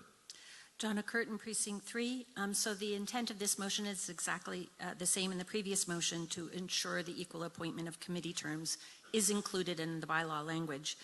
This description in the CPC committee included some additional language, so we're placing the relevant phrase at the end of the section. I hope you will vote yes on this motion as well. Thank you. Further discussion on motion to amend number 2? If not, we will go to a vote. When the light goes on, town meeting, you're voting now. Again, people in the room who are here live on October 18th, Saturday, for the annual fall town meeting will vote with their handsets. Those of you participating remotely are using the V-Voter platform provided by OTI Technologies. The main motion is from the Advisory and Finance Committee, but town meeting members can move to amend main motions as we have here. The vote, 137 yes, 1 no, 0 abstentions. It carries. We're going to move to motion to amend number 3. Donna Curtin, Precinct 3, moves to amend the main motion by deleting the strikeout of, quote, 3, quote, and the insertion of, quote, 2, quote, regarding posting notices in convenient and public places in Chapter 24, Financial Affairs, Article I-2A. Page 140, Donna Curtin. Donna Curtin, Precinct 3. So the revision that's proposed in the main motion would reduce the number of public places that notice of sales by the town must be posted. And my question to you is, why should we limit opportunities for the public to be informed? This is a tiny little change, isn't it? But I do think posting in 3 public places in a town of our geographic size seems little enough. And that change really reflects a point of decision. It is not standardization. It is not correction of misspelling or punctuation. It really doesn't do much to clean up our bylaws, and shouldn't this be something that the town meeting decides rather than a group of consultants?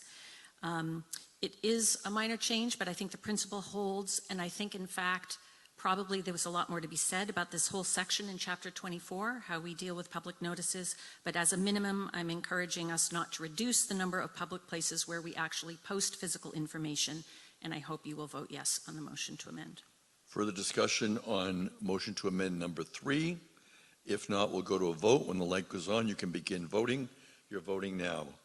Plymouth Town Meeting is being held in person at Plymouth North High School, which is located on Aubrey Street. We're in the Center for Performing Arts. We thank the Plymouth Public Schools for supplying the lunch for town meeting today. We thank the Booster Club for providing coffee and treats during the recess of the morning and before town meeting. 125 yes, 10 no, one abstention. It carries. Motion to amend number 4.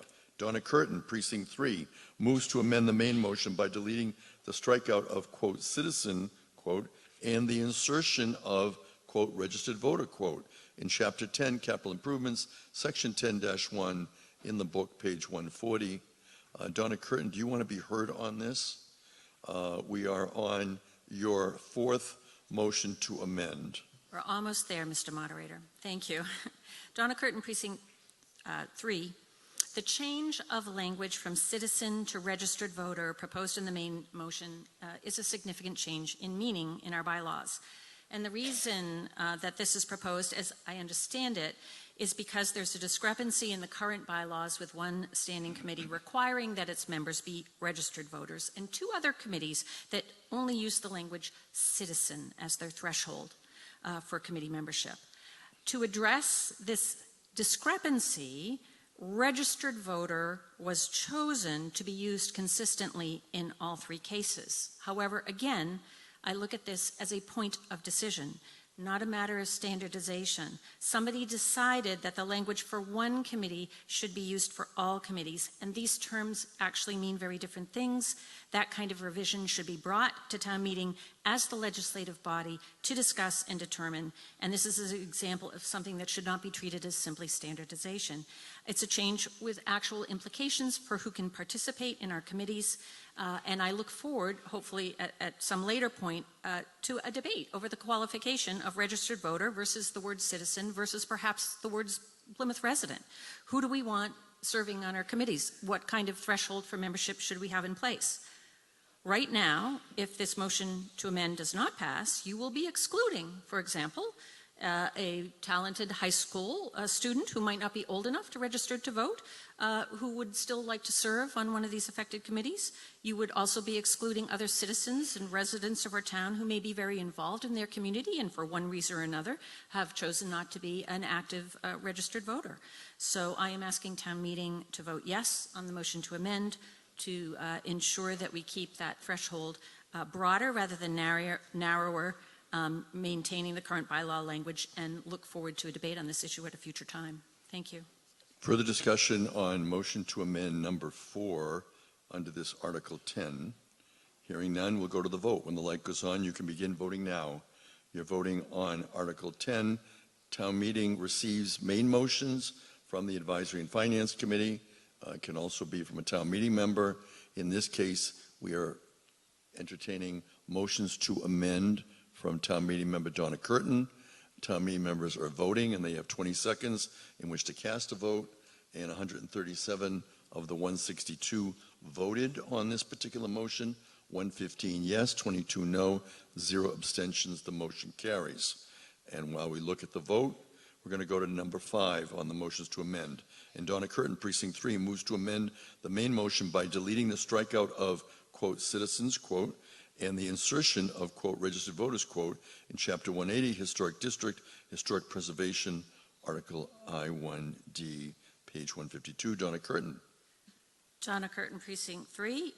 The intent of this motion is exactly as in the previous motion, to not impose a steeper threshold of participation on committee memberships, which the main motion would put into place.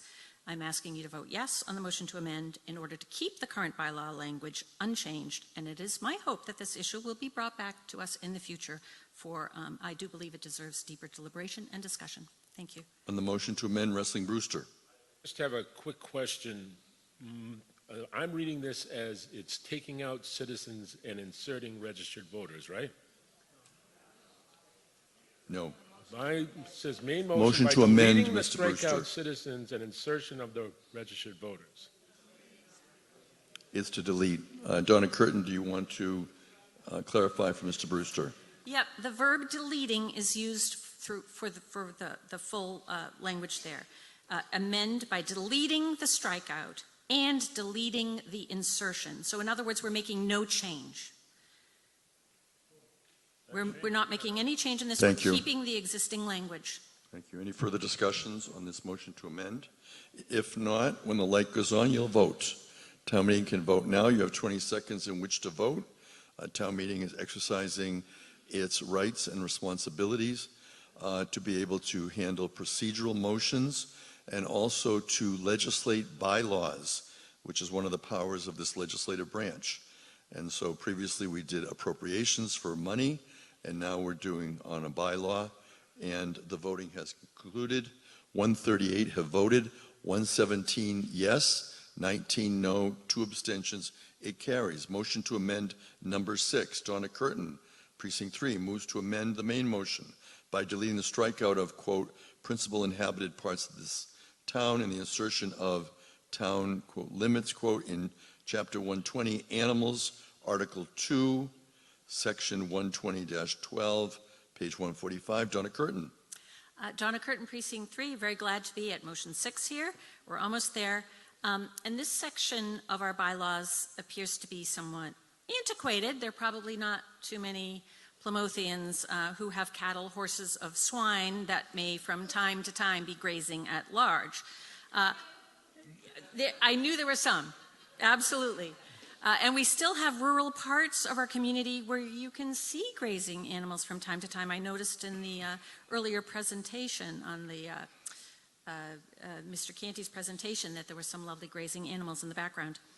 Anyway, the change of language proposed in Article 10 would alter the scope of restrictions on this activity from what is currently defined as a limited area, perhaps a little imprecise, but nonetheless limited to the principal inhabited parts of the town, and essentially, in the change proposed, placing a town-wide ban on such activity.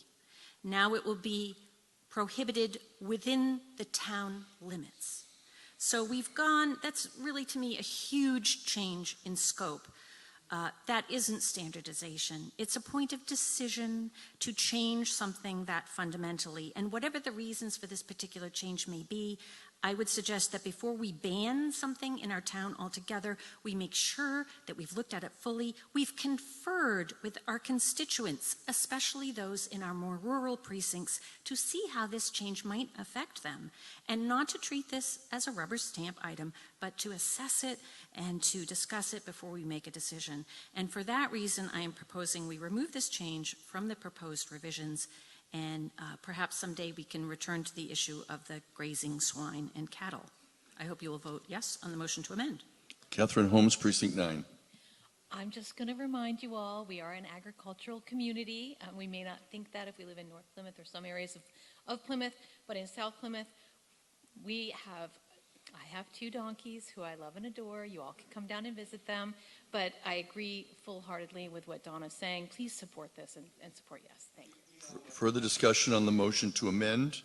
If not, we're going to take a vote.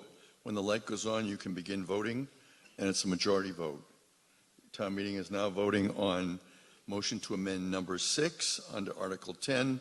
Once we vote on this, we will then vote on the main motion as amended. We have 139 of 162 members voting, and we have the vote. When the light goes off, we'll see the totals of who votes yes, no, or abstain. 132 yes, 6 no, 1 abstention. It carries. And now you have 6 amendments to the main motion. Now, does anyone want to debate the main motion as amended? If not, we're going to go to a vote on Article 10, the main motion as amended. When the light goes on, you can vote on Article 10. Town meeting are voting using their handsets or either the V-Voter platform. You're voting now. The light is on. Town meeting members can now vote. Following this vote, we will continue in the warrant and proceed to Article 11. Town meeting is currently in its first afternoon session. We have completed 10 articles in the warrant, and the vote has ended on Article 10. 136 yes, 0 no, 0 abstentions. It passes unanimously. Article 11, Mr. Lally moves town vote to accept the provisions of General Laws, Chapter 48D, regarding the establishment of an historical commission, and further the town establish a Plymouth Historical Commission. It's a 2/3 vote. Mr. Lally. By a vote of 11 in favor, 2 opposed, and no abstentions, the Advisory and Finance Committee recommends town meeting approve Article 11. Those in opposition express concerns about adding bureaucracy to home ownership. Further discussion on Article 11? If not, we'll take a vote. When the light goes on, you can begin to vote. It is a 2/3 vote on Article 11 in order to pass this particular main motion presented by the Advisory and Finance Committee, which is made up of 15 members, each of whom serves a 3-year term, and 5 are appointed each year on or before July 1 at the start of the fiscal year. This is a majority vote because we're accepting a state statute. Okay, I'm being told it's a majority, but regardless, it's over 2/3. Yes, 124, no, 10, 1 abstention. Thank you for the clarification. And Article 12 is withdrawn. And Article 13, while we're looking at the precincts, is Title V Repair Fund. And Mr. Lally moves the town appropriates the sum of $400,000 for the purpose of financing the following water pollution abatement facility projects. You have the text. This involves borrowing. It will be 2/3. Mr. Lally.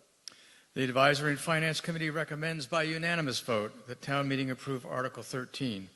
The committee notes that the funding for this program has been refreshed as funds are depleted. Thank you. Any discussion on Article 13? Hearing none, we'll go to the vote. When the light goes on, you can begin voting now. Town meeting members are voting. This is Plymouth's Fall Annual Town Meeting. It's coming to you live from Plymouth North High School. We are on Aubrey Street in the Center for Performing Arts. We thank the Plymouth Public Schools for the use of this building and facility throughout the day and the support of the staff here at Plymouth North High School, including the janitorial staff for the setup and cleaning. We've completed the vote. 137 yes, no 1, abstention 0. The motion carries. And as we scroll through to see how people voted, we'll go to Article 14. That is a zoning bylaw amendment, a multifamily overlay district.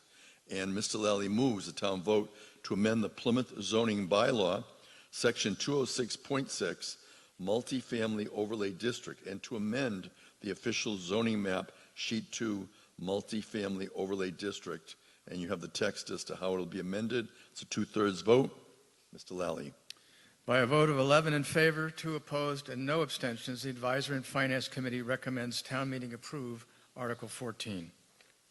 Any discussion on this particular article? It's a zoning bylaw amendment. It requires a 2/3 vote. If not, we're going to go to the vote. When the light goes on, we'll begin voting. Thank you. And the light is on. You have 20 seconds in which to vote. Again, thank you to everyone who has been participating in helping to make this hybrid town meeting come together. Thank you to the local scene. Thank you to Alan McLean for providing the audio-visual today, and the people here at the Center for Performing Arts, including Mr. Farrow and Mr. Grossman. 138 voted, 131 yes, 5 no, 2 abstentions. It carries Article 14. Article 15, no motion, no action. That brings us to the first of the CPC articles. The first Article 16, CPC Open Space Recreation Dark Orchard All-Person Trail. Mr. Lally moves that the town appropriates a sum of $900,000 to pay the costs of the creation and/or restoration and rehabilitation of land for open space and recreational use pursuant to the Community Preservation Act, creating the Dark Orchard All-Persons Trail on undeveloped land. And Mr. Lally. The Advisory and Finance Committee recommends by unanimous vote that town meeting approve Article 16. Approval of this article will create the first public, universally accessible nature trail in Plymouth. Thank you. We have the committee being represented, the Community Preservation Committee being represented by Edward Bradley as the chair, and we have a presentation, and we'll run the presentation, and we'll hear from Mr. Bradley. Good afternoon. Good afternoon. Thank you, Mr. Moderator. For the record, my name is Ed Bradley. I am the chairman of the Plymouth Community Preservation Committee, and I'll be presenting the CPC articles to you today. Article 16 is a recreation open space article. for accessible trail, ADA accessible trail at Jenny Park. The CPC voted 8 in favor and no one against to send this article over the fall town meeting. This article seeks to appropriate $900,000 to create an ADA accessible trails within the undeveloped portion of Jenny Park. The project will make Plymouth's natural spaces accessible to residents and visitors who cannot physically access traditional hiking trails or walking trails. Funding breakdown is as follows. $500,000 will be from Community Preservation Act available funds, $300,000 from the Environmental Affairs Fund, and $100,000 from Mass Trails Grant. The state grant reimbursement is required for approval. The project, a little overview of the project. The proposed Dark Orchards All Persons Trail will be Plymouth's first publicly owned and fully accessible trail. Beginning at the cul-de-sac at the end of Spring Lane, the trail will meander through the Dark Orchard parcels adjacent to Jenny Pond. The trail will then traverse an open field before splitting into a loop along the wood line. The northern section will gently rise in elevation to provide a scenic ADA-compliant vantage points. It will curve south around a 19th century trout hatchery and pond, and then wind through the wetlands using a boardwalk system, reconnecting the initial loop. A spur will lead westward towards Huntley Lane, ending at the overlook of Jenny Pond before returning to the loop. Some of the details in this project. Dark Orchards is 14.09 acres in size, as in its adjacent to Jenny Park, which is 20 acres. The trail length will be 2,290 linear feet, and out of that, there are 521 linear feet of boardwalk. This project will be managed by the Department of Energy and Environment, which has extensive experience overseeing large-scale conservation and restoration projects, and DEE will also maintain the trail upon completion.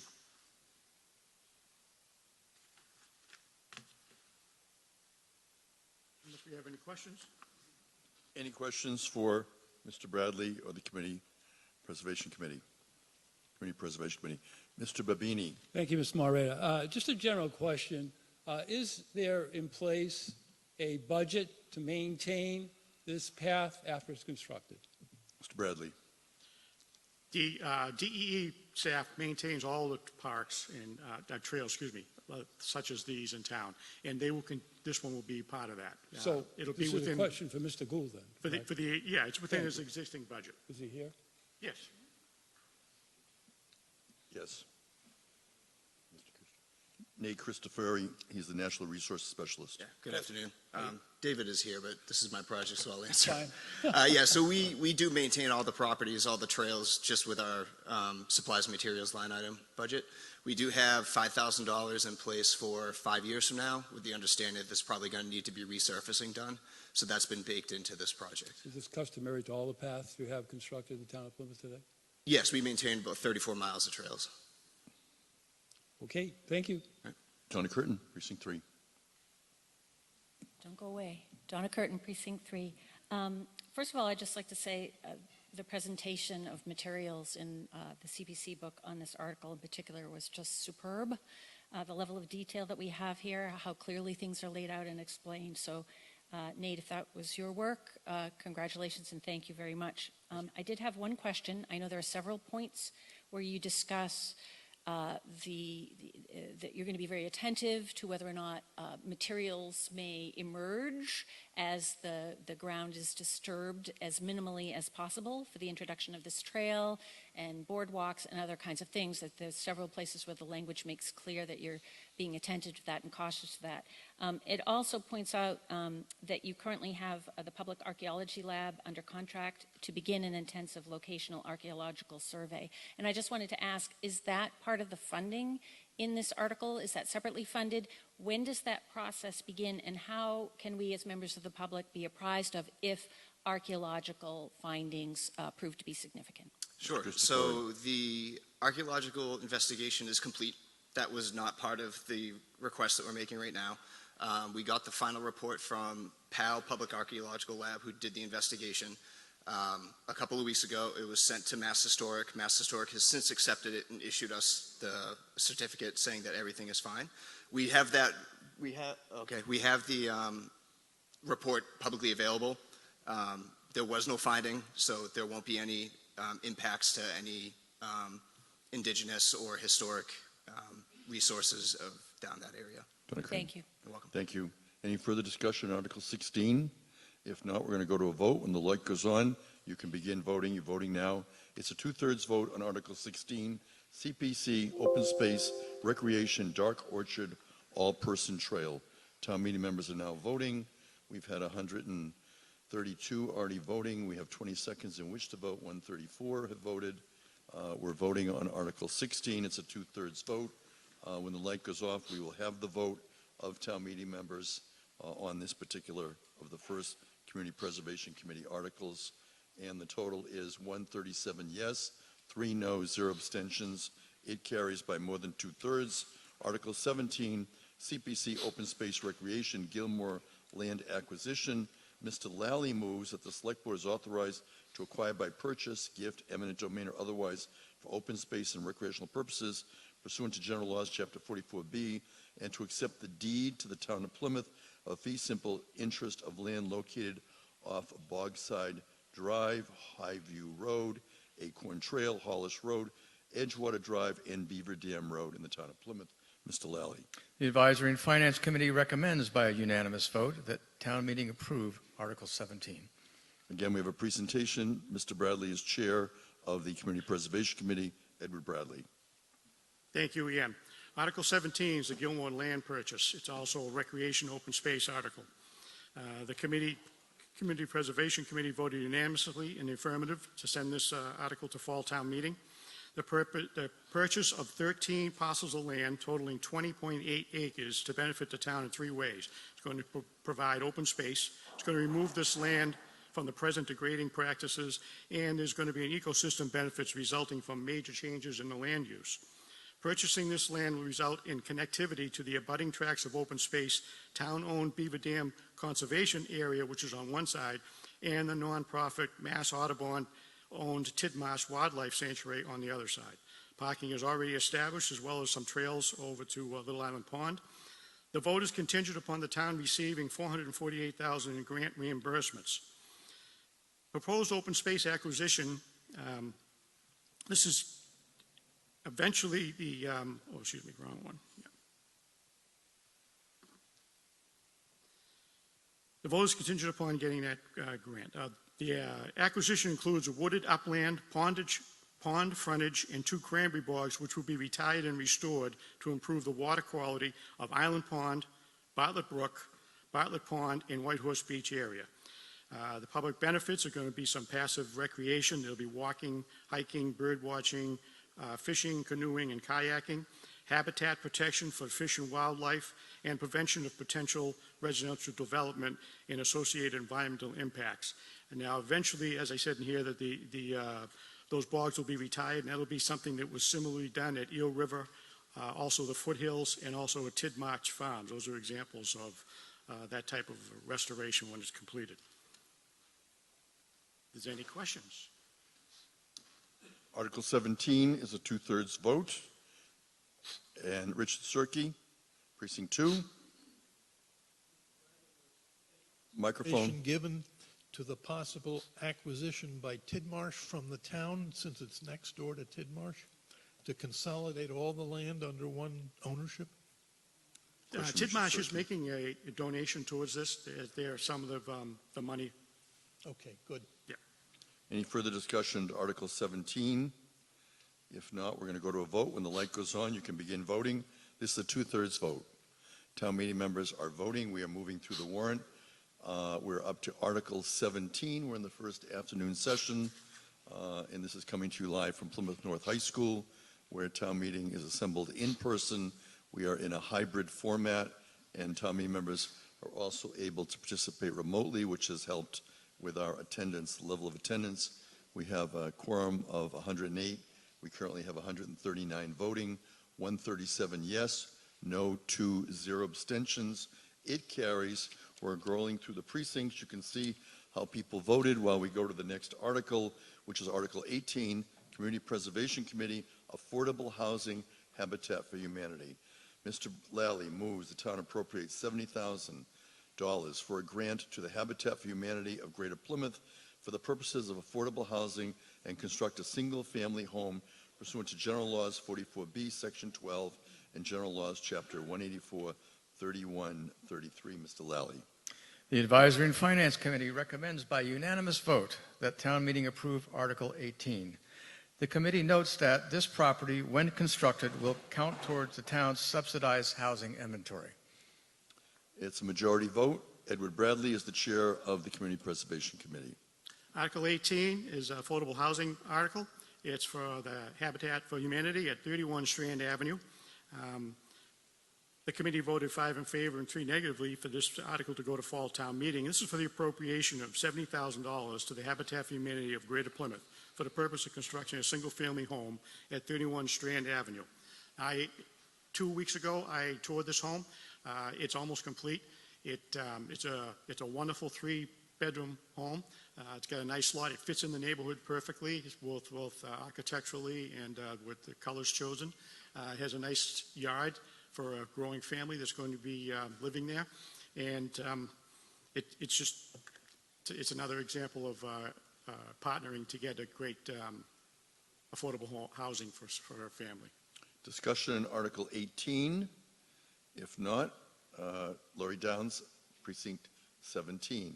Good afternoon. Do I dare touch this? Oh, God. Yeah, I'm just short. Go ahead. Thank you. We should support Habitat for Humanity's request of CPC funding for $70,000, which will help build a deeply affordable home in Plymouth at the cost of only $229,102. Number one, this contributes to the CPC's and the Plymouth's goal for establishing affordable housing. Number two, this project puts the Strand Ave property back on the tax rolls after a 12-year hiatus. Habitat for Humanity has been very active in Plymouth, with 56% of their home builds having been completed or about to be completed once Strand Ave is built in Plymouth. Check page 122 in your CPC book for the chart that I base this on. Contrary to the LDS consulting report on page 115, Habitat is not making money. Proceeds from the home sales go to a revolving fund, a fund that funds future endeavors. Based on the trends from the chart on page 122, statistically, it is highly likely that these funds will, quote, revolve back to Plymouth at some time or another. Please support Article 18. Further discussion on Article 18. It's a majority vote. Hearing none, we're going to go to the vote. When the light goes on, you can begin voting. Town meeting voting now. You have 20 seconds. We have people voting in person using their handsets. 1 is a yes, 2 is a no, 3 is abstentions. Green is yes when we see the results. Red is no, yellow is abstentions. We currently have 140 of 162 voting on this particular Article 18, which is a high level of attendance for town meeting due to the hybrid format. 138 say yes, 1 no, 1 abstention. It carries. And as you look at the vote totals, we're going to move to Article 19. Community Preservation Committee, Historic Preservation, Little Red Schoolhouse. Mr. Lally moves the town appropriate $36,000 for the purpose of funding a Little Red Schoolhouse existing condition study based on the recommendation of the Community Preservation Committee pursuant to General Laws, Chapter 44B, and that to meet this appropriation, $36,000 shall be transferred from the CPA Reserve for Historic Resources. Mr. Lally. By a vote of 12 in favor, 2 opposed, and no abstentions, the Advisory and Finance Committee recommends town meeting approve Article 19. The committee expressed concerns about the apparent high cost and noted this is a budget number. The committee was reminded that the final cost will be determined by the procurement process. Thank you. Edward Bradley, Chair, Community Preservation Committee. Article 19 is a historic preservation article. It's a Little Red Schoolhouse in Cedarville. It was recommended for approval, 7 in favor, 1 against. This article seeks $36,000 for an existing condition study of the Little Red Schoolhouse, which was built in 1830. This study will evaluate the building's structural, mechanical, and electrical systems to determine the scope of future preservation work. There will be a detailed examination of all building systems, preparation of existing conditions and improvement plans. There will be meetings with town officials regarding the building use and priorities. There will also be a development of a capital plan and cost estimates for future improvements in preparation of a comprehensive final report. The funding for this, 50% will come from the Little Red Schoolhouse revolving account, up to $30,000, and 50% from the CPA funds, $36,000. The Little Red Schoolhouse Committee met on May 7th, 2025. It voted unanimously in favor, and so didn't the Cedarville Steering Committee when they voted on June 5th of 2025. So the application may look a little unclear, but there's half of whatever the total cost is. Say the study costs $40,000. Half will be paid for by the CPC money, and half will be paid for by the Little Red Schoolhouse Committee fund. Donald Williams, Precinct 8. Mic check, please. Hello? Yeah. Go ahead. This Little Red Schoolhouse in Cedarville is more than just a Little Red historical schoolhouse. It's a meeting place for many of the clubs and organizations that go in Little Red Schoolhouse area. In addition to that, there's a series of windows on the Little Red Schoolhouse that were interjected.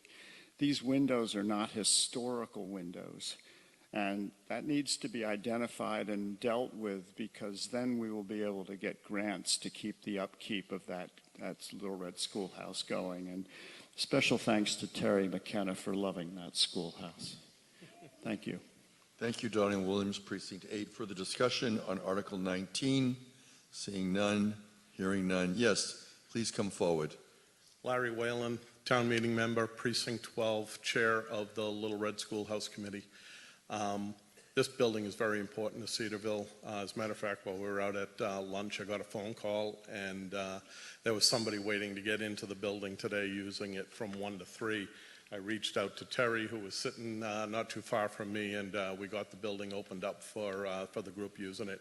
This building is used by all kinds of groups around town. Boy Scouts, Cub Scouts, Girl Scouts, AA members, people in the town using it. I think we had a town employee that needed it just to do band practice or something like that. So it's a very important building to the Cedarville area and the town of Plymouth, and I am going to vote yes on this. Thank you. Thank you, Lawrence Whalen, Precinct 12. For the discussion, hearing none, we're going to go to the vote. When the light goes on, you can begin voting now. It is a majority vote. Town meeting will be voting on Article 19, which is one of the Community Preservation Committee articles. We have several today. We're hearing from the Community Preservation Committee Chair, Edward Bradley, who has been here to make presentations and answer questions as we continue through the warrant of the fall annual town meeting, coming to you live on Saturday, October 18. 137 town meeting members voted, 132 yes, no 4, 1 abstention. It does carry. And we'll continue with the warrant as you see the manner in which people voted. On Article 20, Historic Preservation Memorial Hall Historic Structure Report. Mr. Lally moves the town appropriate $90,000 for the purposes of funding an historic structure report for Memorial Hall. Mr. Lally. The Advisory Finance Committee recommends by a unanimous vote that town meeting approve Article 20.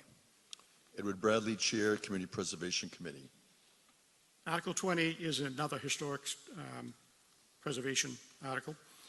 It's for a historic structure report on Memorial Hall. The CPC recommended approval, 5 in favor, 2 against. The article requests $90,000 for a historic structure report to guide the ongoing preservation and restoration of Memorial Hall.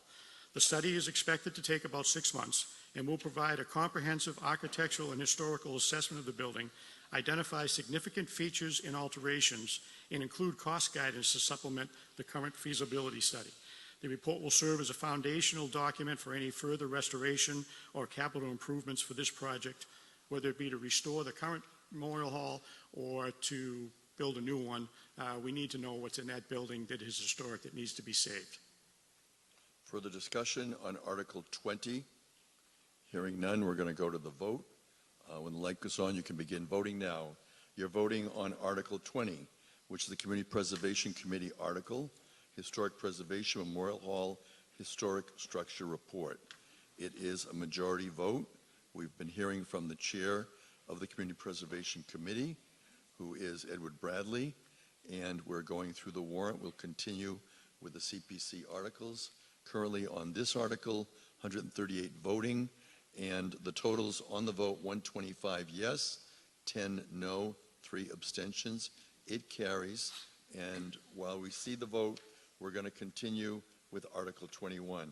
Article 21 is Community Preservation Committee Open Space Recreation, the Training Green. And Mr. Lally moves the town appropriate $644,000 for the creation and/or restoration and rehabilitation of land for open space and recreational use pursuant to Community Preservation Act, which land is commonly known as the Training Green. Mr. Lally. The Advisory and Finance Committee recommends by unanimous vote that town meeting approve Article 21. Thank you. And we have a chair of the Community Preservation Committee, Mr. Bradley. Yes, Article 21 is an open space recreation article for CPC, the training green and the rehabilitation of it. It was voted unanimous by the CPC to send this along to town meeting for approval. The article requests $644,000 for the rehabilitation and preservation of the historic green, which was established around 1711 and later on designed by the renowned architect, landscape architect, Frederick Law Olmsted. The scope of this project is to address safety and accessibility issues.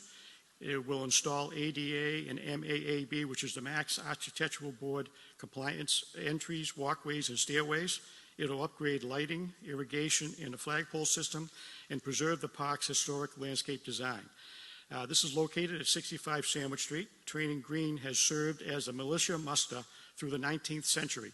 It features a Civil War monument honoring Plymouth soldiers and sailors lost in the Civil War and the War of 1812, with 72 names inscribed above it.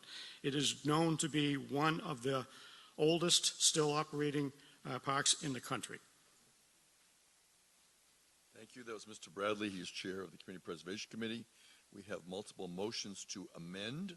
I'm going to put them on the floor. The first one being Kenneth Stone, Precinct 16, moves to amend Article 21 by reducing the appropriation from CPA undesignated fund balance by $220,000.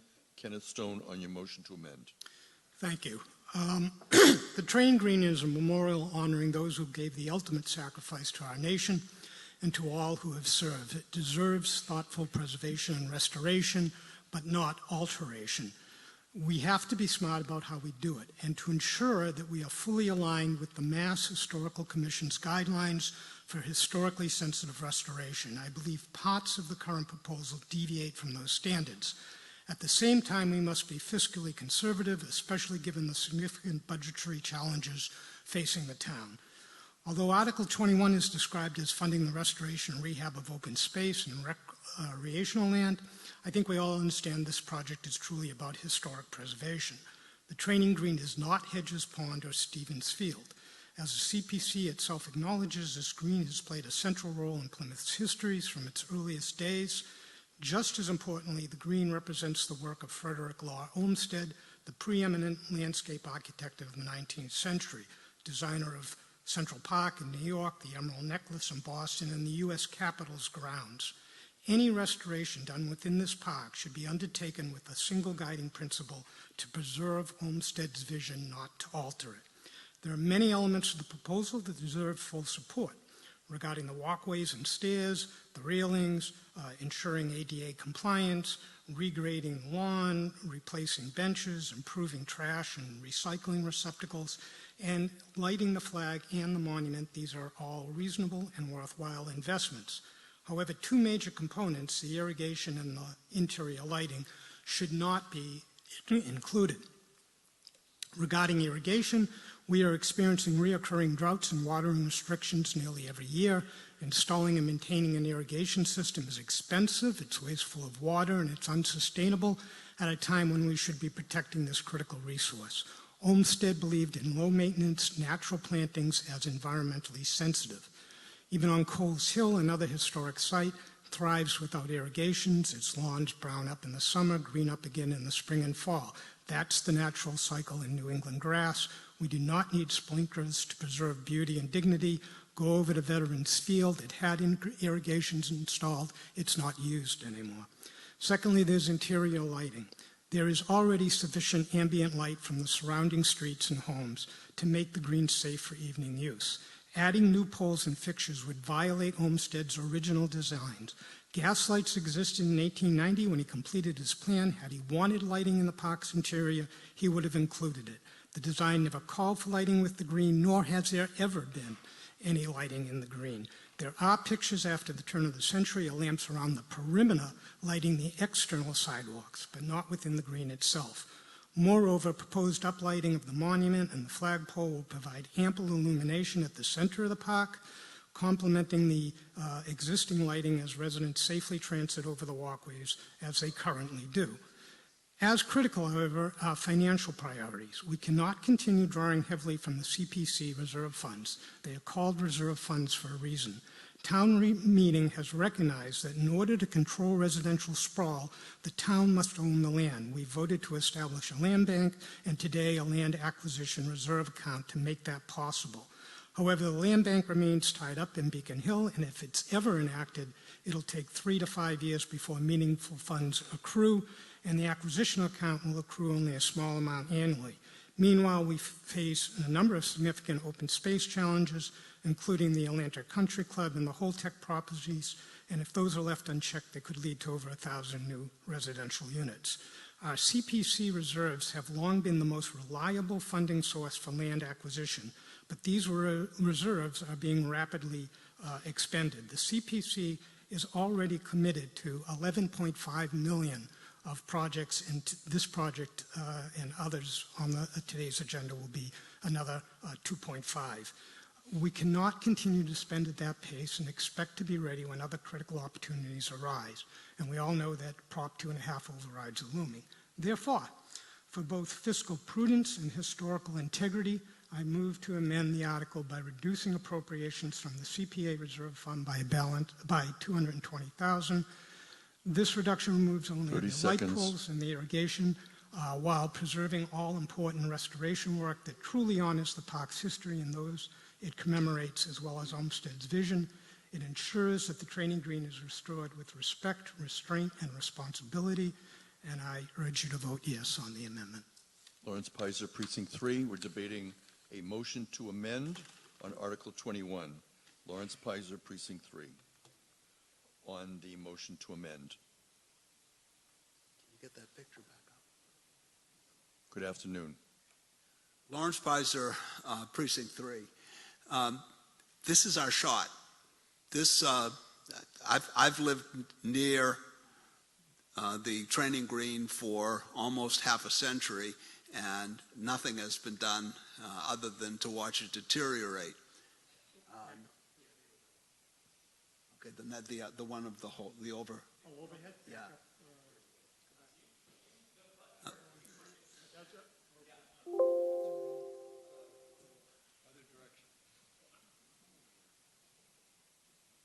Okay.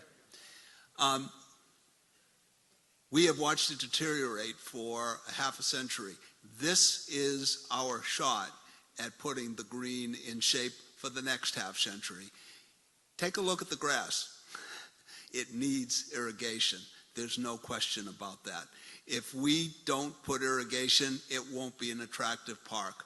I've talked to people who say, we just love driving by the training green. It's a beautiful location. It needs what was being proposed. Second matter of lighting. It's a little bit disingenuous to say that it's okay to put some lighting in, but not other lighting. I was asked at a recent meeting, have you talked to the neighbors? And I talked to people in my precinct, and yes, we have talked to the neighbors. And all of the neighbors who have an opinion say that the park should be lit. It is safe. There are people who go through the park at night just as well that they see their way, and just as well that we can see them as they are going through the park. If you have a question of this, the police department, I think, can give you an idea on the wisdom of having a lit park. Let's do it right. I urge you to vote yes for the training green and no for this amendment. Thank you. Yes, go ahead. Jerry Circle, Precinct 3. I'm going to echo a couple things that Mr. Pizer has said, but I've got the best of him. I've been there 58 years, even though he's 35 years older than me.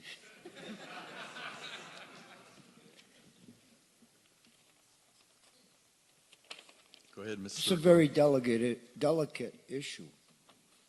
Controversial and everything else, any other adjectives you want to give it. But I'm going to give you one timeline. In 1711, a long time ago, the town officially designated the training green, quote, shall be perpetual common on or training place, never to be granted any part thereof, but be perpetually for public and common benefit. It wasn't even though we all think of it as a memorial to our soldiers, and we're very grateful for that. They deserve that. They might lose a memorial down Memorial Hall, so they're not going to lose the green. That was dedicated, the memorial down there was dedicated in 1869. The neighbors down there are paying for the new benches. So that's a very large expense, believe it or not, because the Precinct 3 people, the Precinct 3 caucus looked into buying one of them, and they're not cheap. This started a couple years ago when Selectman Bledsoe was here, and he was getting all kind of complaints on the green. He brought it up at the Selectmen's meeting. Mr. Brindisi picked up the ball and ran with it, and here we are today. And thank you very much.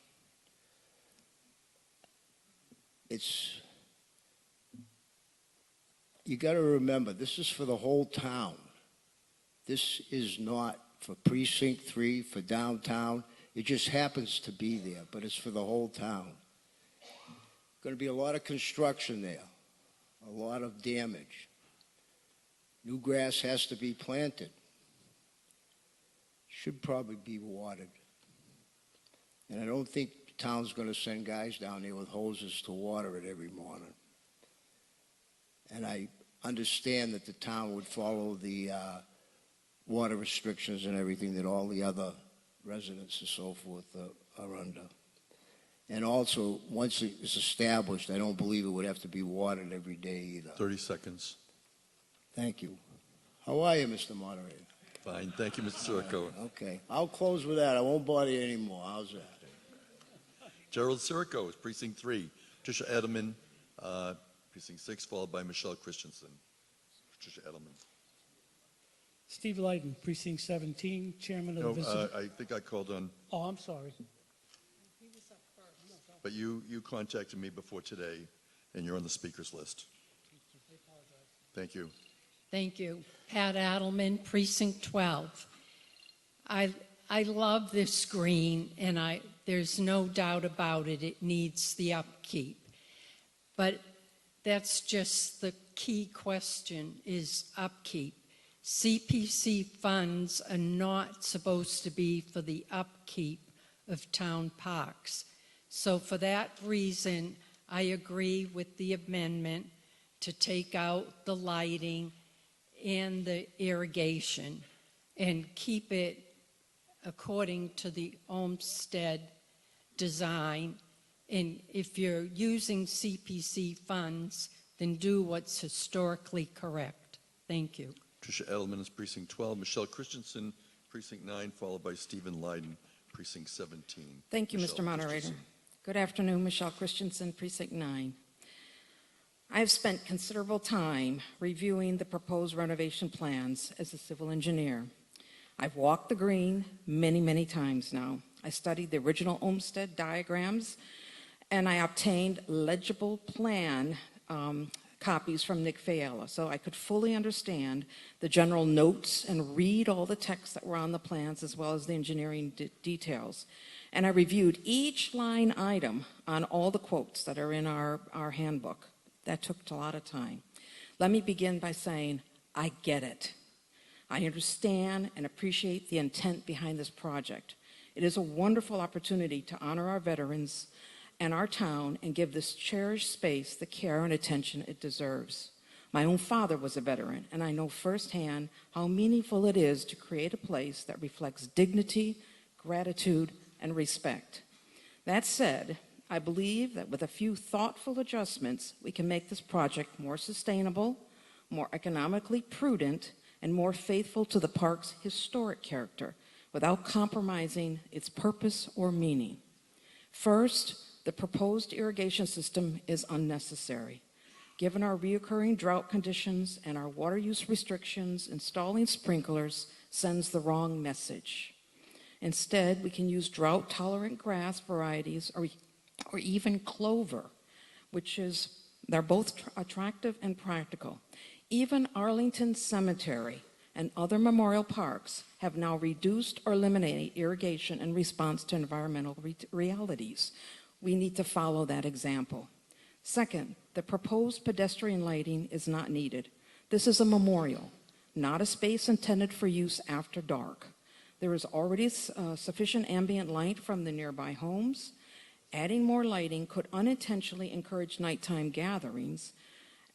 And while I respect that Precinct 3 has consulted the neighbors, I didn't see any information in the book.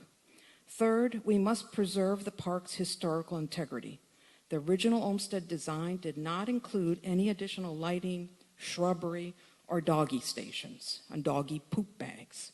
Maintain its simple, open character best honors the original intent and aligns with the appropriate use of CPA funds. This is not a recreational space or a dog walk. It is a memorial. So even with these modest adjustments, removing line 37, line 30, line 35, line 21, and adjusting line 22 for the cost for just the statue and the flagpole, which was the electrics, the project will still refresh and beautify the park. It'll address safety concerns and it'll honor our veterans while remaining both environmentally responsible and physically sound. Additionally, I will respect the emails that I've received from my constituents asking me to vote no on it, but instead I've come back with this amendment working with Ken, and I will vote no without this amendment. I have to respect them. I want this to go through, so I really want this amendment to pass. Therefore, I respectfully urge you to vote yes on the amendment to ensure a project that is worthy of our community and of the men and women we commemorate. Thank you. Stephen Leyden, Precinct 17. Geraldine Williams, Precinct 8. Mr. Leyden. Steve Leyden, Precinct 17, Chairman of the Visitor Service Board. The Visitor Service Board unanimously voted to grant $100,000 to this project. We saw all the plans. We listened to Nick to come in. He explained everything. This is an historic site. Mr. Homestead did a great job, but he's no longer here. He doesn't know the difference between things there and now and how things change. Things get better. So, and this is a memorial park. People do walk through. And if you're going to spend this much money to make a beautiful, I mean, it's going to be beautiful, and you're going to have drive by, you have to walk through dead grass. The town said that they would honor any drought tolerance procedures that would shutting off the water. They would do what everyone else in the town would have to do on the water restrictions. Interior lighting, it's soft. If you do, you know, it's the people sit down there, they talk down there, the neighbors. And be honest with you, I'd like to have doggy stations because I don't want anybody sitting in doggy poop. You know, it's not good. I mean, you know, I used to have a big dog, so I know what that means. But, you know, we're making it better. Even though it's a historical place, doesn't mean you have to leave it like it was back, you know, in the 1420s. You know, we can improve things and still keep the same look and what it could be. And I think that's what everyone is trying to do here. I mean, Nick, I can't tell you how much time he spent and come back and talk to us about how great this project will be. And it will also kind of expand the downtown area because people are going to want to go there. They're not going to go there now with all the broken sidewalks and dead grass and everything else. So it will expand how people can go from the downtown area down to Main Street and all the way down to Stevens Field. It's just another place where they can go and visit. And I think I would not support this amendment. I would leave it the way it is. I think it's great. Thank you. Geraldine Williams, Precinct 8. Mr. Moderator? Yes. Jeff DeLapp, Precinct 13. I move the question. Motion to close debate. Before we take a vote, anyone standing who wishes to be heard on this motion? Thank you. And now it's not debatable. When the light goes on, it's a 2/3 vote as to whether to close debate. We now are voting on whether to close debate on the motion to amend.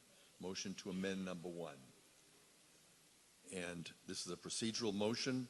Town meeting can decide the length of the debate. The moderator decides the scope of the debate.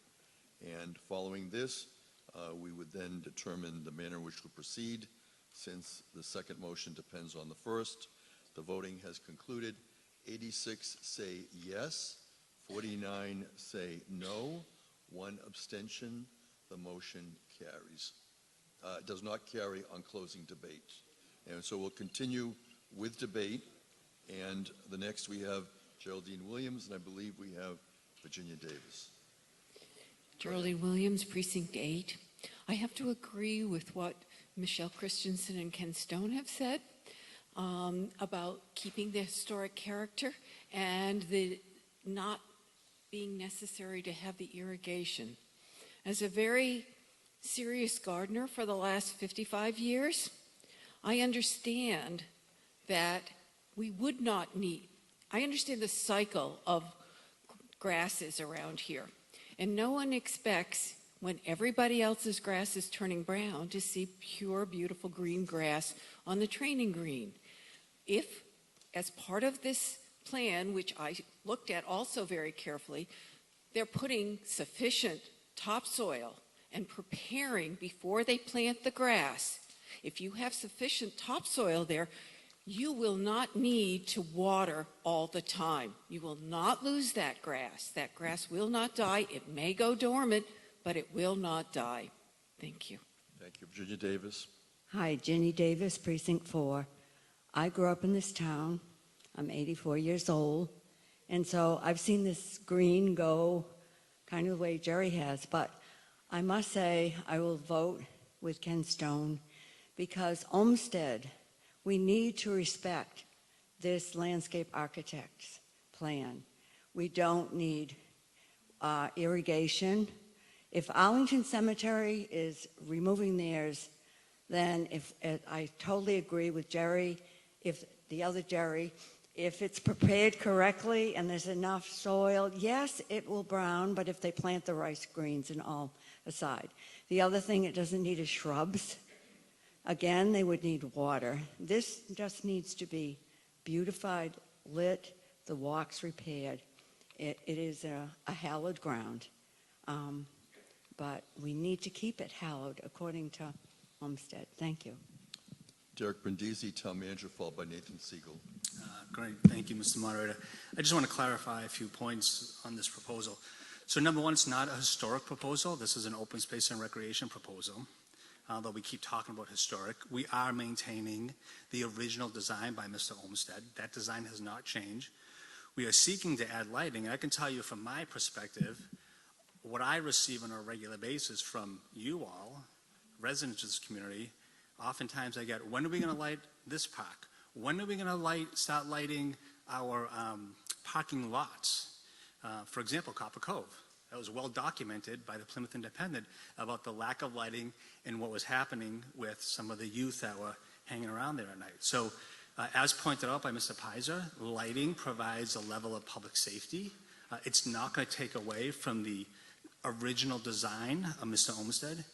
And more importantly, there's not a lot of places that we pay tribute to our service members. And so our service members deserve this. This is the final stop each and every year during a Memorial Day parade, which is well attended. And so I'm asking you to consider and think about adding the lighting, repairing the walkways, allowing for irrigation, which we follow any water bans that the town would implement. You think about that as it relates to our veterans, because they deserve this. We've spent $5.5 million at Stevens Field. It has lighting in it. A lot of our parks have lighting. Are you making a policy decision as of today that we're no longer going to provide lighting in our parks and our playgrounds? Because if that's the vote you take, then in the future, I will consider not adding lighting in our parks and playgrounds. So I ask that you reconsider this amendment. Thank you very much. Nathan Siegel, Precinct 14, Catherine Holmes, Precinct 9. Mr. Siegel. Just a question, Mr. Moderator. Are we going to hear discussion on the second amendment as well? I think it might be helpful to hear for the full context of the financials and then to vote. We're only debating amendment number 1. Amendment number 2 will only be presented if amendment number 1 fails. Okay, thanks. Catherine Holmes, Precinct 9. Okay, so every single member of the men in my family have been in the military. My dad, my uncles, all of my dad's family, every single one of them was drafted in Vietnam.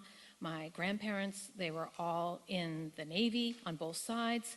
I have a long history of military. I don't think that, I want to make sure there's no question here. This is not about supporting the veterans and updating the memorial. I think everyone's in agreement of that. What this is about is the additional funding that is being asked of us. And it's important because what's not being talked about here is the numbers. This is almost $1 million. So what we're saying in this amendment, if I'm reading it correctly, is that it's not that we're saying we don't want to do this. It's saying we don't want to take certain costs and put it in and have it paid for by CPC funds. It is really important that we continue to look at, as town meeting, where the money is coming from and where we're pulling it out of. CPC funds have a very specific designation as to what we're allowed to use it for. So when you look at who pays for irrigation in our town today, it's paid for by the Parks Association, from what I understand, and it's paid out of those budgets. So whether or not we decide that we're going to spend almost $1 million to restore this park, and I'm in full support of repairing the Veterans Memorial, and to be clear, this amendment does not talk about not doing the sidewalks, which are in complete disrepair, or restoring the monument. It's about making sure that we're allocating the funds properly, that they're coming out of the right places, and that we are also going back to what we just talked about earlier, and I stood up here moments ago and shared with you. Let's make sure that we are spending money the right way. When we look at, and this is a big contention of mine, I do not know what's coming before me in the spring for CPC funds of what I'm going to be asked to vote for. And when it comes to land and open spaces, that is a one-time shot. I get one chance. So I have the deepest respect for Mr. Pizer. When we talk about, oh, Jesus Christ, I swear this thing is going to kill me. I apologize. When we talk about our one shot is making sure that when we're asked to save land, that we have the opportunity and the money to do it. With this specific motion, we're saying, hey, let's cut $200,000 plus out of this. It doesn't mean that we can't go back and put irrigation in this park if we choose to in the future.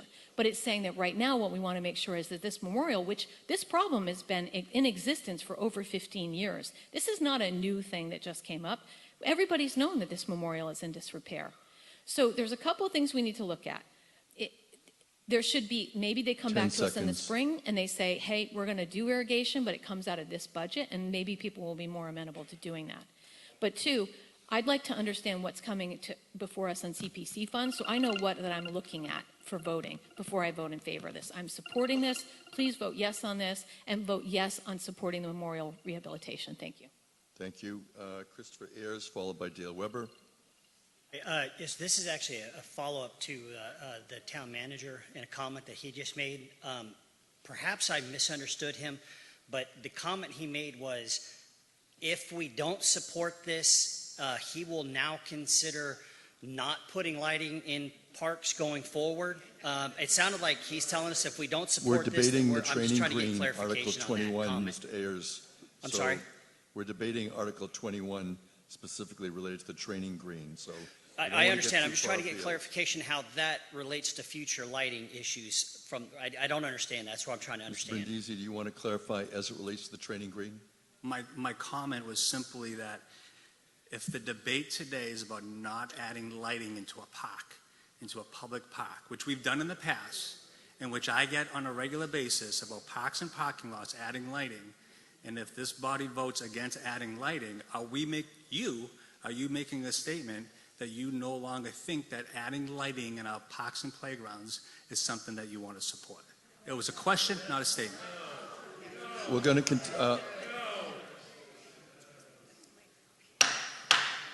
going to continue with the debate. Dale Weber, Precinct 3, followed by Betty Cavaco, Precinct 6. Dale Thank you, Weber. Mr. Moderator. Dale Weber, Precinct 3, where it all began. So what we're here for today, and I'm going to speak only to the amendment that's in front of us. I'm going to speak in opposition to the amendment for the following quick reasons.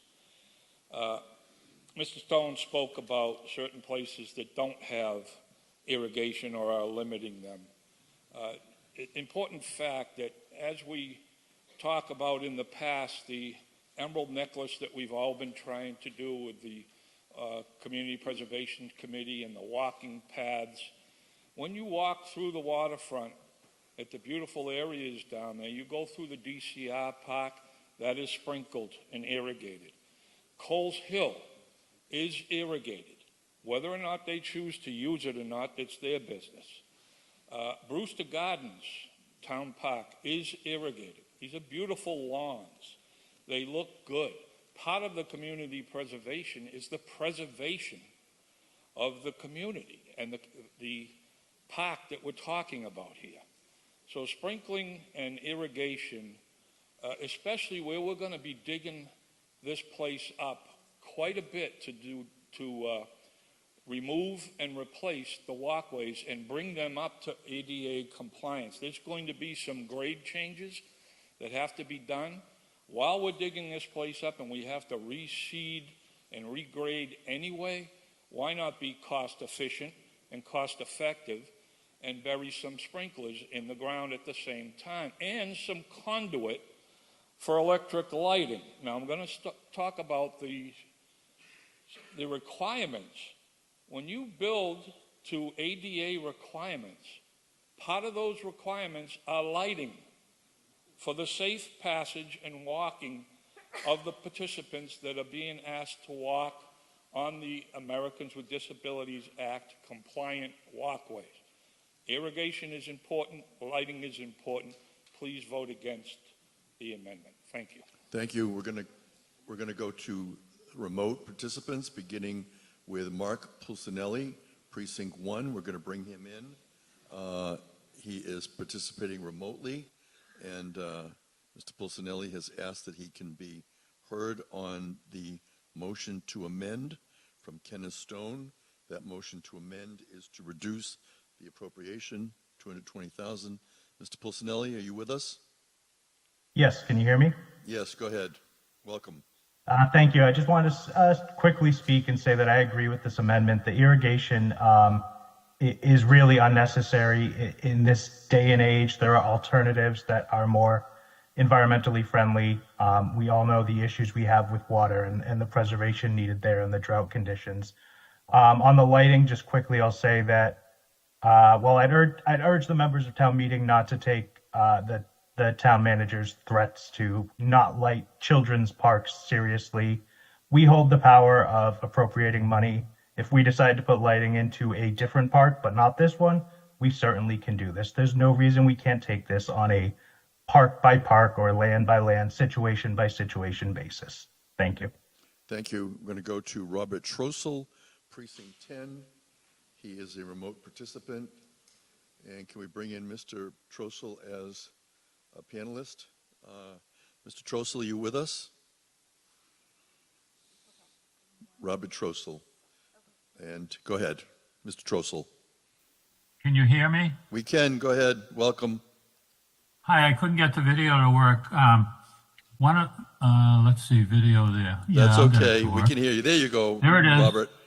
Hi. Thank you. One of the things that came to mind on this motion is Elba Thompson. For some reason, I always remember her, and this park would continue to honor her. We're talking about the veterans in this country. If I understand her background correctly, she served honorably in World War II across the seas for the veterans. She was one of the first women select persons in this town, and I remember her speaking downtown at one of the meetings for the town. So I would like to add to the conversation. I will be okaying the motion to pass to honor Elba Thompson's memory as being one more veteran in the park that I think we need to remember what this town is all about.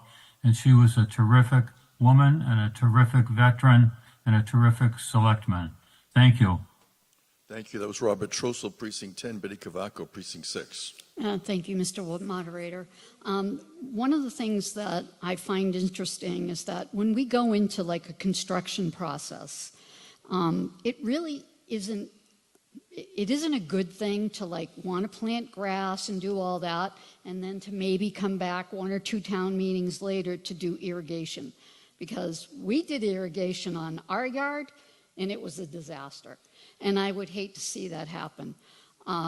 You know, my father was a veteran. I know many veterans. I would love to hear Roxanne Whitbeck have an opinion about this. I know she supports it very strongly. So I will be voting no on this motion, because when you do construction, you need to go phase by phase and not actually end up doing something that's going to tear anything up. And just one more thing, Catherine, if you know what's coming on for Springtown meeting, could you take a look at the lottery numbers and send them to me? Thank you. We're going to continue the debate on the motion to amend by Kenneth Stone. Are there any other speakers before we take a vote? Yes, please come forward, Ms. Blanchard. I'm going to support this amendment. Jan Blanchard, Precinct 18. I'm going to support this amendment. I was in Newport recently and had occasion to be on their parade ground. And I'm sure many more people cross that parade ground than people cross the training green in Plymouth. And it was a park. There were a couple of walkways that weren't perfect. The grass wasn't perfect, but it was fine, and I didn't find any problems with it. I think irrigation is not the thing to do. I really am inclined to vote against this entire proposal, but I definitely am in support of the amendment. Thank you. Robert Zuccaroli, Precinct 1. I think it's important to keep in mind what this is. Again, this is an open space proposal. This is not a historic proposal. There's been a lot of issues about lighting in parks and the safety that comes along with that. Having said that, I'd like to move the question. No, you can't do that. Procedurally, you spoke, so I'm not going to. All right, we're going to motion to close debate. Before we do that, is there anyone who wishes to stand to be recognized as wanting to continue to debate? I don't see anyone, so I don't think we need to even vote on closing debate. We're just going to go right to the motion to amend. So this vote is going to be on Kenneth Stone's motion to amend to reduce by $220,000. When the light goes on, you'll be voting. Vote now.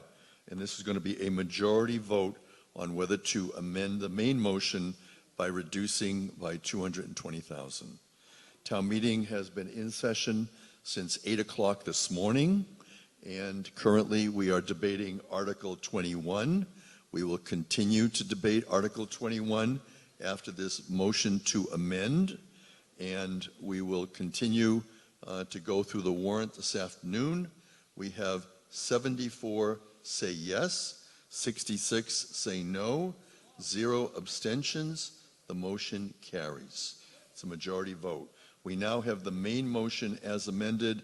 Patricia Edelman, I understand that you do not wish to make your motion due to the previous motion to amend. Okay, thank you. So now on the main motion as amended, is there any further debate? If not, we're going to go to a vote on the main motion as amended. When the light goes on, you'll be voting on the main motion for Article 21 as amended. The light will go on. You'll begin voting either in person or remotely. We had several remote participant town meeting members speaking on this article, and the hybrid format is working very well. Sometimes we encourage everybody to be here unless they have special circumstances. I am aware that at least one of the participants today was recovering from some surgery and therefore for health reasons could not be here. That's a good reason not to attend, but certainly we encourage you to be in person. 134 yes, no 3, 1 abstentions. It carries Article 21. Article 22, CPC rescind borrowing authorization. Mr. Lally moves the remaining $100,000 of appropriation to be met by borrowing the Spire Center Restoration and Rehabilitation Project adopted under Article 9B of the 2022 Fall Annual Town Meeting is hereby rescinded. Mr. Lally. The Advisory and Finance Committee recommends by unanimous vote that the town meeting approve Article 22. Approval of this article will rescind the borrowing authority on Article 9B of the 2022 Fall Town Meeting for the Spire Center Rehabilitation Project because the project has been completed. Thank you. Mr. Lally, any further discussion? Hearing none, we're going to go to the vote when the light goes on. You're voting on Article 22. You're voting now. While we do, I do want to thank a number of people who have supported us during this town meeting, including the Assistant Town Moderator, Nicole Manfredi, Jeanette White, who assists the Advisory and Finance Committee, Kelly McKellery, our Town Clerk, Joseph Lally, the Chair of the Advisory and Finance Committee, certainly staff, boards and committees, town meeting members, and I've been just handed a motion, which, yes. But on this motion, Article 20, on this particular Article 22, I have 131 voting yes, 0 no, 0 abstentions. The motion carries. Before we move to Article 23, I have a motion to reconsider Article 21. So the motion to reconsider Article 21 by Brendan Brady, did you vote on the prevailing side on Article 21? Thank you. And I believe that would be confirmed by the town clerk. On the main motion, Brendan Brady says he voted on the prevailing side. And so with that, Mr. Brady, on your motion to reconsider, do you care to be heard? Yes, Mr. Moderator, thank you. I'd like to reconsider Article 21. I'd like to increase the article by $220,000 and transfer the amount from free cash. So I can't accept that yet until we reconsider, but I understand that's your argument for reconsidering. Purpose to reconsider. Further debate on whether to reconsider Article 21. Mr. Withington, do you care to be heard? Please come forward to the microphone. This is a procedural motion to reconsider Article 21. Mr. Withington. I would propose not to reconsider because we've already had significant debate and closed the question with a majority vote. So that would be my argument against opening the debate up again. Thank you. Further debate on the procedural motion to reconsider Article 21? If not, we will go ahead and vote. When the light goes on, you'll be voting now whether to reconsider Article 21. It's a majority vote whether to reconsider Article 21. This is a procedural motion, and this is available to town meeting members procedurally to be able to reconsider an article if you voted on the prevailing side. And so town meeting members are doing that at this time. And so once the light goes off, we'll determine whether to go forward with that. The light is off. 31 say yes, no, 105, 1 abstentions. It does not carry. We will then move to Article 23, CPC Historic Preservation town records. Mr. Lally moves the town appropriate $35,000 for historic preservation purposes to preserve and protect the town's permanent records, which are historic resources, based on the recommendation of the Community Preservation Committee, and that to meet this appropriation, $35,000 shall be transferred from the CPA reserve for historic resources. Mr. Lally. The Advisory and Finance Committee recommends by unanimous vote that town meeting approve Article 23. Approval of this article will preserve and protect the town's permanent records, which will be transcribed and uploaded onto the town's digital repository. This is the last set of records from 1783 to 1866 that need to be transcribed and digitized, allowing the community complete access to all the town records from 1636 forward. Further discussion on Article 23. And when the light goes on, you'll begin voting. It's a majority vote. You can now vote. Town meeting is voting on Article 23, which is the Community Preservation Committee article, historic preservation of town records. It's a majority vote, and we have heard the motion from the chair of the Advisory and Finance Committee, and we have 138 town meeting members voting on Article 23. The light is off. We will now hear the vote. 138 say yes, no, 0, abstention 0. It carries. Article 24, no motion, no action. Article 25, no motion, no action. Mr. Lally moves to dissolve the fall annual town meeting. Any discussion on the motion to dissolve? Hearing none, we will call for a vote when the light goes on. You're voting now. You're voting on whether to dissolve Plymouth's annual fall town meeting.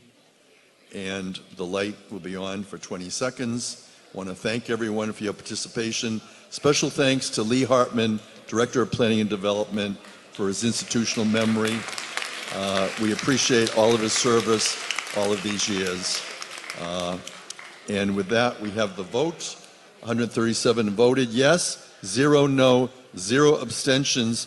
This meeting is dissolved, 2:38 p.m. Thank you.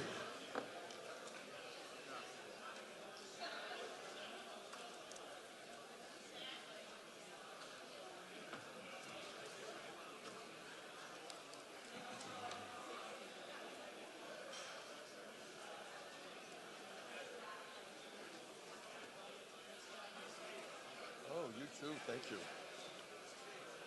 Jeanette, when I give you back the binder,